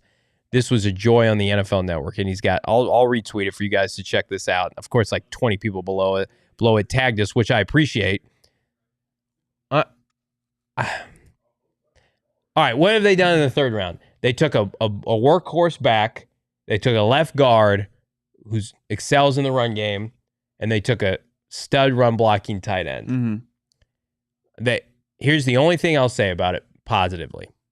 They are going to do their best to completely remedy what Cliff Kingsbury and Steve Keim did to Kyler Murray, where he was asked to play backyard football and throw the ball 50 times a game. They're going to try to emulate, and this is what I've thought for a while, Jared Goff with the Detroit Lions, and they're going to go and line up at the line of scrimmage and run the football 30 to 40 times a game. Man, 25 to 30 times a game. I'm seeing him compared to Mercedes Lewis, who's pretty much the best blocking tight end that we've probably seen in our lifetime. Okay. That's not too bad. The ageless one? Yeah, if he could stick around in the league for 20 years, I think we could call that a successful pick. For sure. But again, we're listing out exceptions for best case scenario. What's worst case scenario? I think we know what that is. So he's probably going to fall somewhere in between. If you're going off of like, and again, like there's tremendous value in a run blocking tight end. You need one on your team. You absolutely do. They were going to have one at some point. Yeah. If they got Tip in the 4th, the 5th round, it looks a lot better to utilize a 3rd round pick. The Chad who's been negative all night, I get negative about this pick. Johnny needs to chill, man. This team is looking good. Just it is chill out. looking good. It is. And listen, as much as like we don't like this pick, it's not going to prohibit them from doing anything this year. We still think this is a borderline playoff team. We still think this is a top 10 offense. But yeah, like I'm not going to sit here and do patty cake with Monti Ossenfort over a number 2 tight end with 200 yards in the Big Ten. People are saying stop hating. Okay, I love the pick. It was great. I wish we could do it. If we could pick Tip again at 90, I would. Let's just clone Tip and pick him again. Let's get him on each side. 22 tips, you're winning the Super Bowl. Yep, I want 11 on offense, 11 on defense. Packers taking USC running back Marshawn Lloyd. I guarantee you we're gonna get Baldy on the show, and he's gonna tell us how much he loves Tip Ryman, and that's gonna be great. And Baldy telegraphed the Michael Penix horrific pick to Atlanta. Atlanta wanted it. So whatever Baldy says, I just believe him at this point. Baldy from Poolside 2 weeks ago saying the Falcons were going to take a quarterback, and that he's the only person that said that. Marshawn Lloyd, that's a good pick for the Packers. There's their new. Well, they got Josh Jacobs. Jacobs. Do they still have Dylan too? Yes, I believe they. You know, here's what I do like. Crazy pick. Running backs and run games are back in style, and I think we saw Well, kind of. good. We got a great run back and tight end. That's Can right. I tell you about him? His name's Tip Ryman. I'm still gonna be. What's your favorite pick today? I think we have the same favorite pick. Max Melton. No, Trey Benson's the favorite pick today. You forgot about your war against the chat, Max Melton. I have no issue with that though. Trey Benson is easily the most popular pick today, and then we got three guys that. I like Max Melton. Okay, that's fine. He's number two. He's number two. It was for a me. bigger need. It was a premium position. So let's put Max and Trey in their own category, and then the two kids from Illinois kind of down here, right? Maybe a little bit down here. Then Tip's down here. This poor kid, Tip. You know what the best thing that happened to Tip? Marvin Harrison Jr. Look, he got drafted into a great organization. You know that Gannon's jacked about it. You know that just their whole setup. They're pumped about it. He's going to be a great addition to the room. Seems like he's a great character guy. Our biggest pushback is where he was selected. If he was pick 150 something tomorrow, we'd be like, hell yeah, let's do it. Let's do it. He was pick 82. He was a higher pick than Michael Wilson. All right, Cardinals on the clock here. We can scrub this from our memory temporarily with a quality pick for the Arizona Cardinals. Who do we want, boys? I don't even know who's available because I've been defensive player. They need TJ an edge Tampa, rusher. Peyton Wilson, Alex Hunt, Jalen McMillan. Edge. Jalen McMillan, please. Let's just cook up a big offensive day. Adisa Isaac, Adisa Isaac wouldn't be bad. Trey Franklin, Brendan Rice, Austin Booker, Dwayne Carter, from Duke. Booker wouldn't be bad. Kyrie Jackson. Dorless go yet? I don't He has not. believe so, no. I don't know if they're going to take another corner right now. Dorless kind of reminds me of Darius Robinson a little The pick bit, is doesn't he? in. So you said Kyrie Jackson? Yeah, he's on the board. No one tells the pick. Okay. Let Bo and I find it out. As I get Jordan Schultz's I need to feel Twitter good account. about today. I feel great about Trey. I feel good about Max. I think the Isaiah Adams will be fine. This tip pick has me a little bit on edge right now. So I need to feel good about this final pick for Monti Ossenfort. We're just gonna watch the pick live. You want to do that? We haven't done that organically. It feels like this entire draft. Bo and I are reacting to this pick.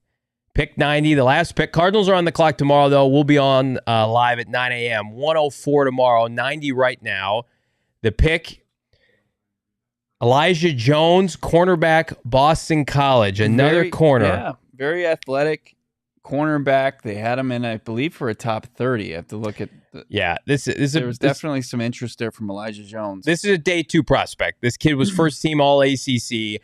He's got length, he's got size, and he's got ball skills, as you can see on NFL Network right now. I mean, this is somebody that's going to come into their program and immediately vie for playing time, and he's an outside corner as well. So he's almost exclusively played the X or the Y outside. So I'm a big fan. 15 picks this year, led their team and tied with the most in the ACC. So the Cardinals doing their best to revamp their cornerback room. They get Max Melton. They get Elijah Jones to go with Garrett Williams last year, Sean Murphy-Bunting. Probably not great if you're Starling Thomas or Keitrell Clark. No, it's tough. That's going to be hard for them to be able to say, okay, we feel good about that. But those guys are going to have to play teams. It adds competition. It's about raising the floor, the talent level, the floor of the talent in the organization. And at the cornerback room, it severely lacked that last season. I mean, they were running out Marco Wilson for far too many games before just cutting bait. And then Keitrell Clark and Starling Thomas playing a lot of snaps to end that season, and they played admirably, and they worked their ass off, and they're going to continue to do, and they're going to compete with these two first-year players. But you have to like the two guys they brought in Max Melton and Elijah Jones. I mean, Jones is somebody they did a lot of work on. I believe they went to his pro day, checked out the athleticism, it's there, how he competes. And, Gannon's going to get his hands on him, and Nick Rawls is going to get his hands on him. And they like the additions that they made to the front seven with Darius Robinson and, of course, the free agent additions. So defense, I still think that they need some help. They obviously went all in on the offense in this draft, including getting themselves a run blocking tight end. This defense, like it's going to be young, but it's also got some players in it. In Budda Baker and Jalen Thompson, they're going to be able to kind of help those guys on the back end. But Elijah Higgins is not young, by the way. He's 24 years old. He was at Boston College for 6 years. But again, that's somebody they're going to be able to lean on right away.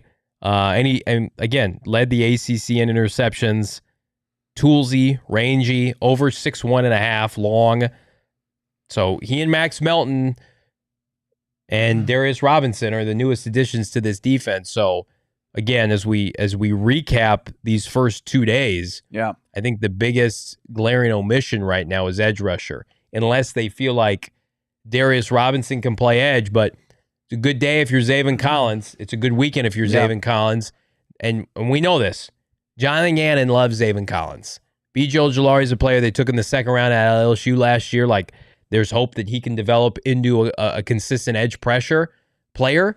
But at the same time, like, we're not going to deny the sack production was shit at the end of last year. They had 1 sack in 7 games, but they've bolstered their defensive line play in terms of the D tackles, 5 techniques and 3 techniques. That will help the edge rushers. So everybody gets a clean slate. But like, if you're Dennis Gardeck, if you're Zaven Collins, it's a good weekend for you. Absolutely. B.J. Ojulari. And the Darius Robinson, who's very versatile. He's going to be able to play inside defensive tackle. He's going to be able to play 3-4 defensive end. We'll see if he ever plays like true edge. But you've got a full room that they're moving forward as it stands with the status quo. Yeah, everybody that you outlined there, and it wasn't a strong class. There were only a few guys worthy of selecting. I mean, you saw Miami.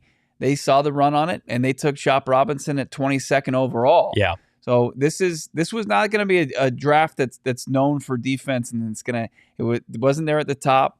I mean, it was an historic run on offensive players early on. We saw the scales kind of tip back in the second round with 20 defensive players going. Yeah.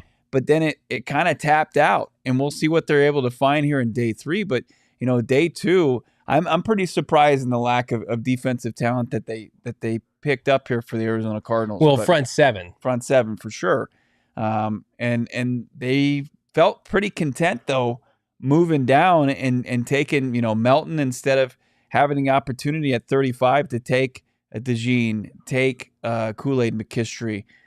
You're looking at some guys that were mis-scouted. Yeah, where you've got TJ Tampa still waiting to hear his name selected. He was supposed to be up there in the top couple corners taken, and that hasn't happened. So the only thing I don't like about the pick is the age factor.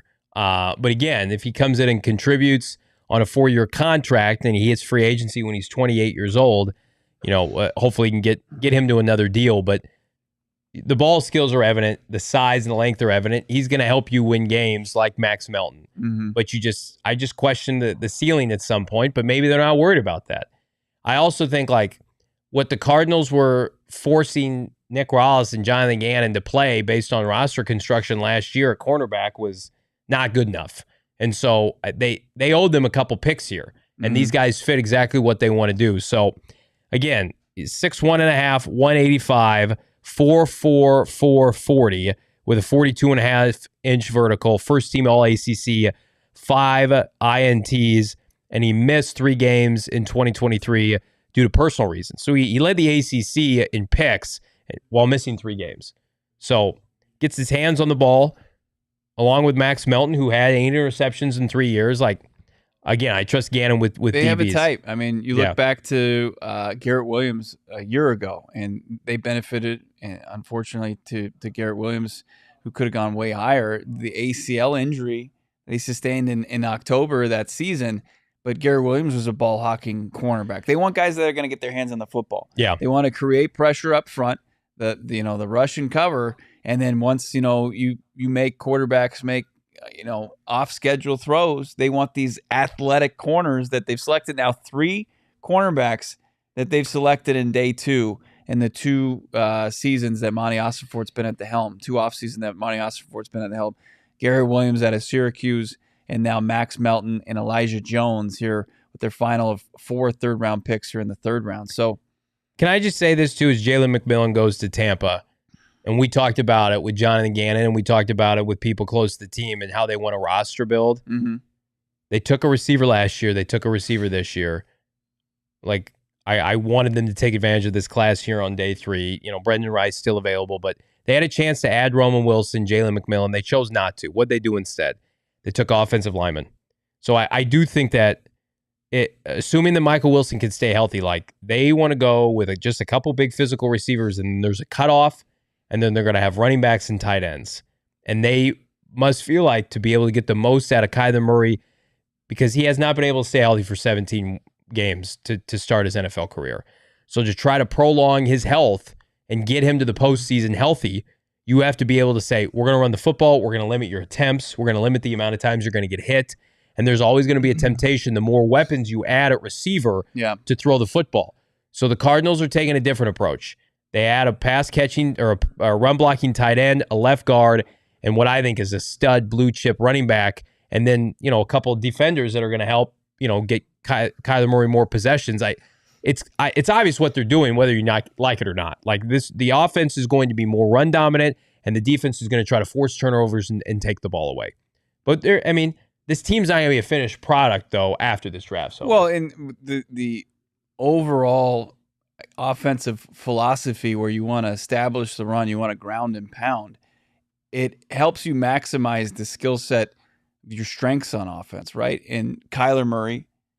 And now Marvin Harrison Jr., Trey McBride, even James Conner to an extent. But for the most part, when we talked to Gannon for the first time in Indianapolis last year, where he said he wants to create that conflict for the defense. Yes. And what does this do? I mean, when you're set up personnel-wise to just punish the opposing defense by running the football, and they're set up for it, maybe even throw you in a stack box. Yeah. Marvin Harrison Jr. is going to eat. Right. Trey McBride's going to devour your defense. Yeah. Michael Wilson's going to have a huge year. And Kyler Murray, like he said early in his return last year, he's playing well within a rock-solid offensive infrastructure that he doesn't have to constantly play hero ball any longer. Yeah. He can just go back and run within an offense, and then when things break down, then he can lean on his skill set. We're going to talk about this team and where we think they're going to look at tomorrow, as well as recapping today and where these players fit on the roster. But before we do that, I want to tell everybody about my guy, Coach Stark Homes. If you're in the market for a new home or trying to sell your current one, look no further than the president of Coach Stark's Home, Mr. Chris Stark of West USA Realty. And from personal experience, I can tell you nobody's got a better acumen, work ethic, salesmanship in the realtor game here in Arizona than Coach Stark's. We're under contract, as is my family right now, to purchase a home. Thanks to Coach Stark, we've been trying to buy in the East Valley for the better part of 5 years. In the matter of a month's time, Coach Starks and his team got it done, and they were the best of the West. If you're living on the west side of Phoenix, 3 years running, 2020, 2021, 2022. He's an avid listener of PHNX Cardinals. That helps. But from Buckeye to Maricopa, Tucson, and more, he's helped clients all around the state of Arizona, and he can help you right now. So again, if you're in the market for a home, if you're trying to sell yours, contact Coach Starks today. He's going to help you out. Get in touch with him, 623-695-3929, or go to CoachStarkHomes.com. Follow him on social media, Coach Starks. And again, if you tell Chris you heard about him on PHNX Cardinals, he's going to kick back $2,000 of his commission back to your closing costs. That's $2,000 extra just for PHNX listeners, Bo. Let me tell you about a great meal service called Butcher Box. Okay. One of our presenting sponsors. It's unbelievable. You like to grill like myself. You love to eat your steak and every morsel of it, unlike my co-hosts here.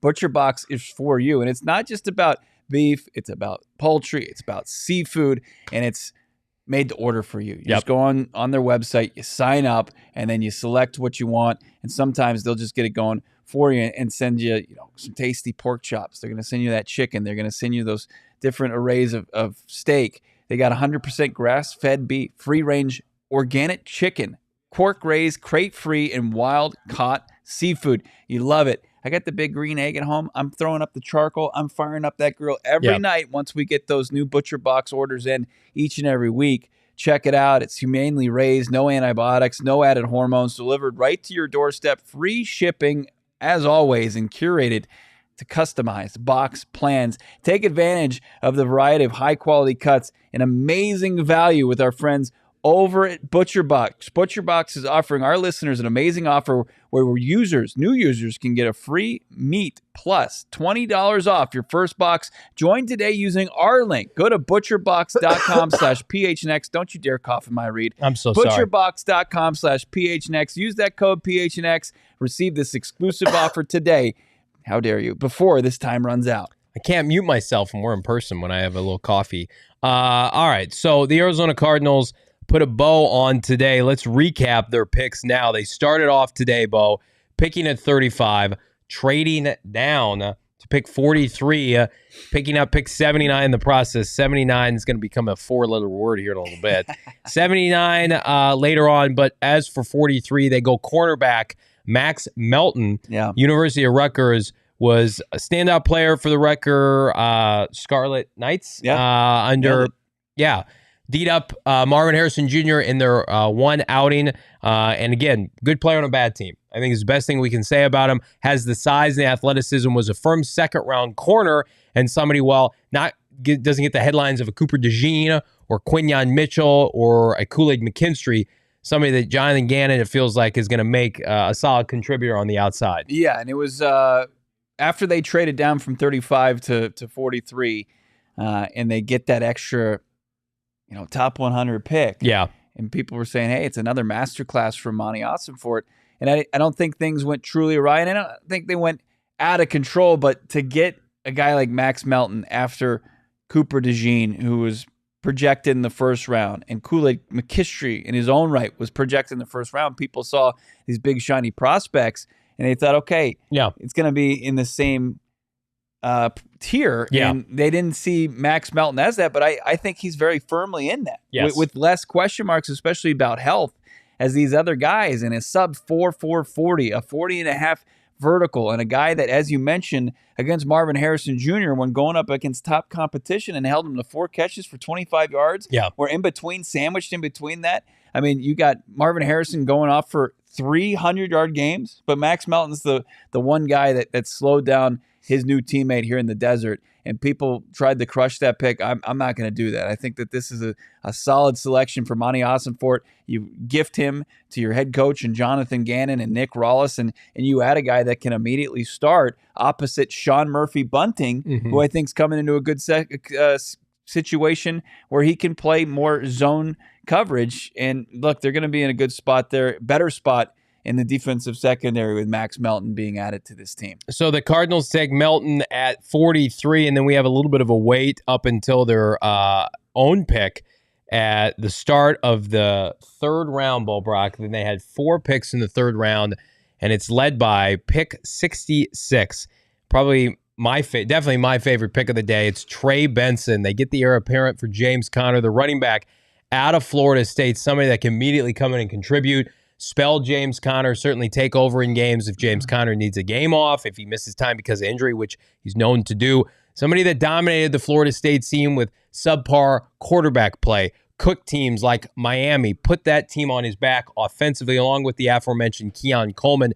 And somebody that I firmly believe is going to be the focal point of this run game in 2025 and beyond. This is somebody that, it's not a change of pace back. This is not a third down caliber player. At 6 foot, 215 pounds. He ran a sub 4.5 40. He's going to be able to come to Arizona and make an impact for Kyler Murray. Yeah, he absolutely is.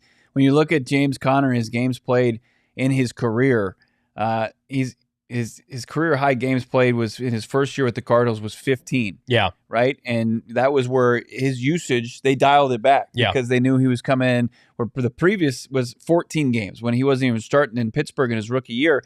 He's never started every game. His last 2 seasons, he's played 13 games respectively. He missed his time. And that's because of the physical style that he runs in and makes James Conner, a guy who takes incredible care of himself, going out and with a 28, soon to be 29-year-old running back and getting his successor. I think it's just smart running of way to run your football team. Yeah. To go out there and while you have your guy in place, find the guy who's going to be the next running back. And when Conner, it feels like you could say safely inevitably miss his time next season, you're not going to be in the same space as you were last year where you're starting an undrafted rookie free agent who didn't start in college in Amari Dermercado. Yeah. Tip of the cap for his rise and how incredible that story is, but had no business doing that, right? No. So, and the run on running backs last year, Johnny, it fell in the favor of Monti Ossenfort this year. There was one running back off the board in Jonathan Brooks, so he basically had the pick of which back he wanted, and I think they found a guy that could to immediately learn from James Conner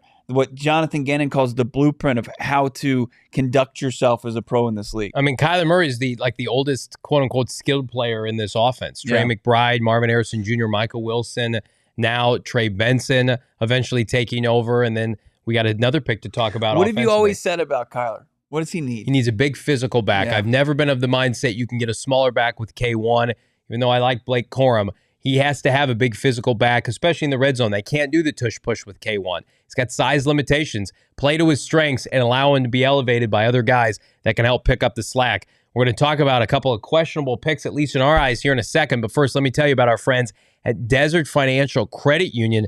Again, I was repping Coach Starks. I'm repping Desert Financial Credit Union. Just works out that way. I go with our partners because I trust them in my professional and personal life. For more than 84 years, Desert Financial has been Arizona's largest, most trusted local credit union. They're the official credit union of PHNX Sports and the Arizona Cardinals. They've got financial experts who are committed to their members and the community by offering financial solutions tailored to helping real people and making their life better by achieving their goals and dreams. And again, like if you're thinking to yourself, well, I already have a checking account. What else can they offer me? Savings accounts, mortgages, loans, credit cards, investment options, and more.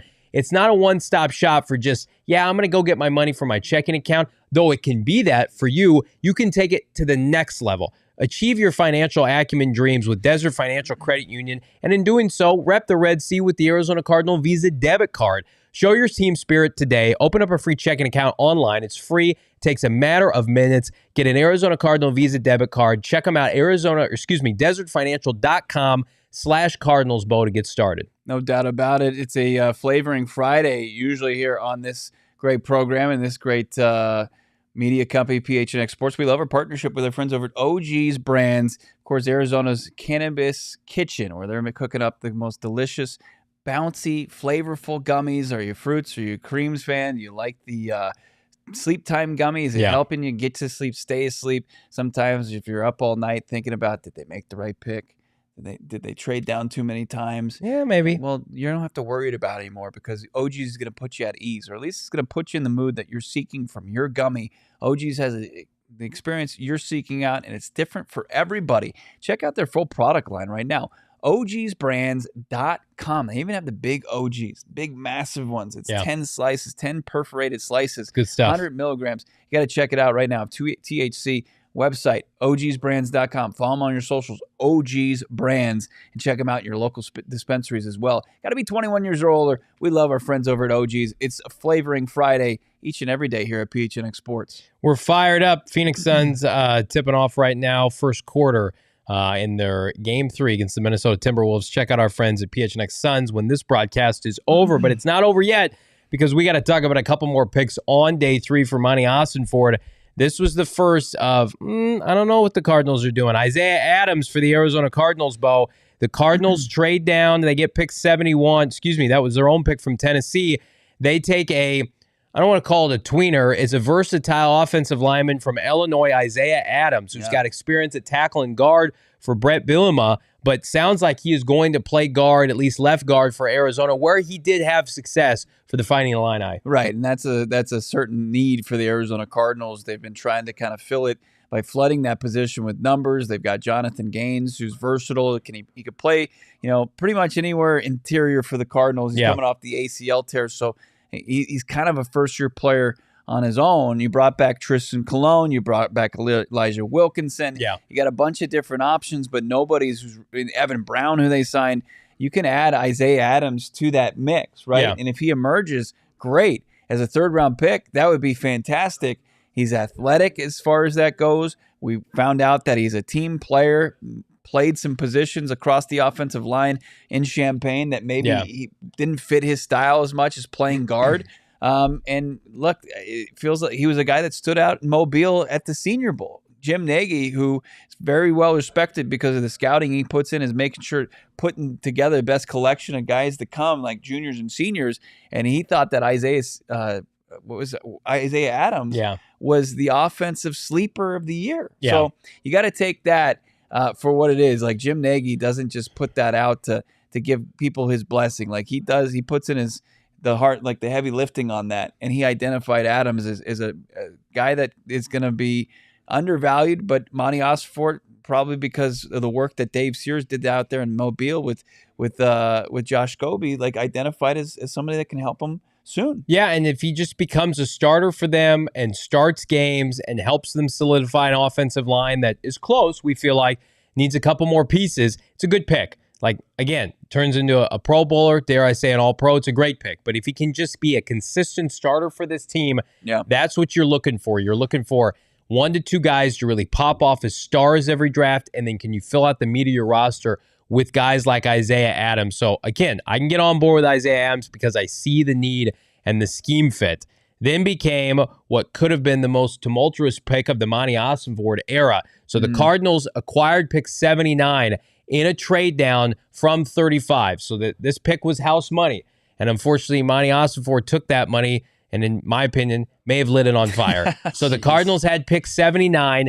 They then got maybe jumped for a safety in the process by Houston. They trade down a couple picks. Yeah. They get a 6 for tomorrow, which we'll be able to highlight at that time. They go tight end. They go back to Illinois. It's like they were on the phone with Illinois. They're like, what else you got? Tip Raymond, tight end out of the University of Illinois, comes to Arizona at pick 82 as a player both at the collegiate level, 200 yards receiving this year. Now, he's exceptional run blocker. He fits all the advanced metrics. He's an analytic darling. Yeah. But when you have James Conner or Elijah Higgins holding that down, you got to give me something a little bit more than, he's a dominant run blocker. Do that on day 3. Do that at the back end of the 4th or 5th round.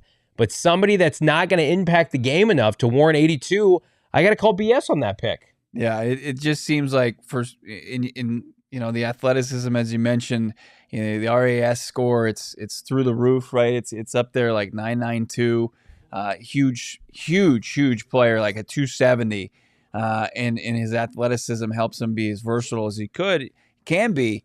But for somebody who's, as you mentioned, geared up to be a run blocking tight end, as the chat's on fire. I just think it's third round, even at 82, is a little rich. Well, I see people in the chat like he's going to blow up huge holes as a tight end. I think like you get down there to the second level and put some DBs on their back, but like who is it? Ricard from Baltimore. Who's that big monster? We can't even think of it. Yeah, he's like close to 300 pounds. Who's the best? What team has the best set of tight ends where they've got a stud, all pro caliber tight end, a la Trey McBride, and then they've got a stud number 2 who's more of a run blocker, and it works for them. Do you know who that is? I think that's a good. I don't mind that, but my point is you don't do it in the 3rd round. Like Isaiah Likely and. What's his name?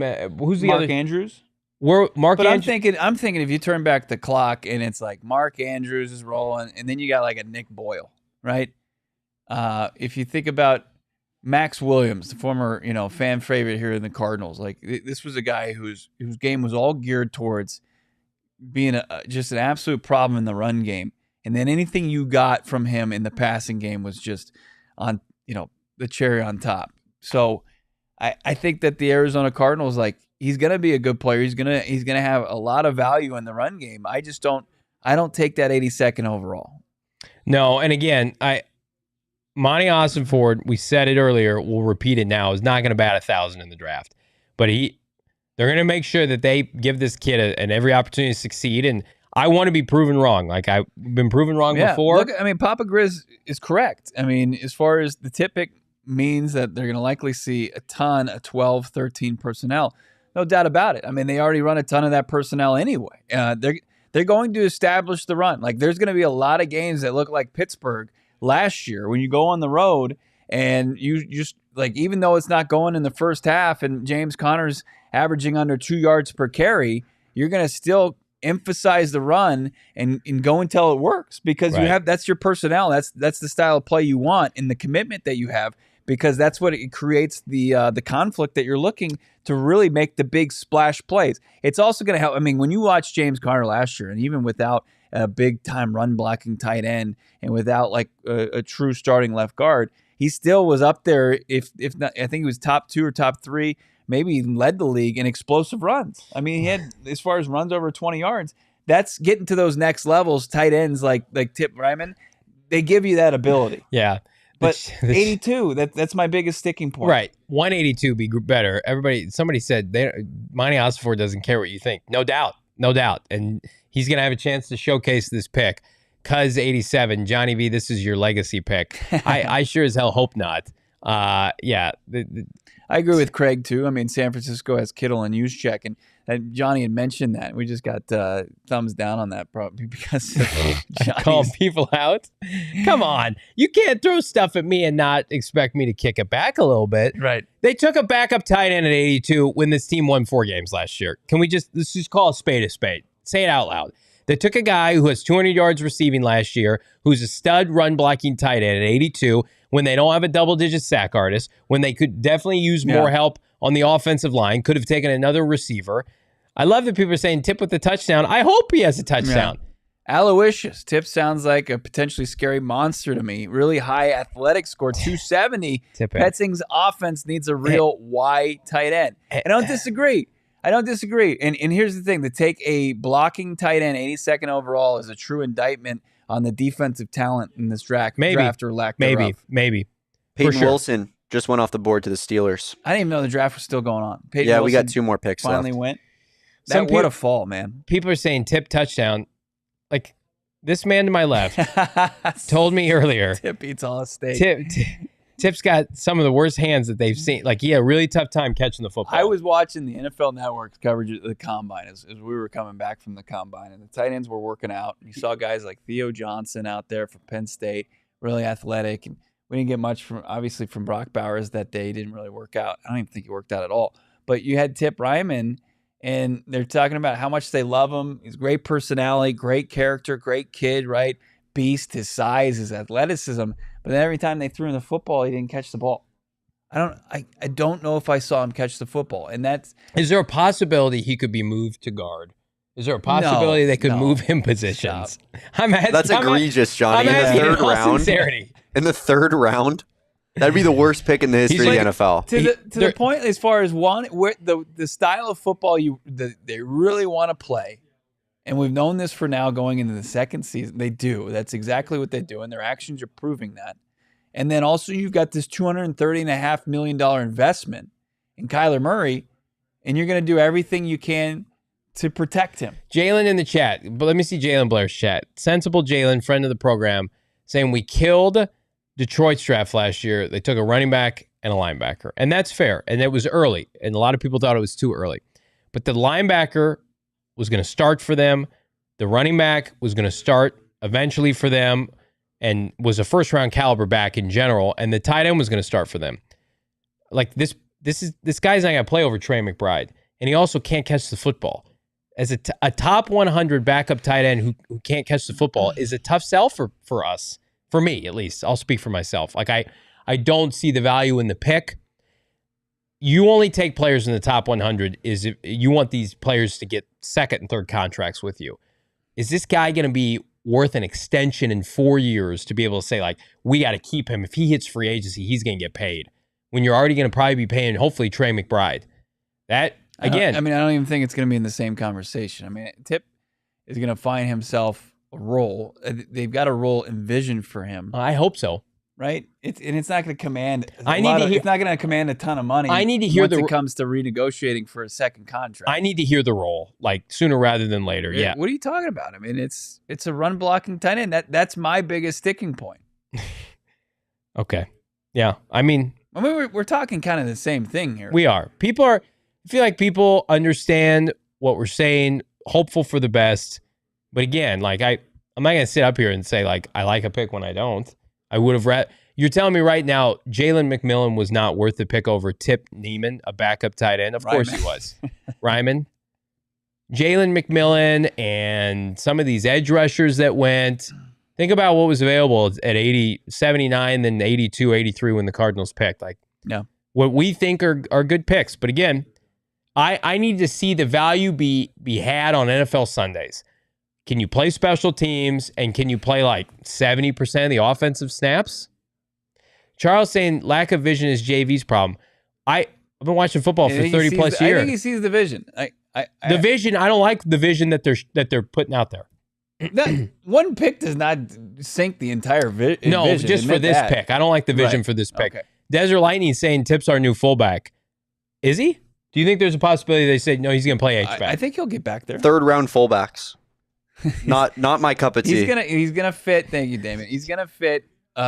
He's got to be versatile. I love the chat. He's gonna have to do a lot of like Tip in the red zone is gonna be a beast. As far as he's gonna open up some lanes. No doubt about it. I like the Max Melton pick. Right. I defended the Max Melton pick, and people come meet Tip in the A gap. People called me a shill in the chat. I don't like the Johnny Tip pick. needs to meet Tip in the A gap. Oh my god, I'd be that dead. needs to happen. I mean, Let's relax on Tip in gaps. Yeah, nice. He'll tip the scales in his favor, I'm sure. All right, let's get to the last pick of the day. Brock wants to confirm if we're going to do some we super are. chats. Absolutely. We are going to do the super chats, no doubt about it. Last pick of the day. Depends on, especially with the player we were just talking about. I'm sure there's some doozies in there as far as the Tip. Don't rip the tip. Chat. Somebody earlier said they were doing Penix and Tip, just the Tip with Penix, and it was really This is good. a family show. It is. Elijah Jones out of Boston College, the last pick for the Arizona Cardinals at 90. Picked 90 while 24 years old. He did lead the ACC in interceptions with 5. One of the more productive defensive backs in the country. Missed 3 games for personal reasons, but somebody that 6'1.5" is top-end speed. Again, Boston College, 185.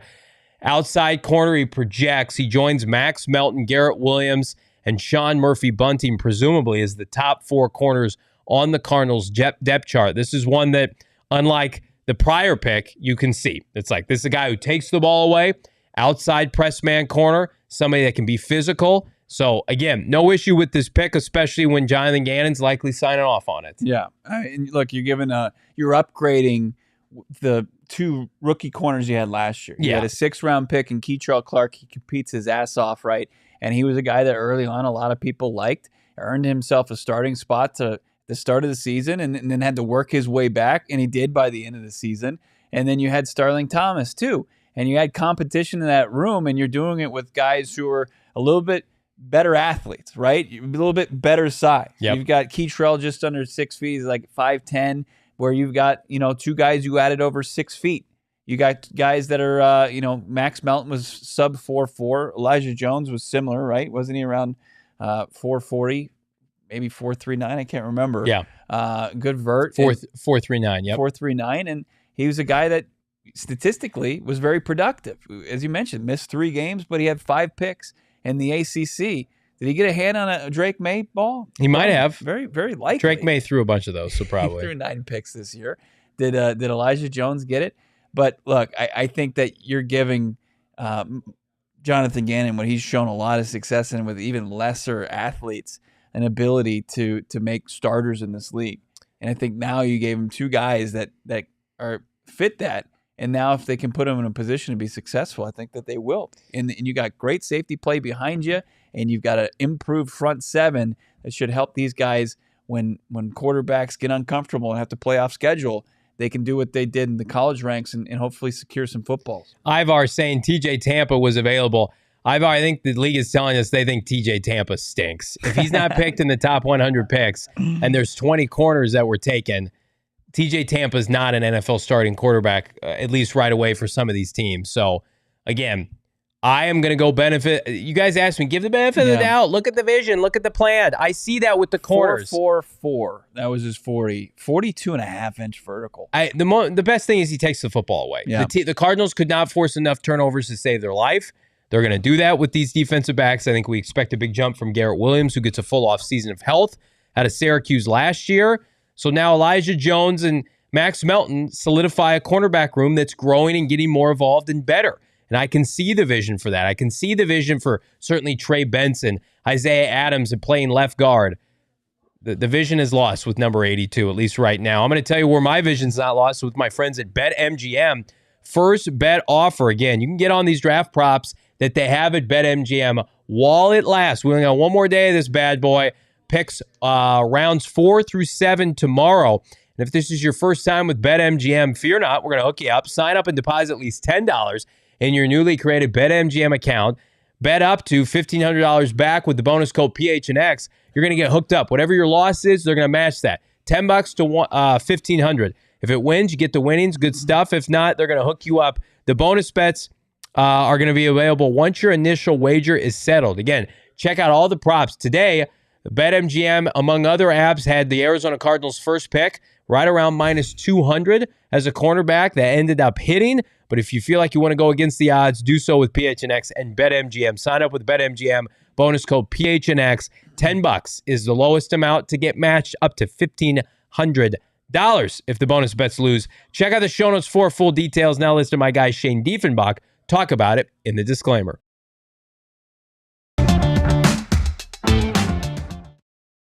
Bonus bets expire in 7 days. One new customer offer only. Gambling problem? Call 1-800-GAMBLER. Available in the U.S. Call 877-8-HOPE-NY 467-369 New York. Call 1-800-327-5050 Massachusetts. 21 plus only. Please gamble responsibly. Call 1-800-NEXT-STEP Arizona. 1-800-BETS-OFF Iowa. 1-800-981-0023 Puerto Rico. First bet offer for new customers only. Subject to eligibility requirements. Bonus bets are non-withdrawable. In partnership with Kansas Crossing Casino and Hotel. See BetMGM.com for terms. U.S. promotional offers not available in New York, Nevada, North Carolina, Ontario, or Puerto Rico. Saw in the chat, they like what Monty's done. They like what the Cardinals have done Good. for the draft. Overall, I feel the same way. No doubt about it. We started this whole journey last night at Gila River Resorts Casinos. We did. Wild Horse Pass, blown away by last night. It was an unbelievable event. It was made possible by the 100-plus people that came from all over to join us to celebrate the Arizona Cardinals, ushering in a new era with Marvin Harrison Jr., Yep. Darius Robinson, and now joined by a couple more prospects here in day 2. But Gila River Resorts and Casinos provided us an elite venue to do that. And then their staff also hooked us up in so many unbelievable ways. Gila River Resorts and Casinos, if you were out there, you realize nobody does it better. No. They show you what the next level is all about, that authentic, immersive experience. Damon, I think he hit the tables after he put in all the hard work. Were you out there? Were you playing some craps with Spencer out on the crap table? Did you join him? Yeah, just, playing some hands of some blackjack and just, feeling good after we held the line yesterday. Yeah, you deserved it. Immaculate vibes, you as could have hit the always. slot machines. They had 800 of them. You talked about the blackjack tables, 15 of those. Live table games, Arizona's largest casino sportsbook. Ling and Louie's, delicious. Asian bistro there, fantastic. And also they got poolside, which is key now here in the desert. Get out there, get a cocktail, hang out in front of some sun. All new Santan Mountain. Check out them. Go to Gila River Resorts and Casinos. PlayGila.com for more details. You do you at Gila River Resorts and Casinos. I just tweeted out a video from Jeremy Werner. It's Tip Raymond reacting to his name getting called on TV by the Arizona Cardinals. And people are asking me, do you feel better about this pick now because you've seen the footage of him? What happened? React. He's getting excited with his family. It's a nice moment. I don't feel better about the pick, by the way. Even though I'm happy for Was it Tip. emotional? Was it A funny? little What bit. was it? Nah, it was a little bit stoic, I think. Okay. It's just, just hanging out. It's a nice intimate setting there. I just want to say something about the 14 downvotes in the chat right now. Mm-hmm. I get that we're not all maybe ecstatic about how we played out the night, but let's not blame this great program and the three people on this broadcast. We'll always get randos in here that, We're not the reason for the Cardinals' we were disappointment that you got. We went hard in the paint on Tip. We did. And that's not going to – people who want to be all on board with every single pick that Monti Ossenfort makes are not going to like it. And that's fine. And I hope he proves us wrong. I hope he proves me wrong by saying that I don't understand the value of taking a primary run-blocking tight end 82nd overall after you just took a corner in later than that last year at a premium position. He turned out to be a big-time player for you, and Michael Wilson. Now, also at the same time, talking out of the same, both sides of my mouth, like they showed their value. They proved us to an extent. We weren't as critical of those picks, but I just think like it's going to be tough for him to prove his value as the 82nd overall pick. Yeah, like Monti Ossenfort has earned and deserves the right to make this pick. So let me be clear on that. He earned that pick last year by trading down with Tennessee. He got an extra pick this year for getting Max Melton, the player that presumably they wanted. So like, you want to splurge on a run blocking tight end in the third, you have that right, Monti Ossenfort. And if it leads to winning football, nobody's going to complain. But it goes against, in my opinion, what they said they view as premium positions in team building. It's a Keim-esque kind of move. And it's a 4-letter word, but nothing else matches that of what they've done the past 2 years within the first 2 rounds. Outside of Trey Benson, which they needed a back, it's been premium position after premium position after premium position. If Trey McBride hadn't just emerged this year, I think it would make more sense. You're coming off the most productive season of a tight end in franchise history, where he's breaking records and he starts only 12 games. And you think, okay, now I got to double down on the position, get a run blocker. I think that I disagree with that, and I think it benefits Trey McBride. I think it takes a little bit off his plate. Like Trey McBride, he told us as soon as the start of strength and conditioning began, like he wants to be a complete tight end, and I think he's pretty close to it. Like he's not a liability in the run blocking game. He's only getting better there. But if you have a guy whose primary role is to do that, it takes Trey McBride sometimes maybe out of harm's way, which is good. That's fine. And here's what the Tip Ryman selection does. It does kind of fill out your offense for the most part completely. They're done. You got a quarterback. Outside you got of a receiver. run. You got a full running back room. Good compliment to James Conner and Trey Benson and Michael Carter already. Yeah. You've got a guy in DJ Dallas who's going to be more on fourth down and on teams. And then you've got a wide receiver room that is now Marvin Harrison Jr. at the X and Michael Wilson at the Z and Greg Dortch in the slot. And then your offensive line is Paris Johnson Jr., Jonah Williams, Yelda Froholt, But here's the Will Hernandez, and in a pretty probably the biggest competition on the team, the left guard spot. Right. And the run blocking tight end when you're in those 12 and 13 personnel sets. But you would have told me after the Trey Benson pick that the offense is basically set. They could have gone out and signed a journeyman. It's a luxury pick. Because they had Elijah. But I've told you, I'm on record. 82 is too rich for the luxury pick. Yeah, but for it sure. is. It's a luxury pick. Let's get to what's not luxury, but very appreciated. Let's get to these super chats, Damon Dog. If we can rally off our super chats for the night, my friend. You want me to read these? Yeah. All right, we got Tyrannical Goat 12. Everyone is crying. Let's see how it goes. Half the people mad thought Isaiah Simmons and Robert Kimdiche were great picks. Great coverage, fellas. Like Melton on MHJ. Nice, for sure. Thank you, my man. Appreciate Good point. that. Loso, $2. Marv should ask Fitz for his number. His phone number or his playing number? His playing number. You should ask for both. Agreed. Give him 11. He told he was asked about it. He was talking to Craig Fouy of Channel 15 today, and he asked about Larry Fitzgerald to Marv. This was after the introductory press conference. He said, if I am half the player that Larry Fitzgerald was, I'd be happy. He's shown a lot of respect to number 11. I don't think that we should give him number 11. I don't think he wants number 11. It's a new era, so a new legacy. I think absolutely. I don't think he wants 88. I don't think he wants 11. He wants the hybrid. He wants 18. Take 88, take 11. Right. BJ Ojolari, Right. switch to a different number. Tribe 7, even $2 super chat. What's your guys' thoughts so far on this draft? I mean, I was at a position through Trey Benson where I was going to give it an A. yeah, let's get letter grades from you guys. I would have given it an A before the last 3 picks because I thought they were going to be in a position to add a couple big name starters in the 3rd round.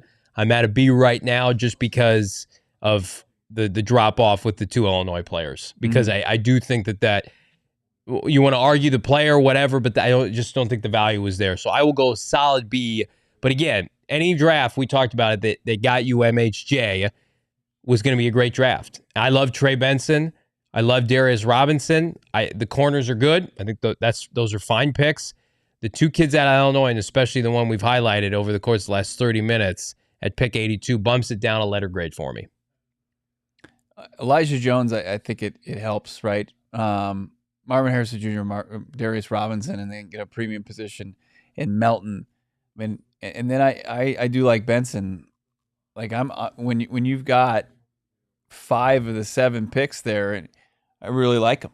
And Yeah. I'm gonna go with a rock solid B there. I'm going to go 5.5 because I trust like their offensive line. Yeah, coach. I'm not out on any of these players at all. Right. I'll be a little bit more negative. Okay. I'm out on Tip. I'm right going to give now. it a C plus. I didn't know that. You gave it a C plus? Yeah. Johnny's out on Tip. Did What's you know that? The best case scenario for the guard they took out of Illinois is he's a really good starter for them. Yeah. The best case scenario for Tip is, in my opinion, he's number 2 tight end, and you took him at 82. That's a mistake. Like it's gonna be. It almost feels like for me, it's one of those instances in which a team tries to outthink the room and takes a punter or a kicker in the 3rd round. That's what it feels like with this pick. Like, oh, we took our kicker in the 3rd round. I think he's got a little bit more athleticism to get past like the specialist role. Okay. Right? Because like if you're thinking about it, he's just right now his strength is run blocking. He's really going to have to work on, his skill set. And I don't even know if I don't think he's gonna have the opportunity. They don't need him to be. But if you're down there in close and he's wide open, he's got to at least become, solid enough of a pass catcher to haul on it. Like I said, I watched him catch passes, and that nobody's guarding you at the combine. He had a tough time hauling it, and like that's part of the tight end position. Otherwise, you're just an offensive lineman. Here's what I ask you. He better play a ton of snaps exclusive to run blocking. Then you better have his ass out there wearing people out in the run game. Like Max Williams did an incredible job at the tail end of his career.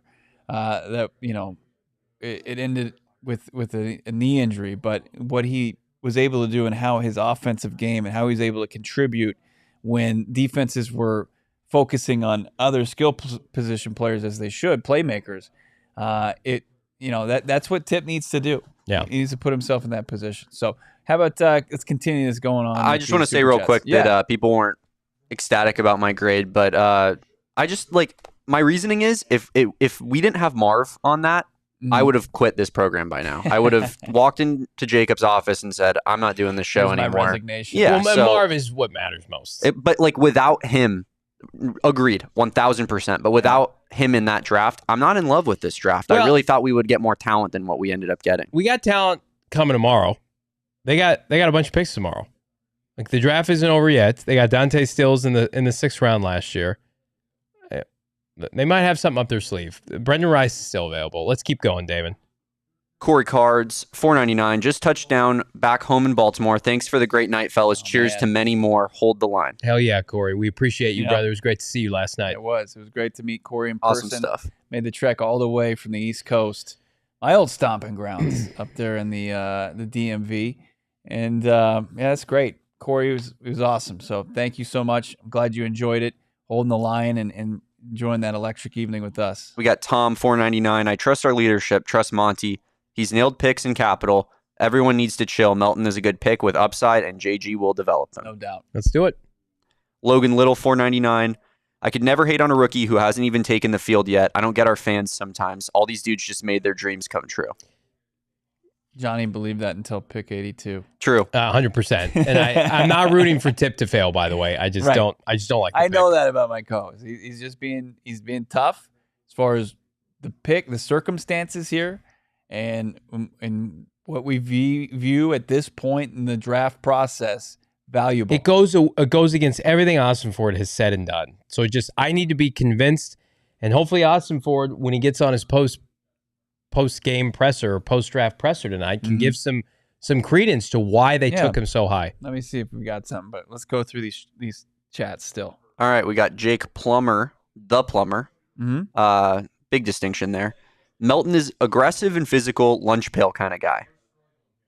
Talking Johnny's language. Yes.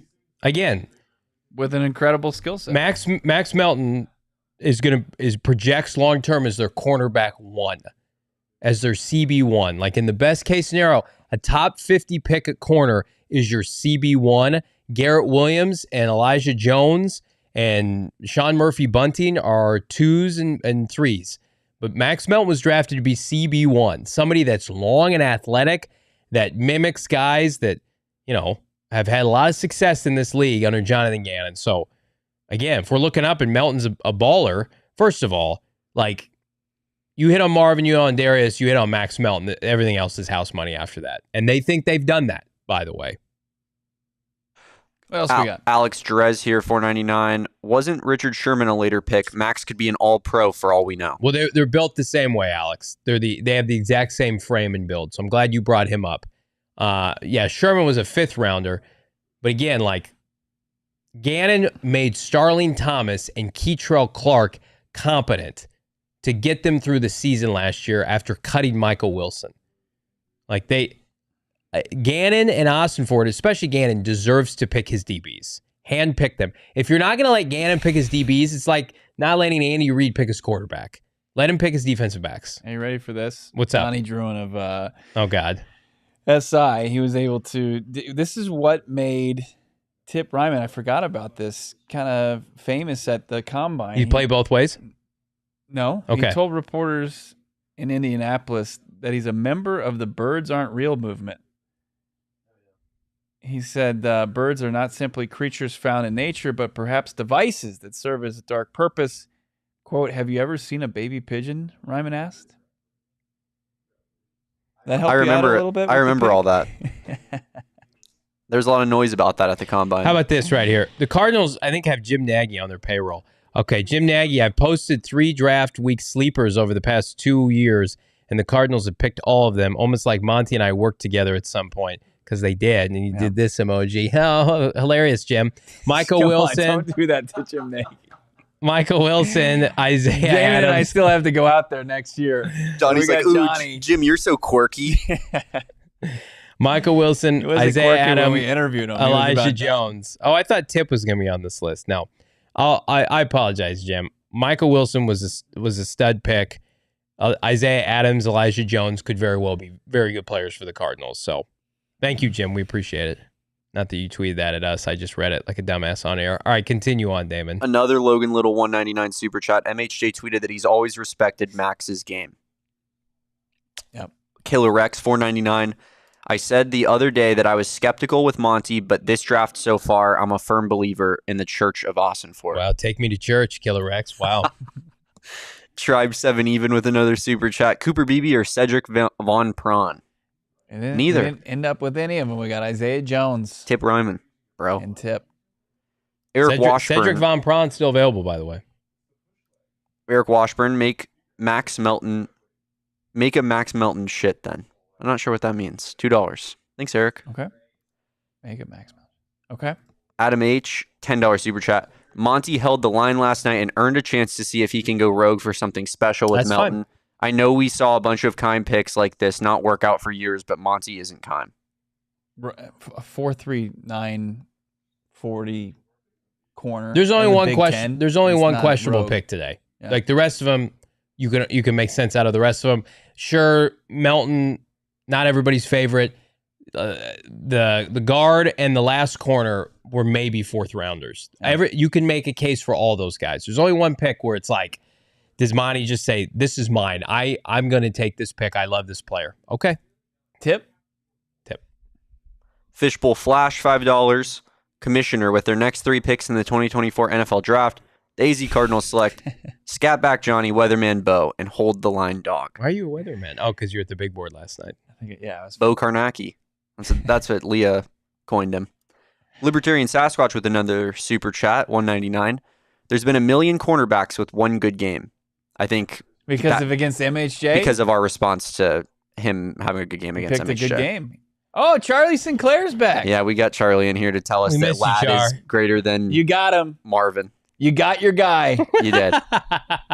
Charlie Sinclair confirmed. Lad's lad. Charlie, you and Damon can get on the phone after the stream tonight and talk about your love affair with Lad McConkey. Mark Solera, diehard Mark, friend of the program, $5, said, I was at the draft party and both Johnny and Damon were 6 feet. I don't know what people saw. I don't either. I agree. That means I'm 7'1". Mark, You'll just have you've to never prove told a lie otherwise. in your life.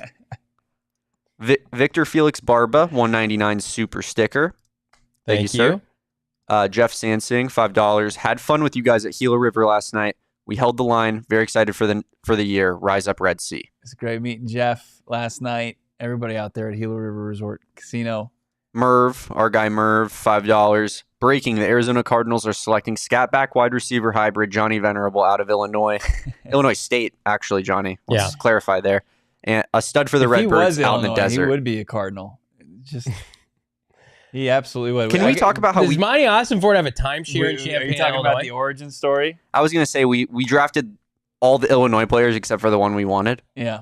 Isn't that kind of sad when you think about it? Yeah. Dude, Damon, that hits hard. Fuck, that hits hard. It's like, hey, I know you guys all wanted this one Illinois player, but how about we get you the rest of the team instead? We actually watched a lot of Illinois tape for Jerzon Newton, and then we ended up taking 2 of their linemen instead. Sorry. Tribe 7 even with his 3rd super chat. Thank you, sir. $2. Really, why are you all helping the damn Chiefs? Talking about Bills? Yeah, talking about all the teams trading with the Chiefs, essentially. Did we trade with the Chiefs at some point? No, but they drafted Kingsley. Okay. They got him pretty late. People were saying that the Chiefs are getting away with a steal there. Coach Gusto, love the show, guy from North Carolina. Thank you, Coach. Illadre, $1.99. This is a steal with our O-line beast. I'm guessing that's Trey Benson. And yes, Trey Benson is going to be a rock star in the desert. Wait. I kind of keep forgetting about Trey Benson. That's the only thing keeping me going right now. Snacks, $2 super chat. Our fans are so negative, it's kind of sickening. We like to have fun. Like, listen. We were pretty toxic and gross tonight. We're in our element. Our here. hands are dirty right now. Oh, because I didn't love a backup tight end with 200 yards? Calm down. Our hands are not clean after tonight. I'm a fanboy, shill boy. I'm going to slobber all over Tip. I guarantee you, that guy loves Tip. You're going to slobber all over what? Just the Tip, baby. Let's keep it going. Monti Ossenfort's burner. Chad is just yapping. Chat was on. I couldn't even keep up. It was so fast. Jonathan Walters, $1.99. Adam started 12 games for us last season. Durable. I think he's the guy who was saying he's an exchange student at Illinois. Okay. Yeah. Good. Jonathan, Good insight there from Jonathan. Any relation to Chet Walters, ink specialist, by chance? Anybody get that reference? No. All right, let's keep going. John Clements, $5. Seattle and LA took Byron Murphy and Jared Verse. If they liked him over the other guards for some reason, I'm not mad at it. Let Monty cook. I think that's in response to the Isaiah Adams pick. Mm-hmm. I think Adams is going to be good the more I read about him. Robert Martinez, $4.99. Isaiah Adams solidifies our juggernaut dynasty. I like now because we're getting into the Adams super chats, which means we're about to get into the Tip super chats here. Jake the Plumber, $5 super chat. This trading down is getting out of hand and dare I say hogwash. Easy, Jake. Yeah, this is a family program. Yeah, let's chill on the language there. Children watch this show. Dropped an H-dub. Another Jake the Plumber. Daddy is getting drunk tonight. Bird Gang for life. Throw him down, Jake. Love it. Biscuits in the Bear, $2. The tip is in. Get the tip in. Oh. There we go. We're starting it. Take the tip out. That hogwash was filthy. Patrick T, $10. 6'5", 271, 32 3/4 arm length, 10.5 hand size. Great run blocker. Bro, feed this guy 50 pounds of steak and make him an extra interior offensive lineman. A la Johnny. I don't get the tight end pick. Love the draft coverage. Yeah, he needs to put on 20, 25 pounds. I think Patrick with the elite breakdown of Tip Ryman, a little bit to the point instead of just roasting the pick for 30 minutes. Like 6'5", is he really 6'5", 271? Yes. Yeah. He's huge. Get him over with our friends at some burros, and let's just put on about 15, 20 pounds and have a good time and have him compete. Have him, maybe have him box. shadow Yellow Froholt. Butcher box. Let's put some good weight on him, not some bad weight, huh? Tony Sabal, $1.99. Johnny wants off this ride. Let Monty cook. Yeah, I need an adult to come pick me up, Tony. I wasn't happy at this sleepover for a little while. Googsy, $6.99. Ironic. Tip doesn't believe in birds. Drafted by a bird team. Oh, we needed that earlier. That's the dumbest fucking thing. What you read about birds, I didn't need to hear that. I thought you were going to give me something insightful like, I'm a maniac. I love football. I'm ready to do anything. And I'm sure he'll say all that. And you read me something about he doesn't believe birds are real. Are you trying to make me hate the pick even more? Come on. Have you ever seen a baby pigeon? Hey, Tip. Makes you think. Learn to rush the passer. That's my advice for you. Wow, we're making him a DN now. Yeah. We've already moved him 2 different positions at this point. I love it. Patrick QB1, $1.99. Hey, Bo, any update on the Cardinals locker room? Yeah, I haven't seen anything yet. They had a little different look in the meeting room. They had the bigger press conference room. Updated a little small minor upgrades, but no, I mean, I don't know if we'll get locker room access throughout OTAs or rookie minicamp. I doubt it. I doubt we see the locker room until after preseason. So it's a good question, Tony. No updates on it. I'm sorry, Tony's the next super chat, but yeah, Patrick QB1, no insight. I'll have to ask Gannon during some of his availability. Real quick, let me interrupt. We got some quotes from Monti Ossenfort. His presser just began. This is from Josh Weinfuss, friend of the program at ESPN. Ossenfort reporting, Weinfuss reporting from Ossenfort at the presser. The Cardinals had, quote, a ton of offers for pick 35. Some would have sent the Cardinals back further than they wanted, and some were right around the spot they landed. Okay. And then this is the money quote. Ossenfort called Tip Raymond an impressive test athlete. So again, going with Twitter, you got to look beyond the box score, look at his testing numbers. What test are the Cardinals going to ask him to take on here as an impressive test athlete? Like you can impress as a test athlete tight end. What does that mean? What are you going to be doing with him? That's what I'm most curious about. The good thing for Tip Ryman, though, is early in his career, there's not going to be a whole lot of pressure to be anything more than he is right now, and that's just a primary run blocking tight end. But third round pick, that's a pretty hefty price to pay. 35-inch vert apparently for That's Tip big. at 271. That's pretty impressive. 9.92 RAS.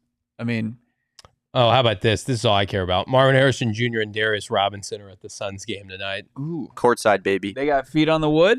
All right, That's all that matters. Are they winning? No. You guys ever got your feet on the wood before? Come on. Really? Even with my friends at Game Time, Suns are losing by 6, 59-53. Fire Frank Vogel. This is a joke. I sat behind Mr. Orange one time on the wood. Please, Let's Bad- not bad do man. that. Come on, Damon. Tony Sabal, $4.99. Friendly tip for our hosts and producers for their hard work today. Thank you. Yes. Appreciate that. Tony, good guy. I talked to Tony last night. Great guy. He's a good guy. You trying to one up me? Decent guy. Perfect guy. I win. He's $4.99. average, dude. Blow Brock. Oh, yeah. Tip will fit right into the hole. Oh, He can slip in and out of the gap very well. Tip will finish strong and clean up after himself on the field. Thank you for making me read that, Blow. is Blow Brock my evil alter ego, or is he like a long lost brother? I think it's actually Tip. I think Tip's been in our I think chat this whole time. Evil alter ego. Okay. Big crack in the back. $5 super chat. Tip is the paprika of Monty's cooking cupboard. No one knows how to use the damn paprika. Love the show, boys. But it's integral. You need it. Yeah. I mean, without it in your spice rack, it's incomplete. GeoCasey $4.99. Is it okay to be a bit nervous about MHJ and the NFLPA contract? No. I don't think so at all. He said he was going to talk with his team and look at their options, but I think at the end of the day, like so many kind of not out there, but outside the box, against the grain moves from a lot of guys coming in the league, they realize that they've been doing it for this way a long time. If he wants to change it and push back, that's fine, but I don't think it's going to really limit people from getting jerseys and everything that you're going to want to celebrate. The jersey, MHJ. yeah, the jersey for rookies takes a while to produce anyway, so he's not on. They're all blank on the team website right now. And he said he hasn't picked his number yet, but all signs pointing to maybe a negotiation for maybe his number 18. We'll see. Maybe he's eyeing another jersey number. Tony with another super chat, $4.99. You guys make any draft entertaining, even ones handled by Kime. You guys rock. Go Cards. We did have, in the history of this show, if you're just joining us in the very infancy stages of PHNX Cardinals, we did do a Kime draft. And man, have we come a long way as a show and as an organization. The best player we've seen be drafted, respectfully, with the resume, is either Paris Johnson Jr. Or Trey McBride. Probably Trey at this point, and that was a Kime pick, but he's been in the NFL a little longer. So hopefully some of these other guys emerge and we can look back on the footage because, frankly, I did not like the Trey McBride pick at the time. We clipped that. I put it on social media, but But yeah, this is a good day. Potentially big news here from Patrick. Our final 2 super chats, $4.99. BJ said he doesn't want to give up 18 already at the draft party. According to Darren Urban, it's a special number he had at LSU for best player. Well, if you don't want to give it up, and money's not a factor for negotiations, like what's a good number for 10. him to have? For BJ or For Marv. Marv? Zach Pascal, you are no longer on this team. 0. 0 would be elite. Ojulari should have 0 because it's O. Get it? Ojulari should have a O. Next super chat. Another one from Patrick rounding us out here. Schrager loved the tip pick. Yeah. Yates loves our draft. I love our draft too. What is Tip doing for the Cardinals this year? Owen dropping in pressure rates for Tip, tight end. What is it? He said he gave up 2 pressures. I think I saw that he gave up 0 sacks. It's just usually your help there on the left tackle. Some people are saying Marv for 81. Flip him around. No, that'd be dirty. Our guy Frank Sanders. We saw Anquan. Golden. Yeah. 80 should come back for sure. Marv's at the Suns game and just got a sea of people around him. Looks like he's either courtside or like 1 to 2 rows back. PHNX Suns has a picture. I retweeted it. Because again, like we're gonna screw around and talk about Tip for a little bit longer this weekend, but like it's this draft's about Marvin Harrison Jr. And what he offers to the desert. I think this franchise has come away with having seen none of these guys play a lick of NFL football, a number 1 wide receiver, a future, I think, star running back, impact defensive lineman, and some corners that I think can play. To what level, I don't know. And then we got some lottery tickets out there. And we got how many picks tomorrow now, Bo, as we look ahead to day 3, our last day of draft coverage here at PHNX Damon, Sports. do we have our board and the picks that have been made and have yet to be made for the Arizona Cardinals? Yes, we do have this, and I believe that this is up to date. So 104. It's actually missing We pick might have 7. 1 pick, yeah. So they've got a 7th round pick. They do. That's not shown here. But 104, so right out of the gates tomorrow. And then 138 and 162 in the 5th round. And then 191 and a 7th round pick. I think they swapped their 6 that they did have with Atlanta's 7th as a part of that trade. Okay. So yeah, ESPN's reporting they've got a 4, 5, a 2 5s, a 6, and a 7. Dante Stills was a 6th round pick last year, really good player for the Cardinals. Clayton Tune obviously went in the 5th round last year. Obviously, the guard that they took last year in the 4th round didn't work out. Gaines. John Gaines got hurt. We'll see about him. Keitrell Clark was a 6th rounder last year, played a lot of snaps for the Arizona Cardinals. And then, of course, they took the linebacker last year in the 5th round. So, again, nobody popped more than probably Ojulari for the Arizona Cardinals. Or not Ojulari. Dante Stills in the 6th round. But I would love to see Ossenfort. You don't need to trade up from 104, but like the 5th pick, one of the 5th picks, come back, get another 4th round pick. Let's get 2 4th round picks before the end of the 4th round tomorrow, Bo Brock. Yeah, let's see that. Close out the draft with some more guys that are going to vie for snaps this season. Guys that are going to make an impact. I think we have to talk about Tip's jersey number. Do we not? It's a good call. So there's a clear tight ends leader. Could be in the 40s, right? There's a clear leader in the clubhouse. We're going to move him to interior offensive line. Yeah, that's easy. Fishbowl Flash gave us the answer. That's simple. This is insight from Mel Kiper Jr. on the Cardinals' latter 2 picks today. If you're interested, Isaiah Adams and Tip Ryman.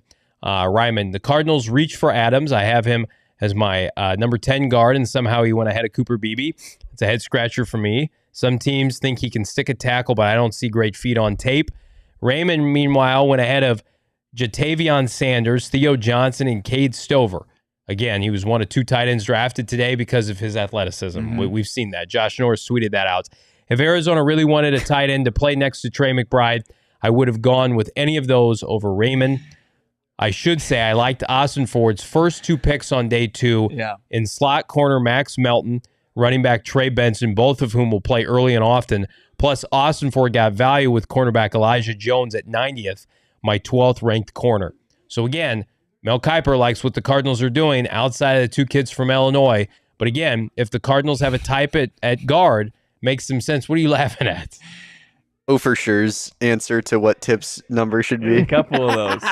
There was a run on people who caught on.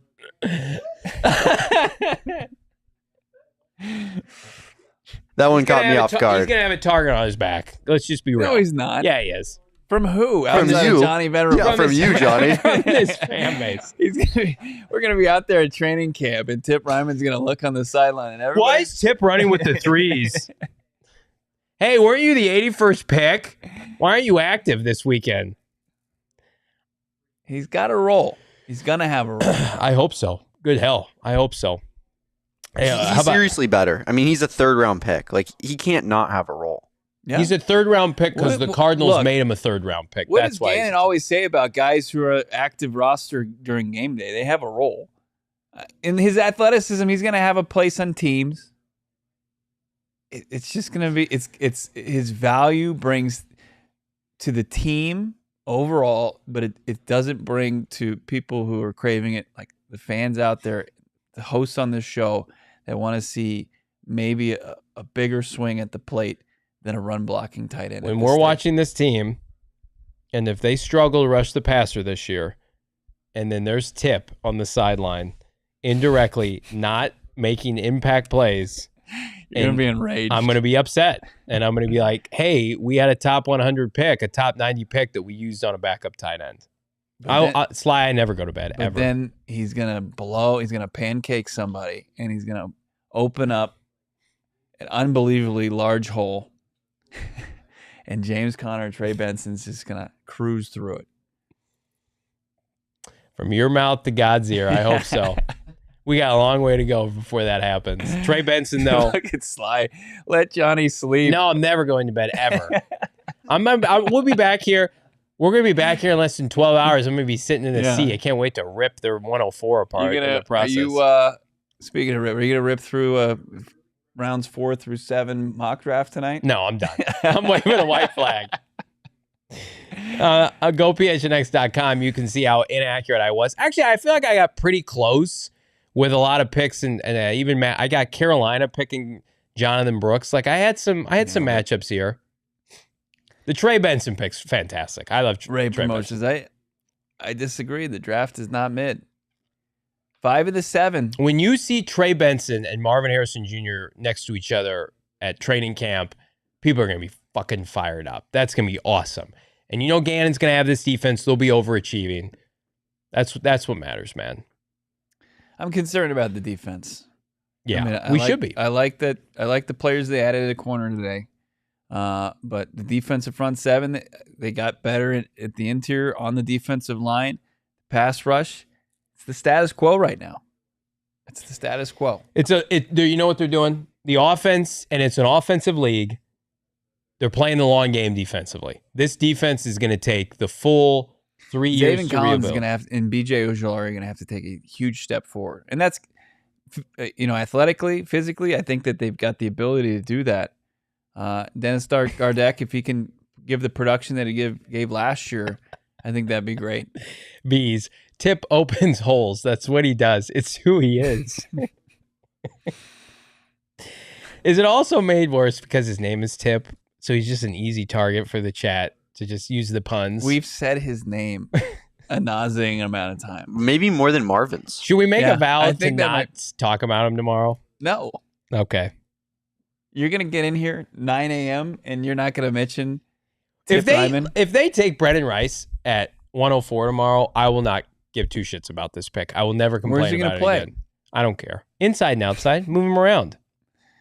If they get a player that was supposed to go in the 3rd round that we know, that we love, like, all right, hang on. Before we sign off, let's go through best available here. Okay. We got best available. We want to go to our big board or you want to check out ESPN? Let's go to, Let me see if it's updated. I'll fire off some names. Just here. go ESPN. Yeah. TJ Tampa is the number 1 player available. Clearly, he was overrated by the media. Grade of an 84. He's a top 50 prospect according to ESPN. He's available. Cedric Gray, linebacker, UNC, 51st player overall. Jaden Hicks, 59th, safety out of Washington State. I think safety could be in play. Yeah. I think off ball later could be in play. Jatavion Sanders, Texas tight end. Off the board. Cade Stover off the board. Troy Franklin. I like that, Jalen Blair. I really like that.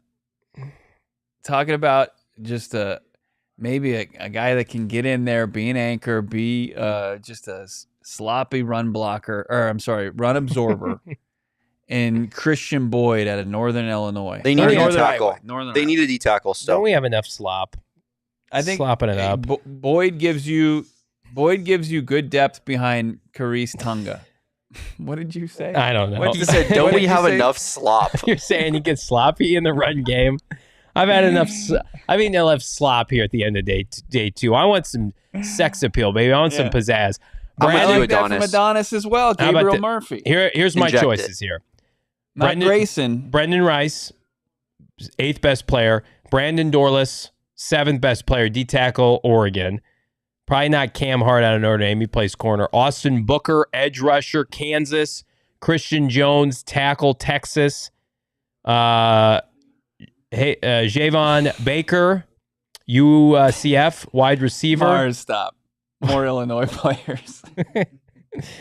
Do they even have anybody eligible to be drafted? I would say we're going to find out from Monti Ossenfort. I would say Dorless would be an option, but I think him and Darius Robinson are very similar in terms of what they bring to the table. I mean, is Dorless going to outplay Justin Jones, who you just signed to a big deal, Bilal Nichols, Darius Robinson, as Damon mentioned? I know who they're going to take at the top of the second round. A player that they used at top of the 4th round. Mm-hmm. A player that they used the top 40 visit on, or top 30 visit, a player that can play underneath in the slot. Somebody said this incorrectly in the chat that I had to make the drive back to Maricopa tonight. I do not. I live, thankfully, in South Chandler now.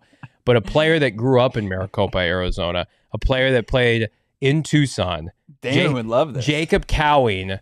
I'm going to shoot my shot right now. Pick 104 for the Arizona Cardinals. You like Damon? I think they need to address the trenches a little bit more. Wow. But I would be ecstatic. I would be ecstatic with it because I love Jacob Cowing. They used the top 40 visit on, top 30 visit. He plays underneath. They used. I think that could be the play. Also, Johnny Wilson's available. He's more like a tight end, though. Out. Spencer Rattler, Malik Washington, Mekhi Wingo's still available out of LSU.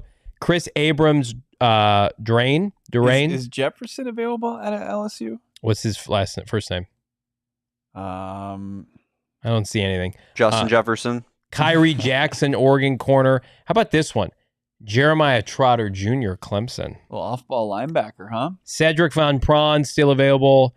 I think they could use an off-ball linebacker, like, pretty badly. I know that you kind of pushed back on me on that last week, but, like, I'm not...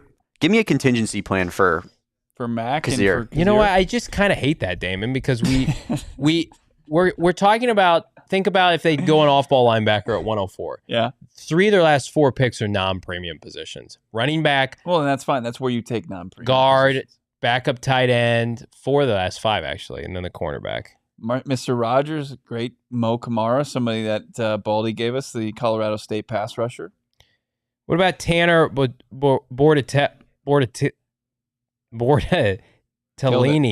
Mm-hmm. Jesus. Center for Wisconsin. Wouldn't hate this.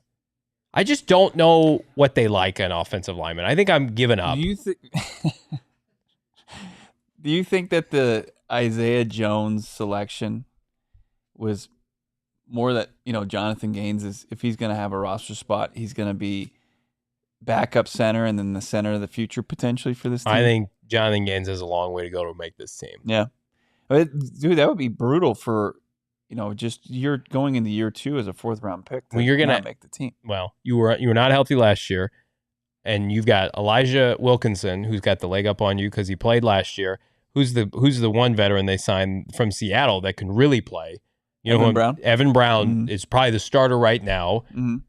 Elijah Jacobs is where their 4th rounder was last year. He's got a clean slate and he's healthy. And then you talk about Tristan Colon, who can play there as well. So I think Jonathan Gaines is in a tough spot, man. Fishbowl Flash wants a guy from Jonathan Gannon's high school, Tommy Eichenberg. I would rather have that than Tip. If they had taken Eichenberg over Tip, I would rather have that. What? That Eichenberg starts. He would start and play every down. No, he would not. Not in the NFL. If they had taken Eichenberg, I could understand it. Tommy Eichenberg, because you know what? Ohio State players, winners. What did Illinois win this year? They didn't win anything. Ohio State, they're consistently in the national championship picture. Johnny, if you go back and you look at the tape or the receipts, he was very complimentary of Illinois. And, I mean, you just tried to use Brett for one singular player, and then it became our fucking pipeline where it's like, we got to take every player that played for a 5-win Illinois team. They've taken as many Illinois players in the last 2 drafts as they have Ohio State. Can we take a Bama player? Can we take a Georgia player maybe? Nope. Illinois. I need to see it for myself. I need to see it at minicamp. I need to be turned into a believer. Yeah, I know Eichenberg can't cover. And Anton, Eichenberg had 2 club hands this year. He had 2 broken hands. He's legitimately one of the scariest human beings I've ever been around. But that's everything Eichenberg's about. Absolutely. Eichenberg, football guy. I mean, he is the epitome of football guy. He'd be missing a leg and he'd play. He might have been able to play both ways. He might have been able to play the tip role on offense as an H-back and then also play defense. Can we get back to these super chats, Damon? We only have one, I think. Oh, and we hit a it. Negative one. We hit it already, so we don't have any. We owe money to the chat. What's sick is less than 12 hours. We're back on the clock on this broadcast here. Oh, here comes $10 from Chad. Damon. Adonis Eichenberg is just a raging football player. I love it. Chad McBain, $10. Cardinals' new identity will be run heavy with big boys up front. Kyler with the play action to Marvin and other weapons. This is a 10-win team. Every group has been upgraded. I love that. I don't disagree with it. Like the offense, when we were talking to Michael Wilson last night, and we said, what's the expectations for this offense now? And he said, we got no more excuses. And even after today, with what they added offensively, and you're going like to almost specialists on the offense and just run blocking tight ends, and then trying to figure out the offensive guard position, the left guard position. Yeah, I mean, no more excuses. This was a top 10 offense when Kyler Murray returned. You added Marvin Harrison Jr.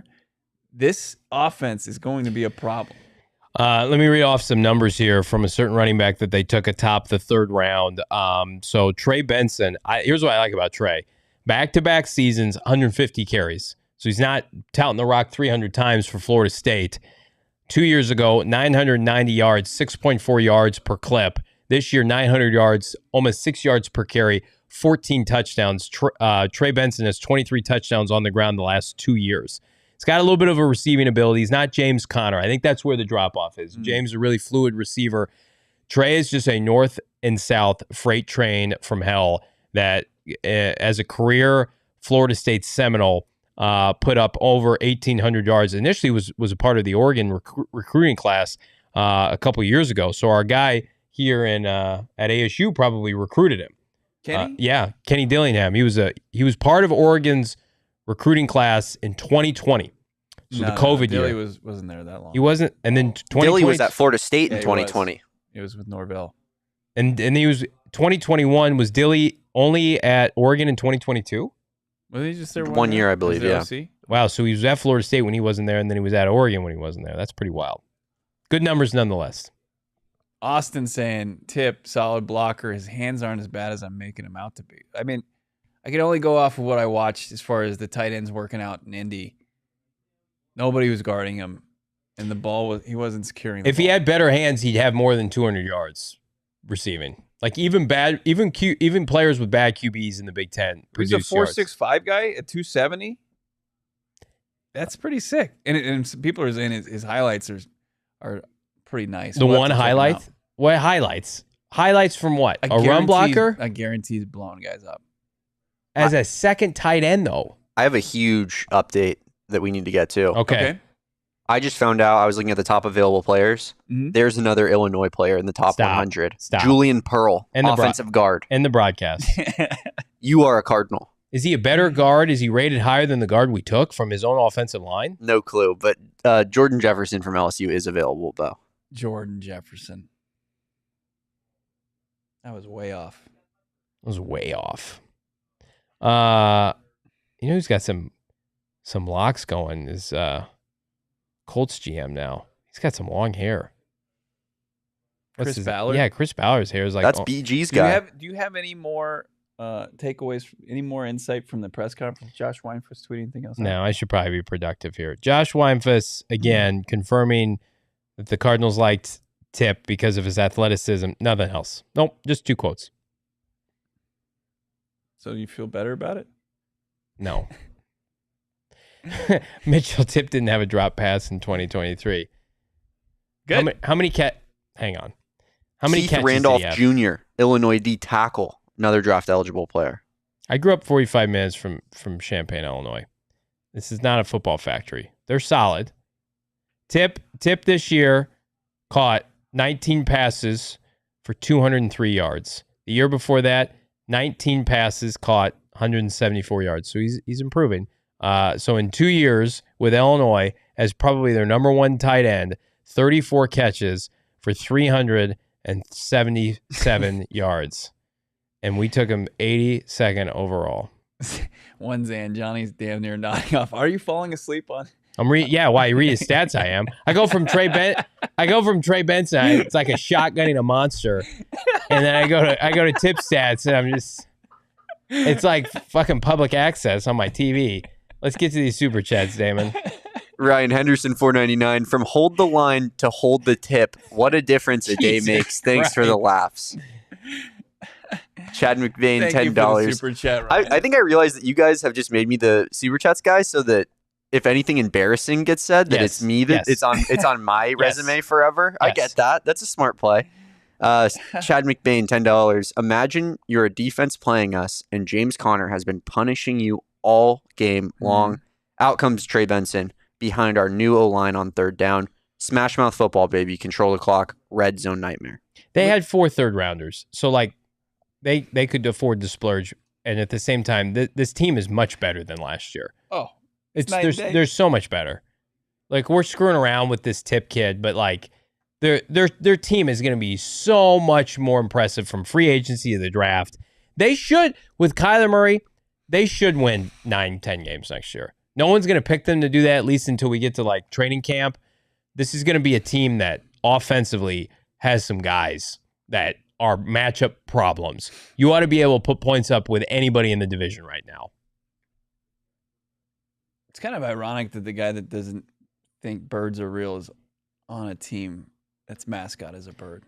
What I hope for is when he meets with the media that 99% of questions are not about that. Because Yeah, I think I'm here for that. I think we'd like to be serious about what Tip can do for the Cardinals and what the Cardinals can do for Tip. I cannot believe they had how many picks today? 6 picks? 7. Oh, I'm sorry, 5. 5 picks. Mm-hmm. And we can't stop talking about a backup tight end. It's nuts, man. I love this. I love this community. Like this video here on Trying to YouTube. get to 1,000. It is? We're trying to get to 1,000. Let's do it. I think We're at 652 right now. We need some help. Get us to 1,000 here. We're slowly approaching 30,000 subscribers here on PHNX Sports. Approaching that. We're Climbing to it. quickly approaching. Quickly that. approaching. That was my verbiage. But we've been on air for 8 hours combined, 9 hours combined the last 2 days. The party continues tomorrow, day 3 of the 2024 NFL Draft. And again, I'd be remiss if I didn't say we have a fabulous new T-shirt that you can purchase right now from the PHNX merchandise locker. That's Bo. right. It's the Just the Tip T-shirt in the PHNX merchandise locker. No, it's actually the Phoenix Cardinal Rising. Don't miss out on that. That's going to be fantastic. Get it right now. Get your smartphone out. Get this QR code. It's going to take you right to it, and you can actually just purchase for yourself. Or if you become a diehard today, you can make it your yearly free shirt For free. That's right. Just add it to the list of what makes becoming a diehard great. You get access to that exclusive member Discord. I'm sure it's lit up right now. I haven't even checked it out since we've been on air, but as far as the conversation going on, I'm sure there's a lot of tip comments going on in there. So you want to continue that conversation even after the lights go out, the cameras go off, and the mics are off. Join us in the exclusive member Discord by becoming a PHNX diehard. Go PHNX.com. I feel better. Desert Cards. Hey, Johnny, you realize Kittle only had 290 and 314 in his last 2 years of college at the University of Iowa. Where was George Kittle drafted? Was he drafted in the 3rd round? No. Wasn't he any battle injuries? He was drafted in the 5th round, yes. He was. And he had some injuries. And they didn't already have a tight end, did San Francisco. That was a flyer pick where Kittle should have been. But again, there's the new release right there. The Phoenix Cardinal, one of my favorite T-shirts we've ever done here. Love the state flag vibes there. And, of course, you get State Farm Stadium-esque images in the background. So, again, check it out right now. Pick up a diehard membership. Pick it up for free. I want to be the bad guy here because I want people to rally around Tip, and I want Tip to become an icon in the desert, and you can come back and play all this footage because that means he's playing well for the Cardinals. Yeah, that'd be great. That'd be a good problem for Johnny to have, for the team to rally around Tip Ryman, lift him up, turn him into the blocking tight end that we all know he can be. And then maybe anything outside of that, catches, touchdowns. It's just you're playing with house money with it at that point. So Marvin Harrison Jr. is a Cardinal. Oh my God. That's what today's about. Yeah. All right. Let's shut it down. Get it going in less than 12 hours from now here on PHNX Sports. Make sure you subscribe to this channel. Once they fire up round 4 of the NFL draft, we're going to be firing up right here at the PHNX studios, downtown Phoenix. Big thank you to everybody in the chat. Big thank you to award-winning producer Damon Dog, and of course Caroline, our intern. Caroline's just absolute stud. She's been awesome, unreal, just grinding it out. My co-host for adding extra motivation to the 82nd overall Tip Ryman and having an unbelievable run to Canton after it's all said and done for his career. Johnny Venerable, follow him on Twitter for more insight on the Cardinals draft so far at PHNX Cardinals. Have a great rest of your Friday. We'll talk to you Saturday morning right here on PHNX Sports. We all silly like the mayor.